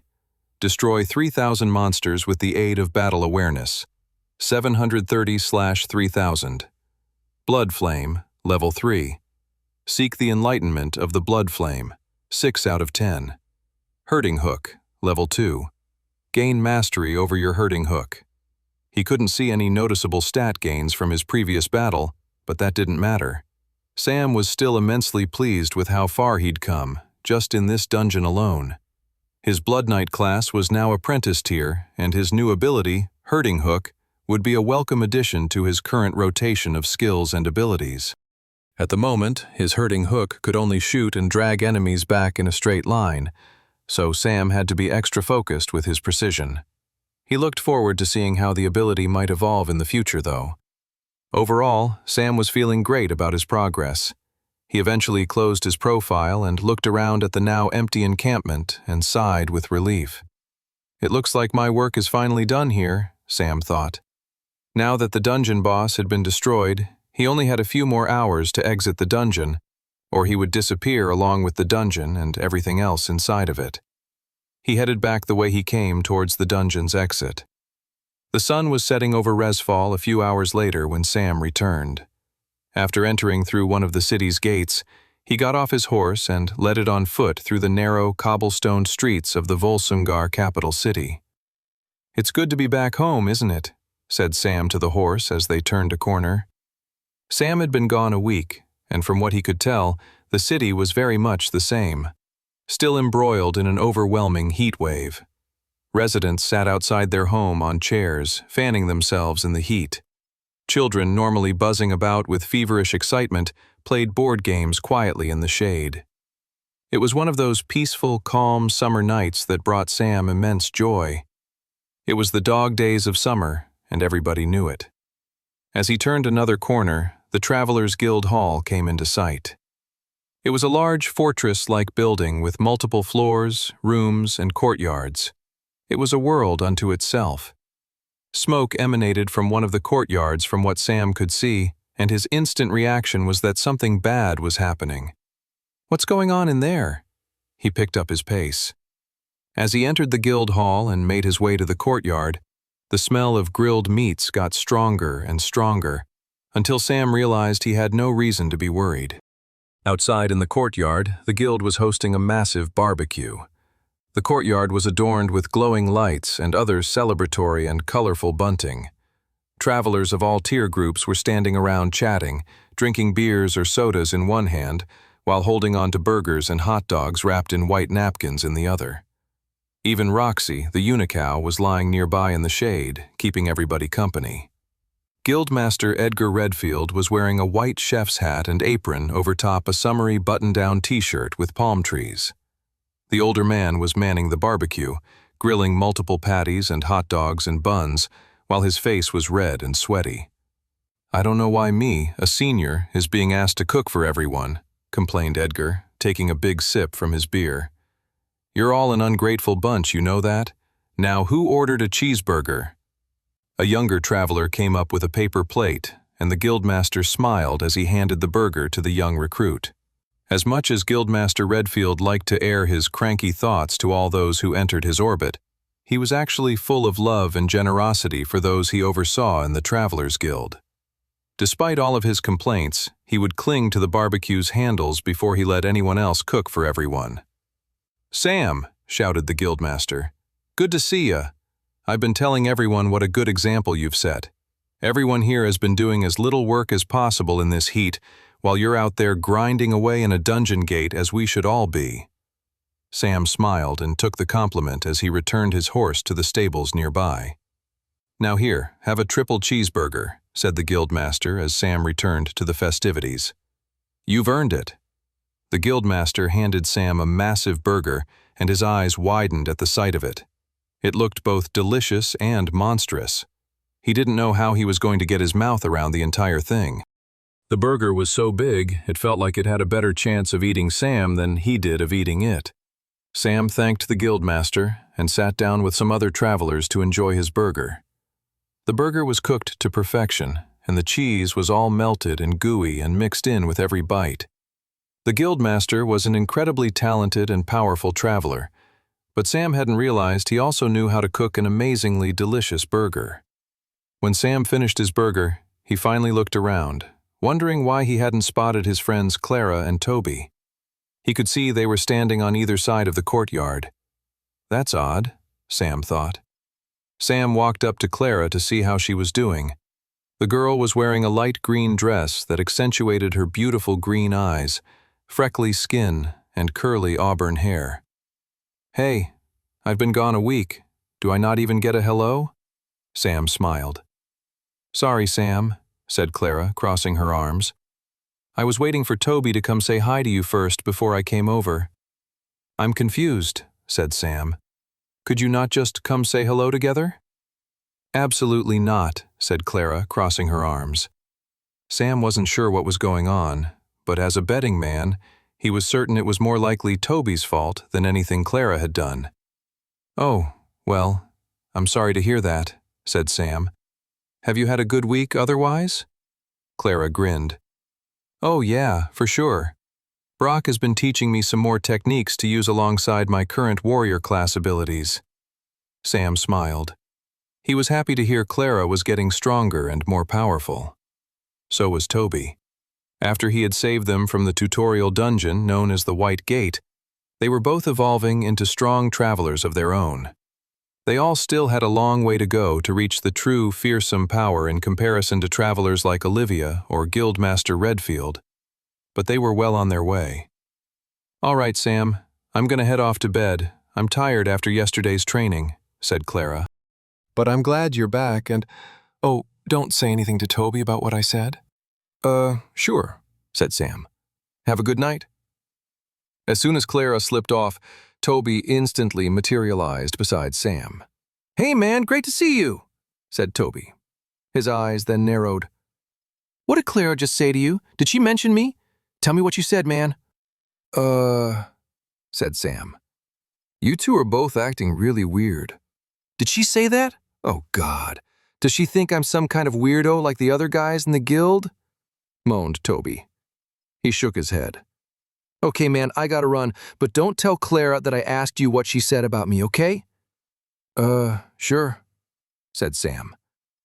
Sam had no idea what was going on between Clara and Toby, but he was bemused by the chaos of it. He looked over to see Brock the dwarf and Curtis the elf both sitting in an inflatable pool of water, just chilling out with beers in their hands. Sam went over to greet them, only to find them locked in their usual repartee of who their captain, Olivia Reeves, loved more. "I've done the math, Brock," said Curtis. "I've examined all the probabilities, and you have less than a 0.2% chance of ever winning Olivia's heart. Face the facts. The numbers never lie. Our captain's heart will ultimately lead her into my arms." "Math schmath," the dwarf rebutted. Sam smiled and sat down on a foldable chair beside them and listened to them chatter on. He looked up to the sky that was slowly beginning to get dark. The sky took its time on these long, hot summer nights. Sam looked around the courtyard barbecue with pleasure. Training was good. Stopping the apocalypse was even better. But hanging out with your friends was always the best. 9. The early morning summer sun flickered through Sam's window, waking him up. He rolled over, trying to get a few more minutes of shut-eye before properly getting up. He hadn't had the best night's sleep last night. He blamed it on all the food he had eaten. After his cheeseburger, the guildmaster kept feeding everyone his delicious barbecued food. He wouldn't stop, and it turned into both a threat and a challenge. Sam's mouth both watered thinking about the incredible ribs Redfield had served, while simultaneously feeling nauseous as a bloated feeling overtook his whole body. "Can't let this food coma beat me," Sam grimaced as he pushed himself out of bed. Apocalypse must be stopped. He quickly got dressed, washed up, and headed downstairs to the dining hall. He poured himself a mug of black coffee and picked up 2 slices of toast and a banana. Sam's whole body shook just looking at the food. It didn't matter that it was a minuscule portion, he was still so stuffed from last night. All that said, he didn't think it was a good idea to start the day with no sustenance, so when he sat down, he slowly nibbled on his toast between drinking sips of his coffee. Now that he had hit apprentice tier with his Blood Knight class, he needed to switch his focus towards dealing with the upcoming Crystal Sea mermaid crisis. First thing he needed to do was speak with the guildmaster about it, but he had a feeling the guildmaster might be sleeping off a big food coma and hangover of his own. For this reason, Sam poured himself a second cup of coffee and continued to enjoy the peaceful morning, which was soon interrupted by the arrival of a twitchy Toby sitting down at his table. The first thing Sam noticed was the boy's full plate of bacon, eggs, home fries, and beans. "Toby, I'm impressed. You have a master-tier metabolism by the looks of things," joked Sam. "Shh, keep your voice down," said Toby, his eye twitching manically. He looked over both his shoulders to make sure no one was watching them before he spoke. "Where have you been all week, man? I needed to talk to you. There's a serious crisis we need to deal with." Sam's eyes narrowed at the word crisis. Toby couldn't know about the upcoming issue with the mermaids, could he? "What crisis are you talking about?" said Sam. Toby's eye twitched manically as the boy considered the subject matter he had yet to reveal. He took another look around the room to make sure no one was spying on them. "I think it's safe here to talk right now," whispered Toby. "But remember, we can't trust anyone." Sam's interest piqued at this. "What's going on?" Toby sighed and leaned back in his chair. Whatever was happening to him, it was clearly weighing on him. The boy could barely function, which was saying a lot, as Sam had seen Toby's paranoia and anxiety operate at incredibly dysfunctional levels. "I don't know, man," said Toby. "Something's not right with Clara." Sam's face fell and he managed to hold back a groan. He had been worried something genuinely serious was happening. With Toby, he should have known better. "Things haven't been the same between us since we danced. I wish we were back in a pre-dance environment. This new post-dance world is freaking me out." "Have you spoken to her about any of this?" "No, why would I do that?" said Toby, who had begun munching on his breakfast, clearly relieved to have let some of his anxieties off his chest to Sam. "I haven't spoken to her all week. I was waiting to find you to tell me what to do." Sam was aghast. No wonder Clara was upset with Toby. He'd been ignoring her all week. "Why would I know anything?" asked Sam. Well, you're great at killing monsters and being all heroic and stuff, so I figured you'd know what to do here as well." Sam waved his hand and stood up. Toby's eyes widened. "You're gonna leave me here in the lurch?" Sam smiled. "My advice is to just talk to her." "I've tried, but she doesn't seem to want to talk," said Toby. "I'm sure it will work itself out," said Sam. "Now, seriously, I have to go. Catch up with you soon." Sam hurried away from the dining hall despite Toby's protestations. He wasn't really sure how to help his friend. Plus, Clara was his friend as well, so he really didn't want to get involved in the middle of whatever strange conflict they were going through. From his calculations, he had maybe just under 2.5 weeks to get to the Crystal Sea, so he really needed to speak with the Guildmaster and depart as soon as possible.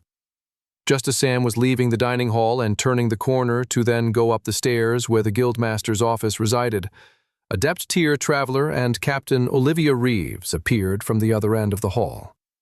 The woman's eyes narrowed at Sam's, and he knew exactly what was going on. If there was anyone else who was as dedicated and keen a traveler as Sam, it was Captain Olivia Reeves. Clearly, she too was eager to have a meeting with the Guildmaster.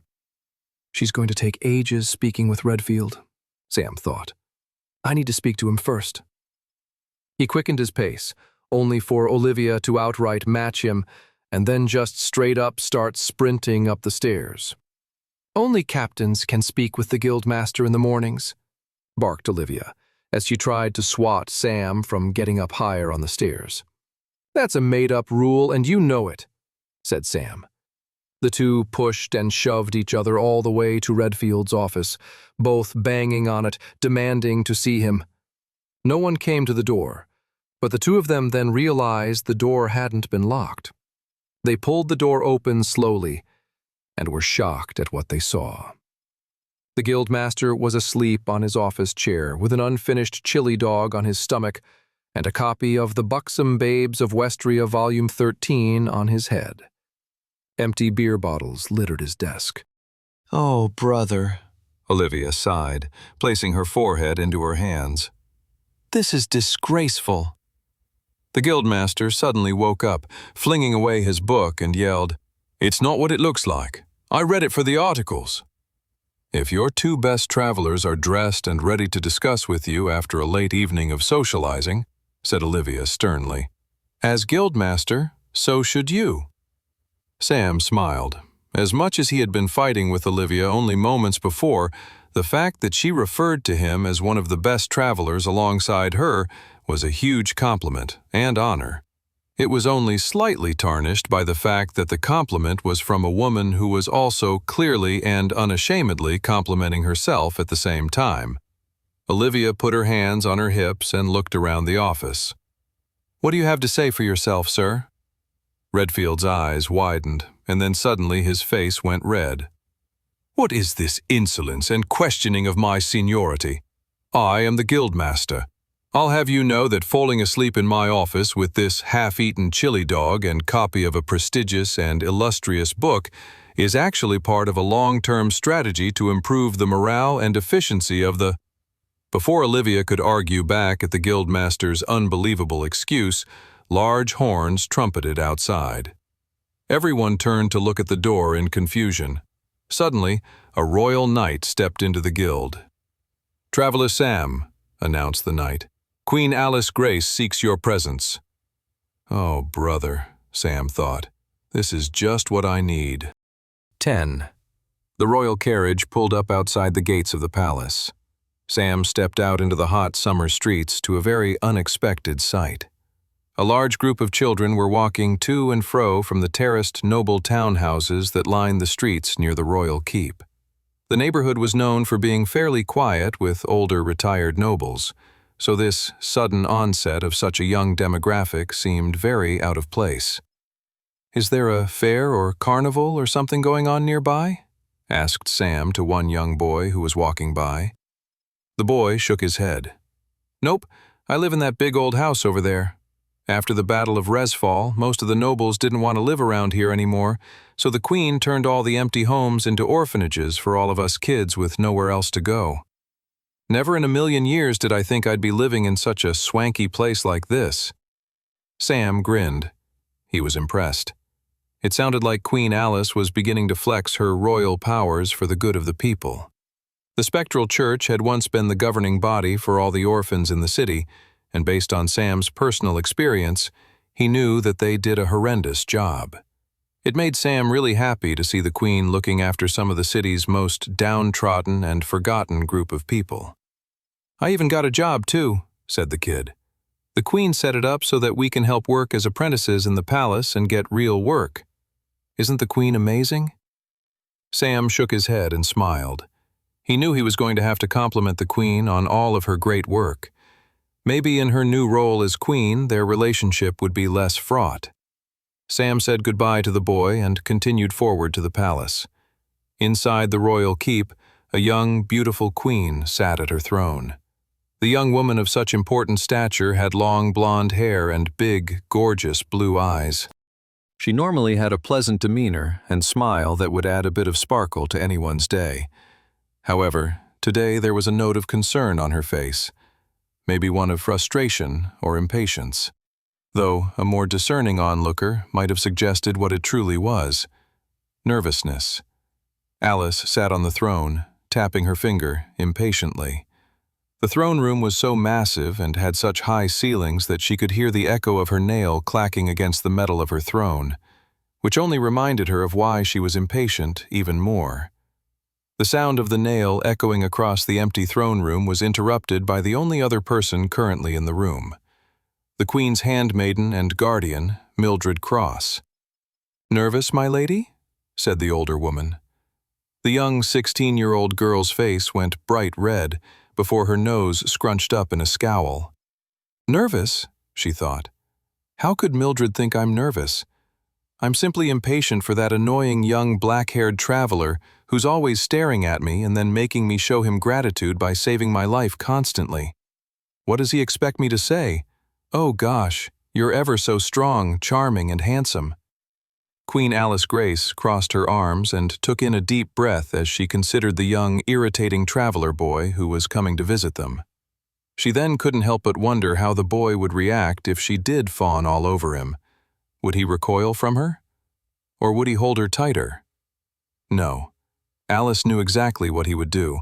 He'd let go of her gently and say something incredibly charming like, "No, we mustn't, Your Highness. We're from two different worlds." Ugh, he would do something that annoying, wouldn't he? "Did I strike a nerve?" said Mildred, looking at her with a knowing smile. Alice shook her head and huffed. "I'm not nervous at all, Mildred. I do not get nervous before visits with those I consider merely as colleagues in the goal of protecting the kingdom. I do, however, get impatient with such colleagues. What is taking him so long? I believe you think much more highly of him than I do." "So you say," said Mildred, giggling to herself. Finally, a royal knight stepped into the throne room and made the declaration. "We have brought the traveler you wish to see, Your Highness." Sam entered Queen Alice Grace's throne room. The beautiful young girl was sitting on her throne at the end of the room, while her handmaiden, Mildred Cross, stood quietly beside her. Sam hadn't seen either of them since the Queen's coronation party following the Great Battle of Resfall. Queen Alice Grace represented one of the greatest departures from Sam's previous timeline. The assassination of Princess Alice Grace ushered in a reign of terror across Resfall and the Volsungur Kingdom, leading to widespread chaos and fear across the realm. Sam knew that saving Alice Grace was key to his stopping the incoming apocalypse and destruction of the world from the Demon King. He couldn't predict where parts of this new timeline would go now that her life had been saved and she had been officially crowned Queen of the Volsungur Nation. He certainly could never predict the fact that they would end up having a strange, less than friendly relationship. But Sam just accepted things for what they were. As Sam approached the throne, Alice stood up from her throne to greet him. "It's good to see you, Traveler Sam," she said, and she raised her hand to shake it and took a step forward. Except there was one problem. The Queen forgot that the throne was situated a few steps up from the rest of the throne hall, meaning her one step outward had her now walking into open air. "Ah!" the Queen cried out as she tripped on her dress and began a long, embarrassing tumble to the floor. Sam moved with lightning quickness and caught the Queen before she could tumble even further. He held her back with his hand, touching the skin on her back. She looked up at him, startled and surprised. He'd never been this close to the Queen before. He was startled by how pretty and cute her nose was, and while he had always admired her gorgeous blue eyes from afar, they were even more majestic up close. Sam felt his heart flutter, but only for a moment, because the Queen was soon shoving him away with her hands. "Get off of me, you brute," she said. She scrambled back onto her feet and crossed her arms. She was completely red in the face and flustered. The Queen was infamously clumsy. Sam was surprised the girl hadn't accidentally assassinated herself yet. "You're late, by the way," said the Queen. Sam's eye twitched. He felt an anger rise in his chest. He wasn't late at all. He'd come as fast as her royal guards were able to escort him here. Plus, he didn't give much of a damn about her schedule. He was working on his previous timeline's schedule. And the devastating historical timeline was what mattered most. The Crystal Sea mermaid crisis was only a few weeks away. Still, Sam took a deep breath and stayed composed. The irritating girl was indeed the Queen, after all. After seeing that orphan boy outside, Sam had thought things might be different between them, but he guessed not. Alice sat back down on her throne and straightened her dress. "All right, enough hysterics aside," said Alice. "I've called you in today because you're needed on an urgent and important task. After your impressive display at the Battle of Resfall, both Mildred and I agree that you're a traveler of immense talent and are the right person for a very important diplomatic task." The compliments are nice, Sam thought to himself, though they don't make up for the frosty entrance. "We've received word from Athena, the Queen of the Mermaids," said Alice. Sam's back straightened. He hadn't been expecting that. "There's been a series of mermaid kidnappings in the Crystal Sea," said Alice. "She's reached out to the nation of Volsungar and requested we send travelers to help them. I'm not sure why they can't handle the issue on their own, but I believe it would be wise for us to send someone to help them. The mermaids could prove to be incredibly powerful allies." Sam grinned. The Queen was now impressing him yet again. Yes, he was already planning on going to the Crystal Sea on his own, but it was good to see Queen Alice acting in such a wise and prudent manner. In Sam's previous timeline, the new treasonous ruler of Volsungar, Clarence Erdstrom, had completely ignored the mermaids' messages for help, and in return the mermaids ignored the rest of Westria right up to the moment of the world's destruction. "So will you do it?" said the Queen. She looked at him with cute puppy eyes. Sam grinned. "Of course I will." He was a bit frustrated at time being wasted as he was already working towards heading to the Crystal Sea, but he figured there was nothing wrong with getting the royal family's approval. Being on good terms with the Queen would be good for connections and diplomatic sway as events continued to unfold in this new timeline. Still, Sam grumbled to himself, "You'd think I'd have more sway with the Queen, considering I pretty much saved her life. But, alas, the Queen is peculiar, I guess. Pretty, he thought, but very peculiar." 15 minutes later, Sam found himself outside the gates of the royal keep and in the main city of Resfall. It was only mid-morning, so the heat hadn't reached its peak intensity just yet. The sun was only halfway up its climb to the center of the sky, where it would bake down on all of them for the rest of the day. Better get back to the guild and speak with Redfield, Sam thought to himself, and started walking down a relatively quiet cobblestoned street. He needed to go over the situation with the guildmaster first, and assemble a team before he began journeying out towards the Crystal Sea. By the time Sam returned to the Travelers Guild, Redfield was properly awake and dressed in his office. The space was immaculate, showing no signs of drunken debauchery of any kind. Even the dripped stains of the chili dog had been mopped from the floor. "How can I help you, Sam?" said the guildmaster from behind his desk. Sam then walked the man through the meeting with Queen Alice and explained that he needed a team to go with him to the Crystal Sea to investigate what was happening out there. "How soon do you need to start?" Sam smiled. "Right now." After his meeting with the guildmaster, Sam made a mental list of things that needed to get done before he could set off for the Crystal Sea later that day. He headed by the stables in one of the guild's many courtyards first. The stables always had a strong stench of hay and horse dung, but it was particularly palpable in the summer heat. The stable hands, however, seemed unbothered by it. They were whistling to themselves and tidying up the stable, blissfully unaware of the fact that they were working in a setting that was difficult to even breathe in for everybody else. "You all right, lad?"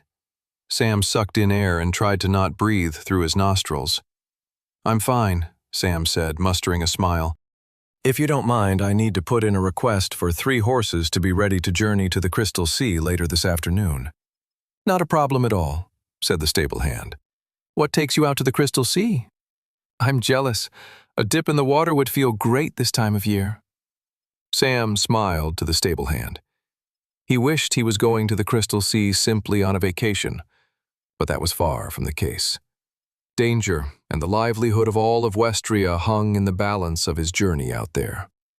But Sam did have to admit to himself that, while danger did lurk everywhere, right now he'd much rather face danger in the coolness of the sea and beach than in the steamy cobblestone streets of Resfall.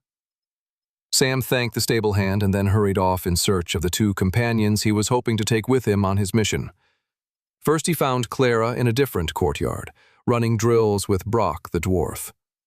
"Attack the practice dummy," yelled Brock. "Kill it like you'd kill any other bloody monster you'd come across.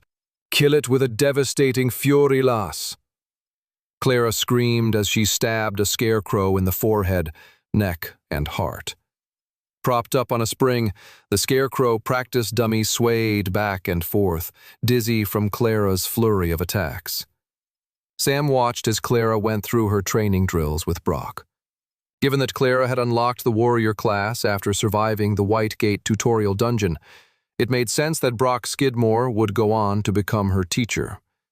The dwarf was one of the most fearsome warriors in the guild, and even though he mostly fought with a giant battle axe, he understood how to fight with all pieces of weaponry. He was a man who loved to fight and solve his problems with bloodshed, and sometimes that was the only solution. Sam could think of no better teacher for Clara than Brock, especially since any zealous bloodlust he was instilling in her would be counterbalanced by additional tutelage from Olivia. With the Paladin class, Olivia had a different ability set to Clara's warrior class, but the Paladin class was in the same family of melee fighting classes, so there was still a lot of crossover knowledge that could be passed on. "Enough!" shouted Brock. Clara collapsed on the ground, out of breath. How long did Brock have her fighting against that practice dummy, Sam wondered. "Well done, Clara," said the dwarf. "Your spear skills are improving. I'd happily let you have my back in the depths of a dungeon slaying monsters. Oh, I wish I could be inside one right now." The dwarf looked up to the sky with a wistful look, daydreaming about future monster slaying. Unsure how to react to Brock's insatiable desire for battle, Clara was noticeably relieved when Sam approached her. "Oh, Sam, I'm glad you're here," said Clara, wiping sweat from her brow. "Brock can get kind of intense and weird during training sessions. I think he needs a hobby outside of entering dungeon gates and monster slaying." Brock scowled. "Do you think I can't hear you? You interrupted my daydream with that hobby nonsense." The dwarf had gone red in the face. "What kind of hobby would I take up anyway? Knitting? Cooking? I'm a warrior, not some kind of house husband." "Think about it," Clara smiled. "Maybe woodworking? Blacksmithing? Ooh, what about gardening?" "Ha! Plants and stuff," cried Brock, crossing his arms. "Or reading?" Clara said. "You could borrow one of Curtis's." "All my days," said the dwarf, shaking his head. "First you criticize my passion for monster slaying, which I'll have you know has saved the lives of many, including yourself. And now you'd go so far as to suggest I borrow a book from that skinny know-it-all elf? I'm mentoring you, for heaven's sake. You young bloods have no respect for your elders. There's only one way to solve this hobby dilemma now." "Uh-oh," said Clara and Sam simultaneously. "We must fight here and now." Once defeated, you'll see the error of your ways, said Brock, excited by the idea, materializing his giant battle axe into his hands from his inventory. Sam could see the situation was escalating more and more, and decided to cut it off there and then. Brock, sorry to interrupt, said Sam. But the Guildmaster has assigned an important mission to Clara and I, so I'm going to have to take her away from her training. Sam grabbed Clara by the arm and they hurried away from the fuming dwarf. I'm definitely going to have to murder 10 more scarecrow training dummies now as punishment for all that, laughed Clara. I'm sure you'll manage, said Sam, grinning. So what's this mission the Guildmaster assigned us? Well, technically he assigned it to me, Sam explained. But I've been given clearance to take 2 more travelers with me, so I figured I'd bring you and Tobes. Clara's face suddenly went red and she crossed her arms. Well then, you'll just have to go on this mission with some other warrior, but it won't be me, said Clara. I refuse to go anywhere with that neurotic maniac. Sam sighed and shook his head. He knew that Clara could be stubborn at times, but he hadn't expected this. He didn't know exactly what was going on between Clara and Toby, but he couldn't help but yearn for the simplicity of the days when they were just 3 friends hanging out. This new romantic tension between Toby and Clara was one of the few things Sam's previous timeline had not prepared him for in the slightest. 12. After a minute of pleading, Clara eventually relented to Sam and said she would go on the mission, even if Toby were to come. They agreed to meet back by the stable in 30 minutes, in which time Clara would pack and Sam would go find Toby. As Sam went in search of his friend, he hoped to himself that Toby would be easier to convince than Clara had been. "What have you done?" cried Toby when Sam told him about the upcoming mission. Before Sam could even reply, the entire Travelers Guild library made a loud shh sound at them. "Let's chat outside," Sam whispered. Once out in the hall, where they could speak at an actual audible level without offending anyone, Toby continued to air his frustrations. "I asked you to help me, Sam," said Toby, "and now you're telling me we're going to have to go on a long journey together while Clara is giving me the silent treatment. It sounds like torture." "Hey, maybe it would be a great opportunity to ask her how she feels," Toby sighed. "That's the most ridiculous thing I've ever heard. But look, Sam, you know I have your back, so if you want me to go on this extremely awkward mission with you and Clara, I won't say no." "Good," said Sam. "We're leaving in 15. Go pack." Toby's shoulders slumped. "Dang, I thought if I acted all mature you'd tell me I didn't have to come." "Nope," Sam smiled. "I need a novice tier traveler with the wizard class and you fit the bill. So go get ready." Sam didn't care how Toby and Clara felt about each other in that moment. For Sam, he was simply too excited to be going on another adventure with his friends. After packing up and gathering their things, the trio set off from the Travelers Guild, beginning their journey towards the Crystal Sea. They led their horses through the city and finally mounted them once they were beyond Resfall's gates. The first few hours of the journey were easy as they traveled through bright green valleys and farm fields. They journeyed in silence, only breaking their self-imposed quietude when it was absolutely necessary, such as altering their course or direction. But other than that, the trio of friends moved forward on their journey, not speaking to one another. Sam didn't mind in the slightest. With Clara leading the group at the front, he was keeping guard at the back of their squad. It was the perfect opportunity for him to drain many of the monster stones he had collected a few days earlier in the Green Apprentice tier dungeon gate. Sam was all about efficiency. If he could travel and train at the same time, he would do so gladly. In fact, he'd even plotted their route with an extra special training quest in mind, but they were still a few days away before he could act on that side goal. But he was excited about it. If he played his cards right, he could potentially be acquiring a powerful gear upgrade. Towards dusk, the terrain became more challenging. They had entered a hilly wooded area with large rocks jutting out of the ground. The environment became so rough and treacherous, Toby almost fell off his horse. Clara giggled at that. When Toby noticed that Clara had been paying attention to him, he turned to say something, but she instantly looked away. It's going to be a long journey if they keep this up, Sam thought to himself. Sam's thoughts were then interrupted by the quietest, most subtle of sounds. "Everybody stop," Sam whispered harshly. He leaped off his horse and materialized a rope and stake in the ground. "Get off your horses, tie them up, something is coming." Sam closed his eyes and triggered his mana sense. His novice-tier mana affinity meant he could sense the mana of any nearby or approaching creatures with mana. It wasn't a foolproof ability as it only worked on travelers and monsters. Lone bandits in the night would escape his detection. Not to mention, most advanced novice-tier travelers knew how to conceal their mana as well.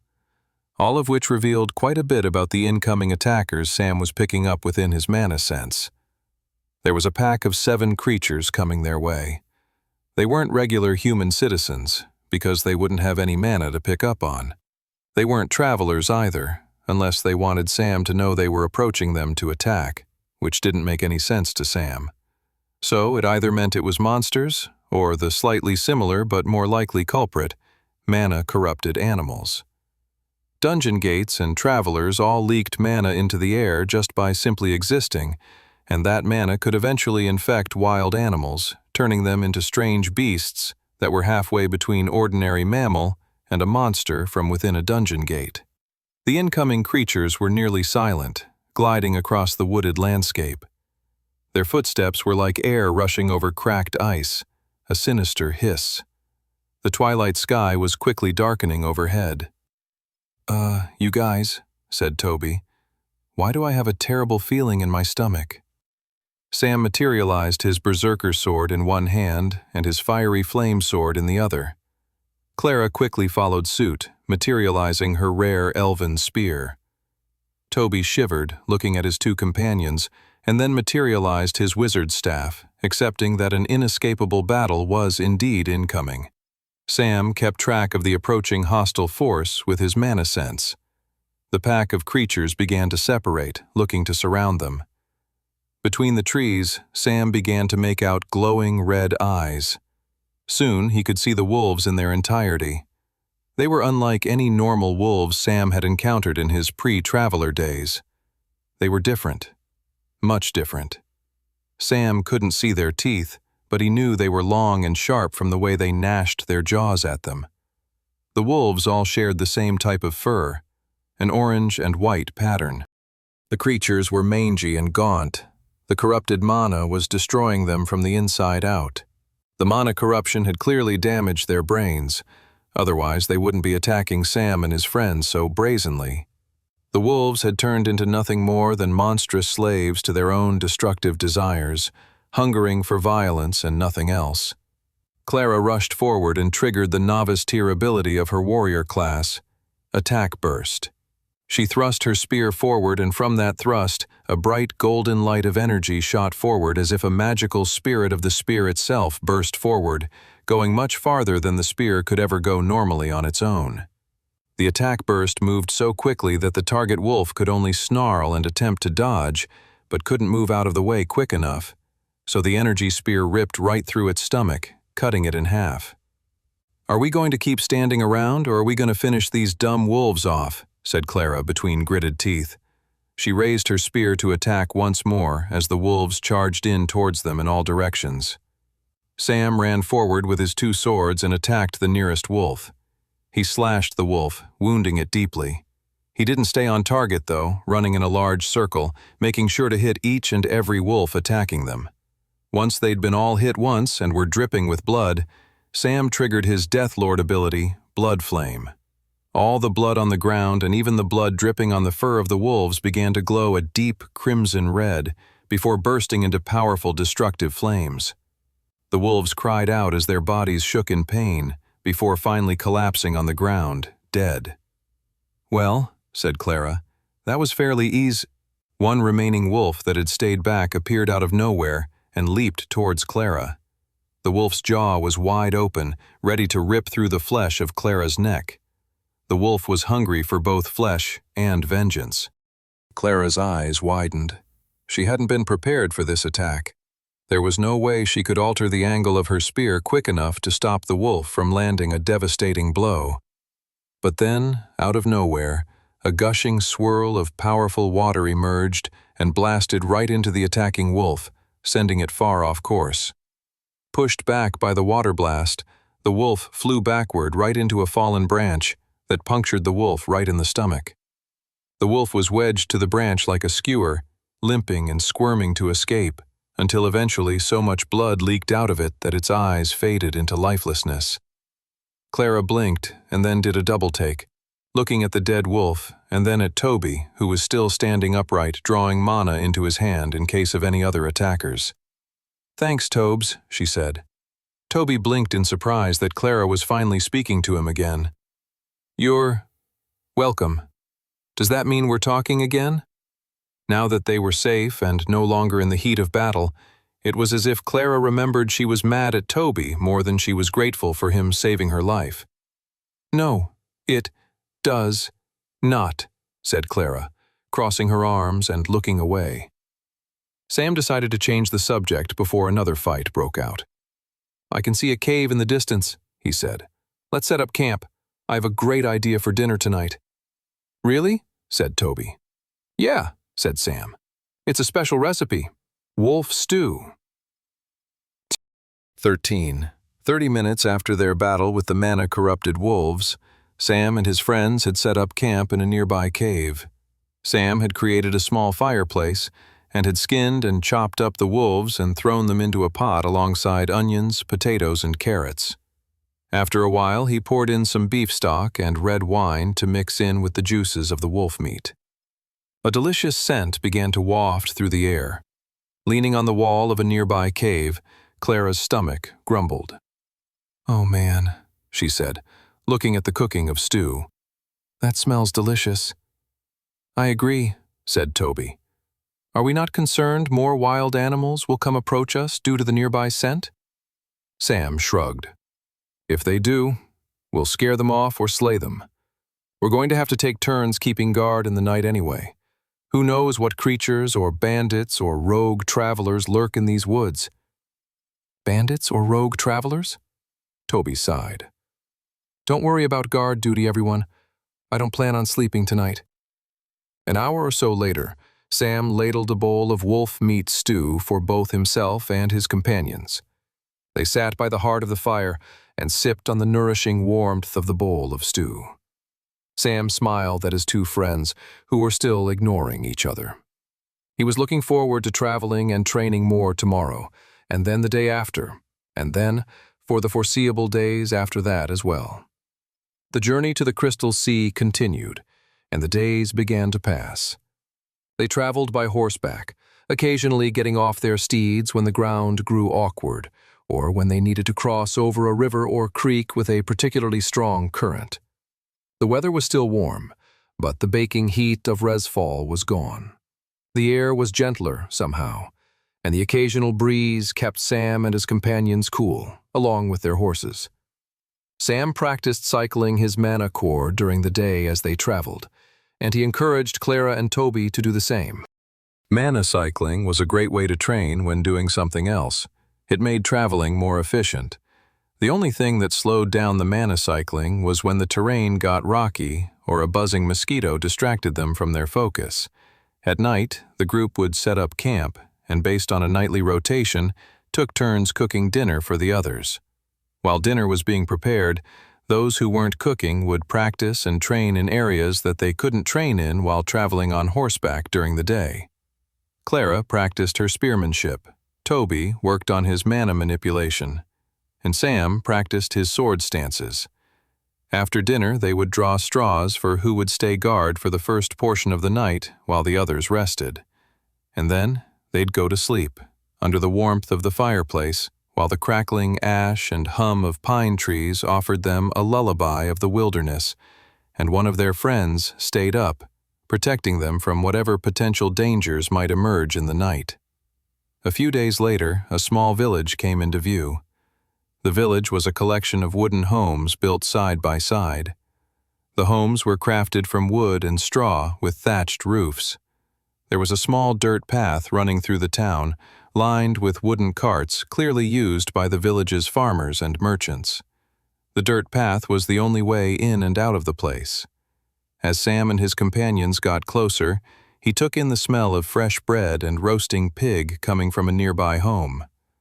Along with the smell of cooked meats, the village had a rich, earthy smell of loam, vegetation, and sweat from a hard day's work. Soon, Sam, Clara, and Toby found themselves at the center of the village, marked by an unassuming well. The sky overhead was turning into a mellow twilight orange. Sam scanned the houses, searching for one advertising itself as an inn. Eventually, Sam's eyes landed on a particular home that had a hanging lantern above its door, and a sign further up with the words Huckleweed Inn written in cracked and dry paint that needed a new coat.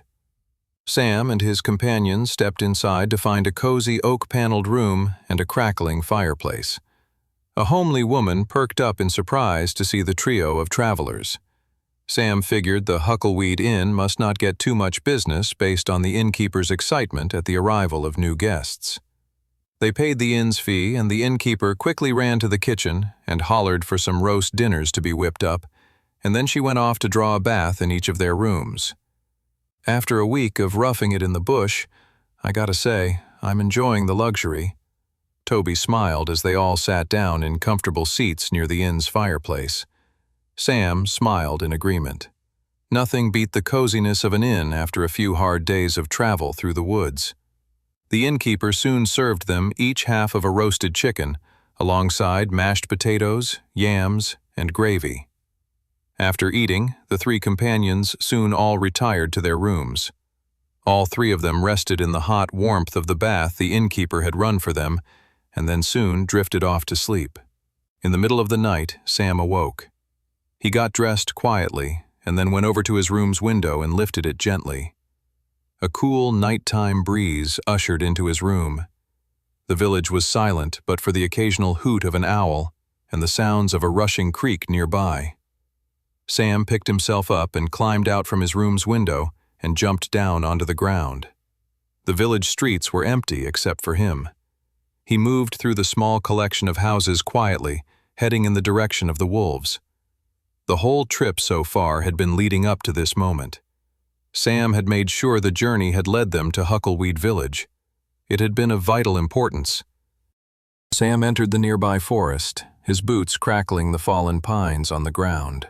The forest was dark, except for the tiny bits of starlight that made it through the thick foliage of the trees. Sam's movements were quick but quiet in the night. After 40 minutes of foraging in the darkness of the woods, a light began to shine out, glowing more and more. Soon Sam was standing in front of a large green apprentice-tier dungeon gate that was glowing out to him in the middle of the otherwise empty forest. It was exactly what Sam was looking for. He grinned. Perfect. 14. Sam took a deep breath, taking in the large green dungeon gate in front of him. He took a step forward towards it. He contemplated how the whole journey had been leading to this point so far. Yes, this wasn't the end destination of where they were meant to be going, but this lone dungeon gate was of vital importance to Sam in his quest to grow more in power so he could take on the growing threats he knew were going to come up soon in the coming months and years. In his previous timeline, Sam had read about this specific dungeon gate, and he knew that it contained a piece of rare, vital gear that was crucial to his overall development as a traveler. Without wasting a second more, Sam stepped into the glowing green portal, disappearing from the nighttime forest entirely, leaving it to return to its empty silence. Instantly, upon stepping into the dungeon gate, Sam found himself in another realm entirely. The cool nighttime forest was replaced by the hot desert. There was no longer a breeze gently pushing against Sam's skin and armor. Nope. There was only dry air now, a bitter scent of sun and salt. He wasn't in a purely open desert, however. There were no vast vistas of sand dunes stretching out before him. Instead, he was in a canyon passageway, surrounded by swirling sand and massive cliffs on either side of him. The dungeon gate had teleported him not merely to a desert world, but to a lost dwelling hidden within the sun-coated ocean of sand. At the end of the passageway, Sam could see the entrance to a crypt or dungeon of some kind. Tall, black marble statues of fox-like creatures with crowns and spears stood on either side of the tall, ancient doorway. He couldn't see much beyond the door, except for the flicker of torchlight, descending downwards into the crypt below. This dungeon gate was quite different from the other worlds he'd entered, but this was to be expected with dungeon gates that were apprentice tier and higher. In higher-tiered dungeon worlds, the environments became less single-realmed, but more hybrids. One could have a valley realm that led to a snowy, mountainous region. A regular, cavernous realm could become more volcanic and lava-filled the deeper you went. Such was the case with the dungeon gate Sam had just entered. He was currently in a more desert-like realm, but the ancient doorway promised a more cavernous dungeon world below. Sam grinned. He was pleased with the world he had just entered. It was further confirmation that this was indeed the dungeon world he had been hoping to find. A famous group of travelers had gone in here and come out with a particularly powerful artifact, one that was going to help Sam continue to grow exponentially. Sam had to acquire that artifact for himself. He moved forward, walking through the canyon passageway.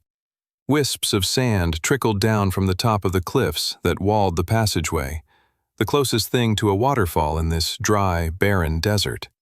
In the shadowy crevices at the bottom of the cliffs were sun-battered rocks and pebbles.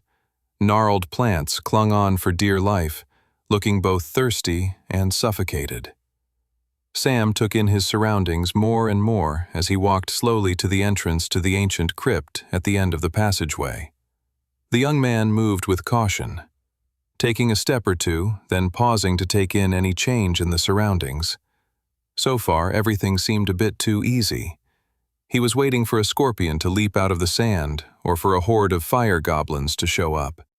He considered what he had read about this dungeon gate in his previous timeline. The documents and scrolls he had read had told him the dungeon had a secret layer to it. He was almost at the entrance of the ancient crypt when he paused. He looked up at the cliff faces. They were impossibly high, suggesting they weren't meant to be climbed up. But Sam had long ago learned that often, when a dungeon world presented an impossible challenge that could easily be ignored, there was normally huge rewards beyond them. Sam considered the words written down about this gate from his previous timeline, that the dungeon had a secret layer. Sam eyed up the cliff faces once more. Maybe that layer isn't below me, Sam thought, but above. Sam walked over to the cliff face and reached out his hand to grab hold of it and see how firm the rocks jutting out from the cliff really were. The first one he grabbed was firm, but the second crumbled as soon as he touched it. I'm going to have to be extra careful here then, aren't I? Part of him wished he could use his hurting hook ability here, but unfortunately he already knew that the hook of energy would only bounce off the rocks and fade away. Hurting hook only worked against sentient enemies and not inanimate objects. Sam then unequipped his silver dragon armor set and dematerialized it into his inventory. He figured he'd be able to not only balance better without it, but also it would require less strength to pull himself up if he was significantly lighter as well. Once he felt properly prepared to begin his climb, he found a jutting rock to plant his left foot on, and then he pulled himself up and, with a little searching, found another rock to plant his right foot on. And so it begins, Sam thought. At first, the climbing was easier than Sam had expected. He fell into a rhythm, using his hands for balance and grip, and his feet to search for higher rocks that would help push his body up the cliff even more. As time went on, Sam began to feel the sun beat against his back as he climbed further and further. After an hour of climbing, his whole body ached, and he was desperately in need of something to drink. Worst of all was the knowledge that he was only halfway up the cliff face. He sighed and looked towards the bottom. It was far away now. The statues guarding the ancient crypt were nothing but specks from where he was. He'd be in big trouble if he were to fall now. He knew death wasn't on the table, because he could quickly materialize and equip his silver dragon armor and trigger its ability to hold on to pain which would save him from death. But falling would annoyingly mean he would have to attempt climbing the cliff all over again from the very beginning. Sam shook his head at the thought. This better be worth it. He then took a breath and continued to climb higher. After 10 minutes more of climbing, he felt something tickle his nose. It was a wisp of sand. It was enough to make him want to sneeze, which had the potential to make him fall, which would be terrible. But then it got worse. The sand picked up. Sam turned his head and his eyes widened at the sight. It wasn't just a bit of wispy sand in the air. It was a desert storm. Oh, crap, Sam thought. He quickly determined whether he could climb the rest of the cliff before the sandstorm hit. Unfortunately, it didn't look like he was going to be able to make it. Instead, he would have to hold on for dear life as the storm passed. He closed his eyes and gripped on to the rock. Like a tsunami of sand, the sandstorm blasted into Sam, pummeling forward like an unbreaking wall of sand and debris. Sam kept his eyes shut and tried to hold his breath.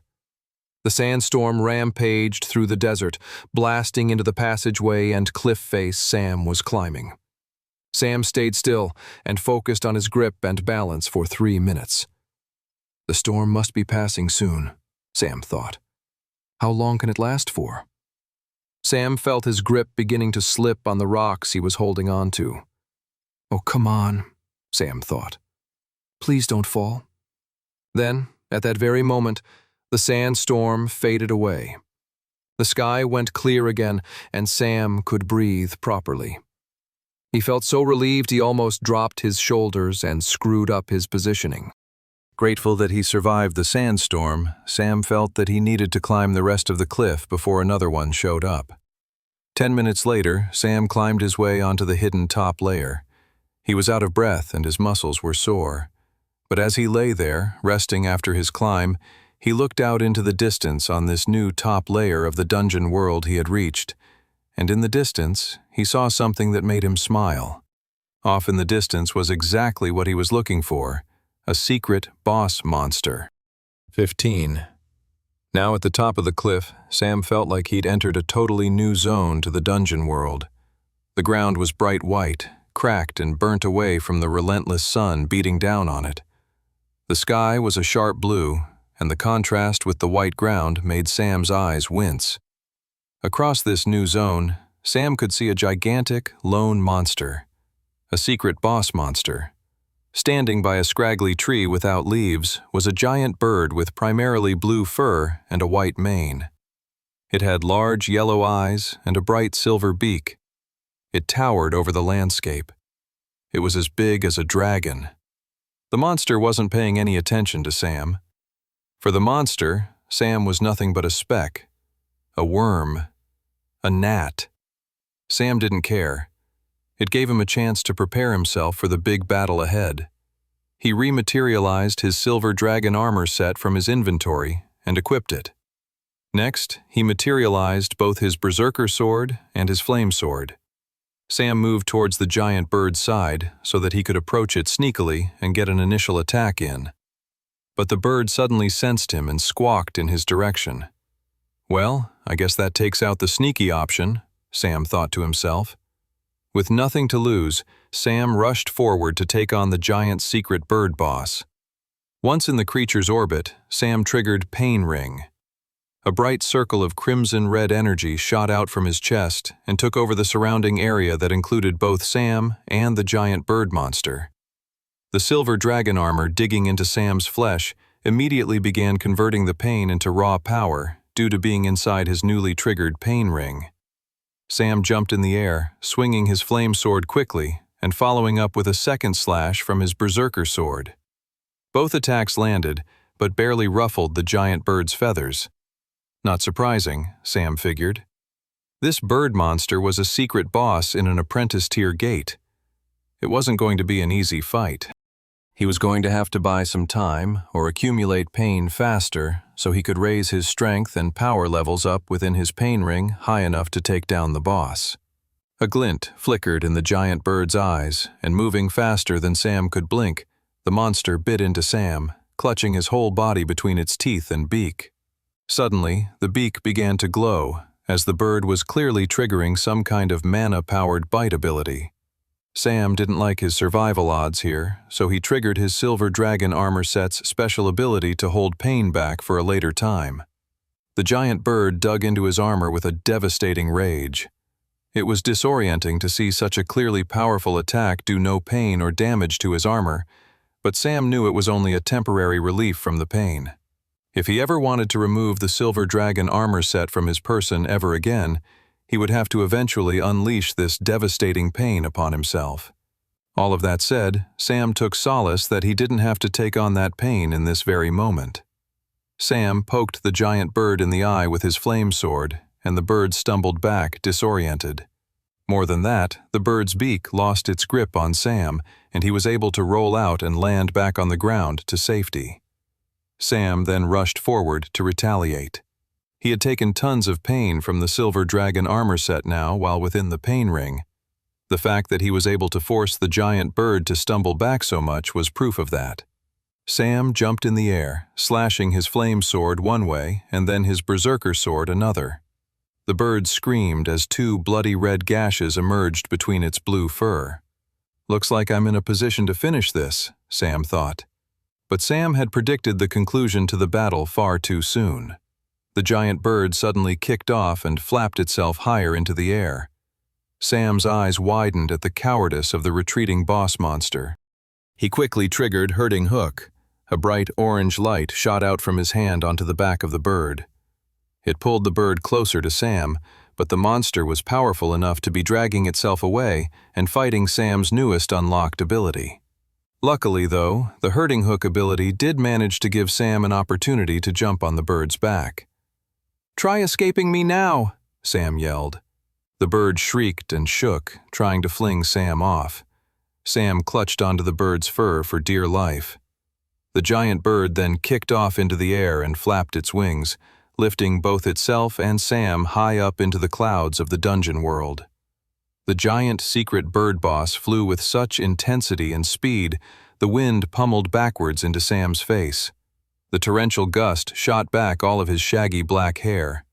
The speed at which air was blasting into Sam was so intense, it threatened to knock him off the bird entirely. Sam couldn't let such a devastating thing happen to him. For one, he'd be accumulating so much pain within his Silver Dragon armor set that he might not be able to survive it once he unleashed the pain.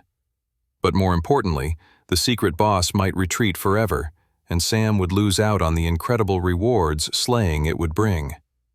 Sam strengthened his grip on the back of the bird, clutching into its fur. As Sam did this, the giant bird tried its best to fling Sam off of it, twirling and spinning in the sky, dangling Sam across the high-up clouds. "As soon as it spins back upright, I need to go for the kill," Sam thought to himself. The bird swayed back, and Sam was about to go for the kill when he realized something had gone wrong. They were no longer in the radius of his pain ring. All that accumulated power from the ongoing pain from his Silver Dragon armor set was now gone. He was back to low apprentice tier strength, which was simply not enough to kill the secret boss monster. But then Sam grinned. He had an alternative solution. He still had all the pain stored up from the giant bird's mana-charged bite attack. That should be enough, Sam thought to himself as he triggered a new pain ring on the back of the giant bird. A red circle of crimson energy shot forth from Sam's chest. He then materialized his berserker sword in one hand, readying himself. Next, he triggered the pain from the bird's bite attack. The stored-up pain overwhelmed his body. A sharp ripple of hurt and agony ushered through his entire being. Sam gritted his teeth and bore the overwhelming amount of damage coursing through his entire body. "I can sit in this agony later," Sam thought to himself. "Must kill this bird while I still can." He lifted his berserker sword and pummeled it into the back of the boss monster.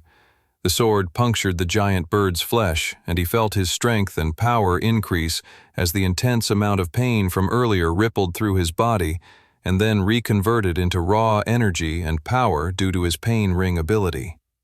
The blood and guts flew out from the creature's back, coating the white clouds and sky with a red mist.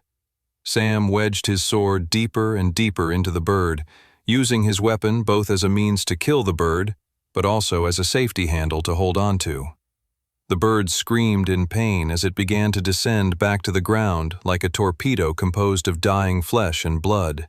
16. Sam held onto his berserker's sword turned safety handle as the giant secret bird boss pummeled downwards through the sky back towards the cracked white surface of the desert dungeon realm. Wisps of clouds shot past into Sam's face as they descended faster and faster to the bottom. The ground was approaching with rapid speed. Here we go, Sam thought. He closed his eyes as he heard the sounds of bones cracking and blood spurting everywhere as the secret bird boss finally collided into the ground below. Sam opened his eyes and stumbled off the bird, collapsing onto the ground himself. His whole body was writhing in pain from the damage he had unleashed upon himself in the middle of the air. His adrenaline had allowed him to power through it, but now that the fight was over, the pain could no longer be ignored. "Ugh!" Sam moaned as he materialized a healing potion into his hand. It took all of his remaining energy and strength just to lift the potion to his lips, but as soon as the powerful liquid began to enter his body, he felt his wounds begin to fade, and the overwhelming pain began to disappear and was replaced with an incredible, nourishing sensation. As Sam's body recovered from the extremely intense fight, he took in with a satisfied smile the giant bird boss dematerializing down into a rare and exotic-looking treasure chest. Sam felt an immense pleasure just at the sight of the treasure chest. This was going to help him get more powerful. Sam walked over to the treasure chest and admired its beauty. It was made of a burgundy metal, adorned with golden hinges and straps. The ornateness of the treasure chest promised rare and powerful goods inside. The whole aura of the chest screamed, "Open me now," and Sam could not help but oblige. He clicked open the golden handles on either side of the chest that were keeping the box of loot and rewards sealed shut. Then, with an eager push, he lifted up the top half of the treasure chest to see what was waiting for him. Sam's eyes widened when he saw what was waiting inside the treasure chest for him. It wasn't a pile of gold or riches or anything gaudy and over the top. No. It was a single, glowing scroll. Sam smiled with delight. It was an incredibly rare type of loot known as an illuminated item scroll. The last time he had seen one of those was when he acquired the Silver Dragon armor set. An illuminated item scroll had the power to create an incredibly rare and powerful item right in front of you. Unfortunately, the illuminated item scroll forced you to make a very difficult choice between more than one great option. Sam picked up the scroll excitedly and unfurled it straight away to see what his options were. Spell Cancel Ring, Master Tier, Mythic. A rare piece of jewelry that has the power to immediately stop a spell from activating. Or Growth Stone, Master Tier, Legendary. Legendary artifact that allows you to enhance one piece of equipment to have the cumulative power of progressive growth. Sam's eyes widened at the choices. They were both incredibly valuable and effective items he'd love to have in his arsenal. The Spell Cancel Ring offered a pretty impressive trump card against travelers with magic casting classes, as well as particular monsters with powerful mana-based abilities. Then there was the Growth Stone. This was the prized item Sam had been hoping to find in this dungeon gate. The legendary item had the power to enhance any piece of equipment and give it the power to level up and grow in the same way a traveler could with one's class and abilities. The Growth Stone, paired with the right piece of equipment, would open up whole new avenues in the development of Sam's class. And Sam knew the exact piece of equipment he would want to enhance already. But before he made his official choice, he considered the Spell Cancel Ring a bit more. The ring was powerful, and if he didn't have to make a choice, he would have been psyched to have it in his arsenal of powers. The problem with the ring, however, was that it came with some glaring holes. It was not very effective against melee and non-magical-based fighters. Plus, there was always the fear about what would happen if he ended up finding another item down the road that had a similar yet better power. It would render the ring obsolete. That was the beauty of the Growth Stone. It allowed an item to get better and better, meaning it would never become obsolete because it would be always growing in strength and power. Sam knew then that he didn't have to deliberate on the decision anymore. He knew exactly which item to pick. The growth stone. The illuminated item scroll suddenly poofed into a cloud of smoke, and next thing Sam knew, he was holding a glowing blue crystal in the palm of his hands. It was heavy and majestic to look at. The crystal glowed blue, a deep, jewel-like sapphire. The crystal seemed to feed off the light around it, absorbing the illumination inside of itself. The absorption gave the crystal a soft, wondrous glow, like a star in the night. Now that he had acquired the growth stone, he then had to decide which piece of equipment he wanted to enhance. For Sam, this was a no-brainer. He had sought out this very item so that he could enhance his Silver Dragon armor set. His current armor's abilities were just too much of a perfect match for Sam to ever want to give up. But he would reach a point where there would be higher tier and better rarity armor that would be necessary for difficult battles and dungeons. The growth stone would allow his Silver Dragon armor set to grow alongside him as he developed as a traveler. Unlike most weaponry and equipment that eventually became obsolete as you became more powerful and acquired better gear. Sam couldn't wait to see how, when applied with the growth stone, the Silver Dragon armor set might develop and evolve. He was eager to find out more. Sam wasn't sure exactly how he applied the growth stone to an item, but then as he was holding it up, his Silver Dragon armor set began to glow much in the same way as the stone. As the Silver Dragon armor set was indeed the piece of equipment he wanted to enhance, he instinctively followed the feeling and the shared illumination between the two items. He brought the glowing crystal closer to his chest of armor, and both items began to shine even brighter the closer they came together. Sam couldn't explain it, but they were glowing so bright that by the time the glowing blue crystal touched the chest piece of his Silver Dragon armor set, the armor began to absorb the stone. When the armor had completely absorbed the growth stone, a ripple of blue energy cascaded across the entire Silver Dragon armor set. Then, as if nothing happened at all, the blue energy faded away, leaving his Silver Dragon armor set to glint in the sunlight of the dungeon world like nothing had ever happened. Sam was momentarily awestruck by the wondrousness of the moment. That awe was immediately cut short, however, with an eager curiosity to see how his rare armor had been enhanced by the growth stone. He looked over his profile and read the prompt on his equipment, and his eyes widened as he reached the bottom and saw a new addition to the equipment's mini profile.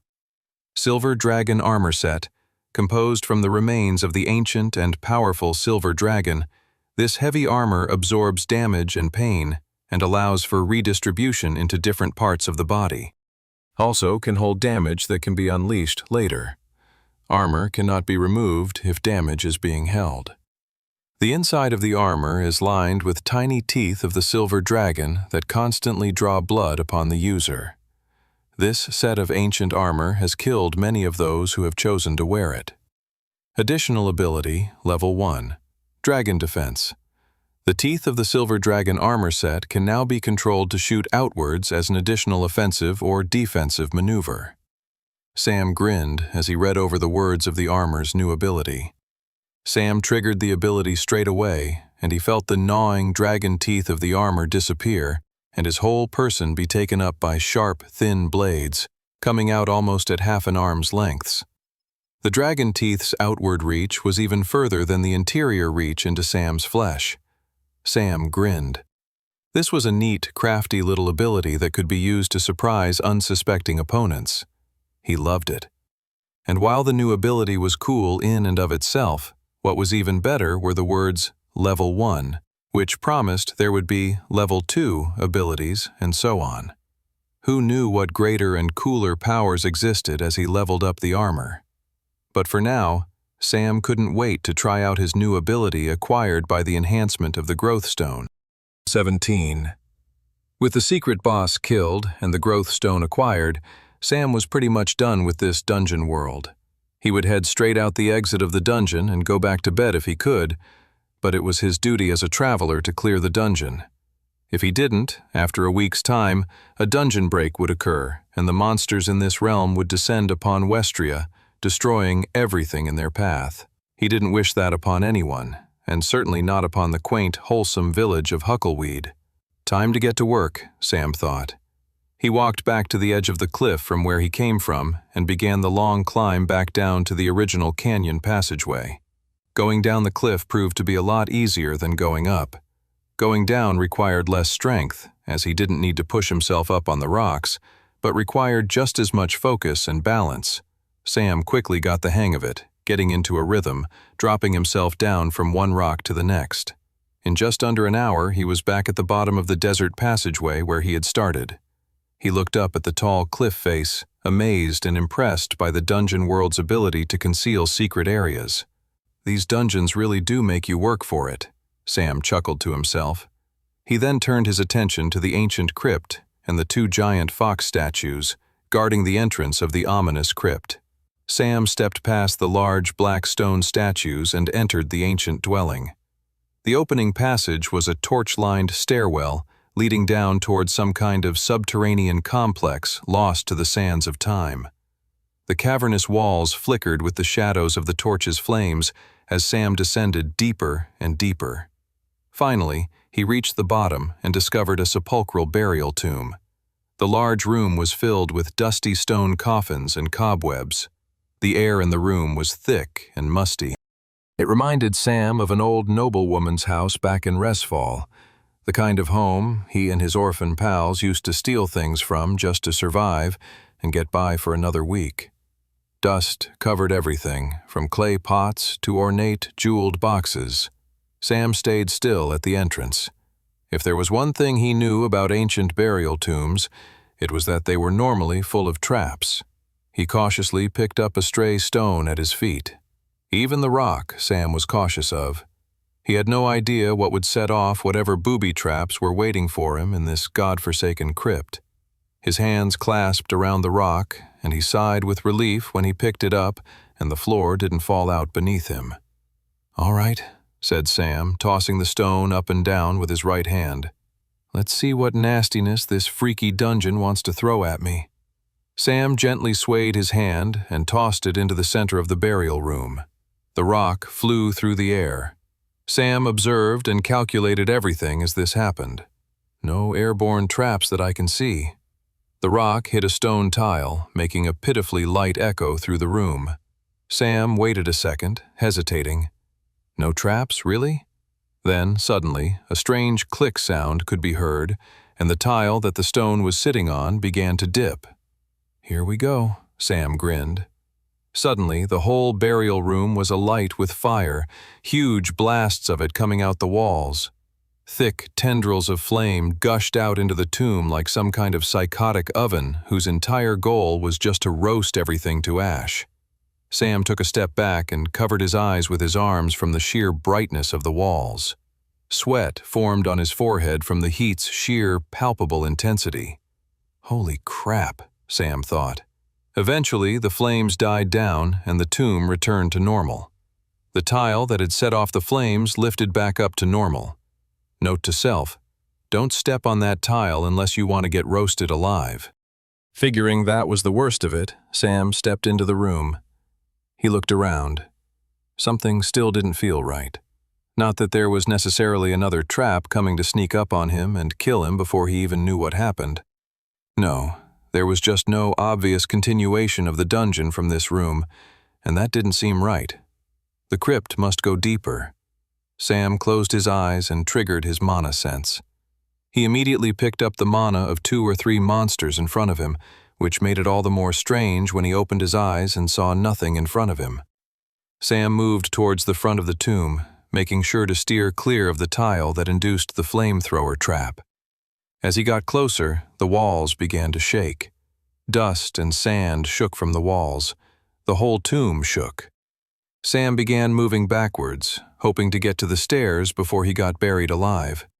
The walls at the front of the room eventually came down, while the rest of the room stayed intact. Beyond the walls that had crumbled emerged 3 large, purple-scaled scorpions with glowing red eyes. I was waiting for the monsters to arrive, Sam grinned. The scorpions crawled forward, and Sam picked up another stone. Right when the scorpions were in the middle of the room, Sam threw the stone right at the tile he had knocked before. "Gotcha," Sam grinned. The huge blast of flames shot out from the walls once more, and the purple scorpions all roasted alive as the burial tomb's trap destroyed them to bits.